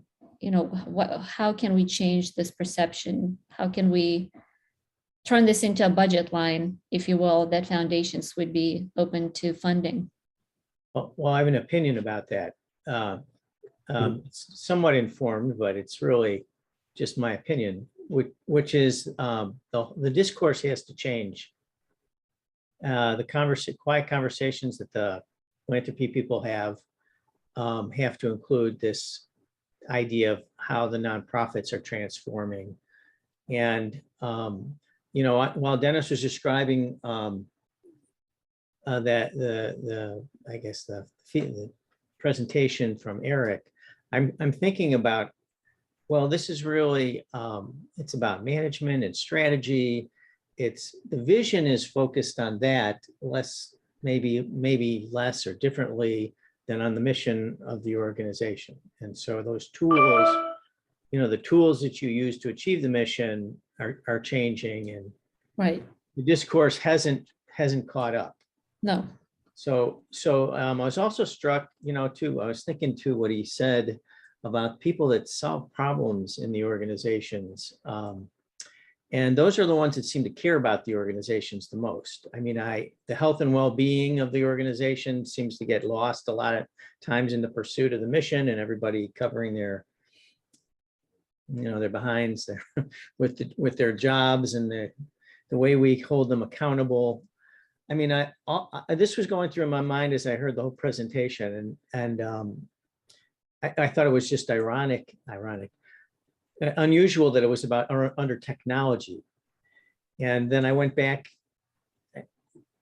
35 years, 40 years in my education. And one of the valuable classes that I had in graduate school was around systems. And at the time when I first encountered it, I didn't realize that it really was about the way we go about solving problems. In a nonprofit, I thought it was about the accounting system, the fundraising system. But I think that's becoming more of a prominent tool, at least maybe with the cutting edge folks in Silicon Valley that deal with data, big data, and multiple job duty sets, and really advancing how we look at the nonprofit world. I don't know if that makes sense. I'm just kind of rambling here, but I guess that's it.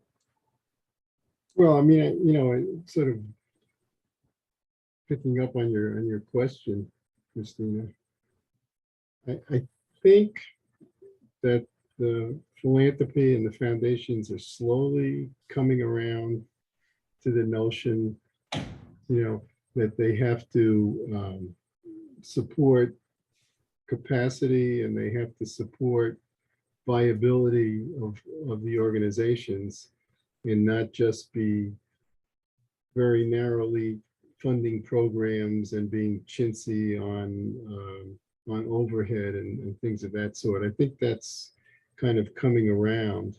And so to build on that, I think they need to be engaged on exactly how you do that. And, I think what we've learned today is you wouldn't want to come in and say, help us develop this technology. It's going to help everybody, in the field. But you would talk about a program of relationship building, problem solving, and not incidentally, but along with that, where can technology help? And that's what we don't have answers for. But in specific instances, I think technology can certainly be part of the solution.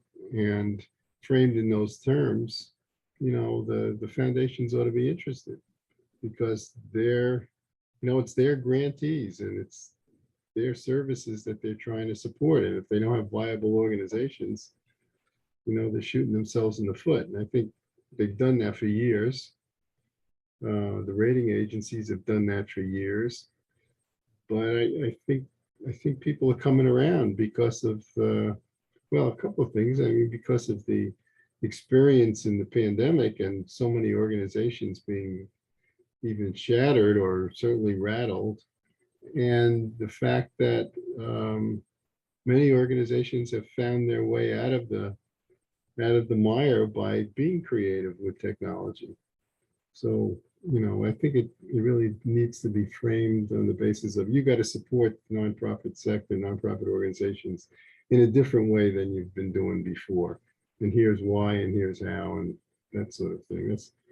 I don't know. I mean, that's what I would do. I don't know that I can put myself in the shoes of these folks, or whether they're so entrenched that, that kind of thinking won't come through. But that's the way I would look at it.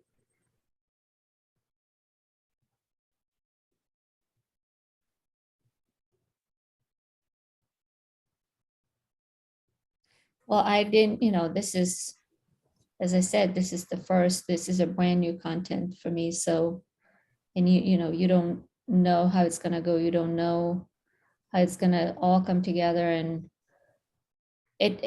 I learned a lot just by listening to them, things that when you're so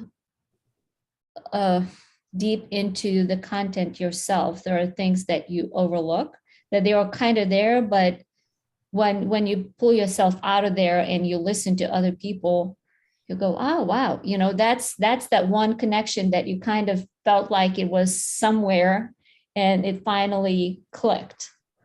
And so with everything that they were saying, anything you read about technology resiliency will talk about the power of people and culture, organizational culture and leadership. And that just solidified for me I used to think, yes, I used to think that culture and people were important, but now I think that you cannot develop that resiliency without it. You can have the fanciest technology, but unless you have that core of human capital in the middle, people, just the product developers and people who understand the organization, that these have to be connected. If you have, and I honestly, just thinking as they were talking, I was running in my head through different examples of organizations that I know. I'm like, wow, interesting. You can tell there is a disconnect there.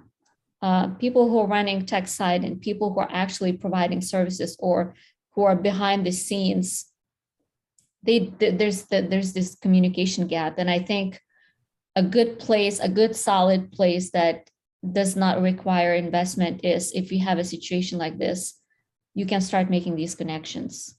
Mm-hmm. Or if you have that problem solver in your organization, if you can give more responsibilities to that person, I think that's another good starting point.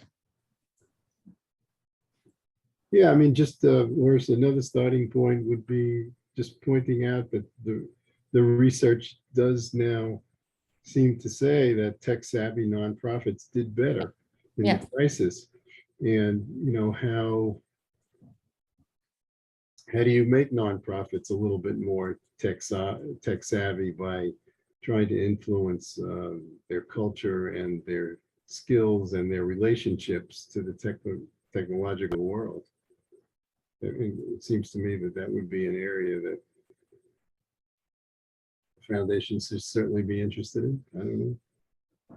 Well, Stuart, how about you create some kind of opportunity for people who are interested in developing this kind of resiliency, where people could come in and share, you know, what they do and what their situations are, because there is really not a platform that would allow nonprofit folks to do that. I couldn't find a group, a Facebook or whatever group it might be, where people could go on a weekly basis, on a monthly basis, go, here's where we are, what can we do? And just sharing what other organizations are doing, what worked for them, what didn't work for them, I think would be enough impetus for people to make, you know, start crawling. Like I said, crawl, walk, and then run. You're not going to start running before you crawl. You have to start somewhere. I know it's an opportunity space for an organization like ours. I think you're right. I think that would be another knowledge product that we could put out, and we can provide space for that kind of interaction on our website. And our LinkedIn presence is growing, and I that's quite doable.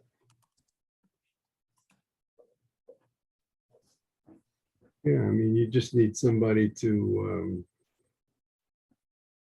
what do they call it? Edit the discussion. No, it's not the right word, but someone to help conduct the discussion and get the awareness out there that you know, that there's a good conversation going on through our website or something like that one can participate in. Yeah. It wouldn't be a bad idea. Appreciate it. Thanks. Well, with that, I think, so Anna, I don't think you were in the room when we discussed about the next step. So for the homework to count toward this module, you have two sets of handouts. One was that Word document. Let's see here. This one, technology related resiliency module worksheet. So you can either fill that one out, or the second set was that had the customer journey map. This customer journey map, then it was employee experience map and moments of truth. So either of those, whichever is more helpful to your organization. Wait a minute. Yes, I did refer to you as Anna Hunter. I'm sorry. No problem. I've been responding like you're talking to me, so I just wanted to make sure that was indeed me. Yeah, we do have an Anna, but I guess you dropped off for an hour or something. No worries. Carry on. Yeah, I don't know where I got Anna from. It's all good. Well, she was no here stress. too. We have an Anna. We have an Anna. She's just not. Oh, yeah. There is an Anna, but she's not as visible. And so I didn't know if you were talking to me. Please go ahead. No, so either of those would work. Whichever set works for you, we'll take either one as the homework. All right, that sounds good. And yeah, if there are no more questions, I will, Jesse, my kids came back from school. It's the same thing. It's like, mommy, mommy, mommy, mommy. And they open the door and they wait, you know. Well, you can see the furry kid got in on it too. Luckily, my fourth grader isn't home yet. But thank you so much, and I really appreciate everybody's giving us a little bit extra of a break so we could get some outside time. That really helped out a lot. I was very anxious. I emailed Stuart last night about how this was going to work with having my son with me today. So thank you very much for being so flexible for me. Joining us. All the pets. That was a good comment.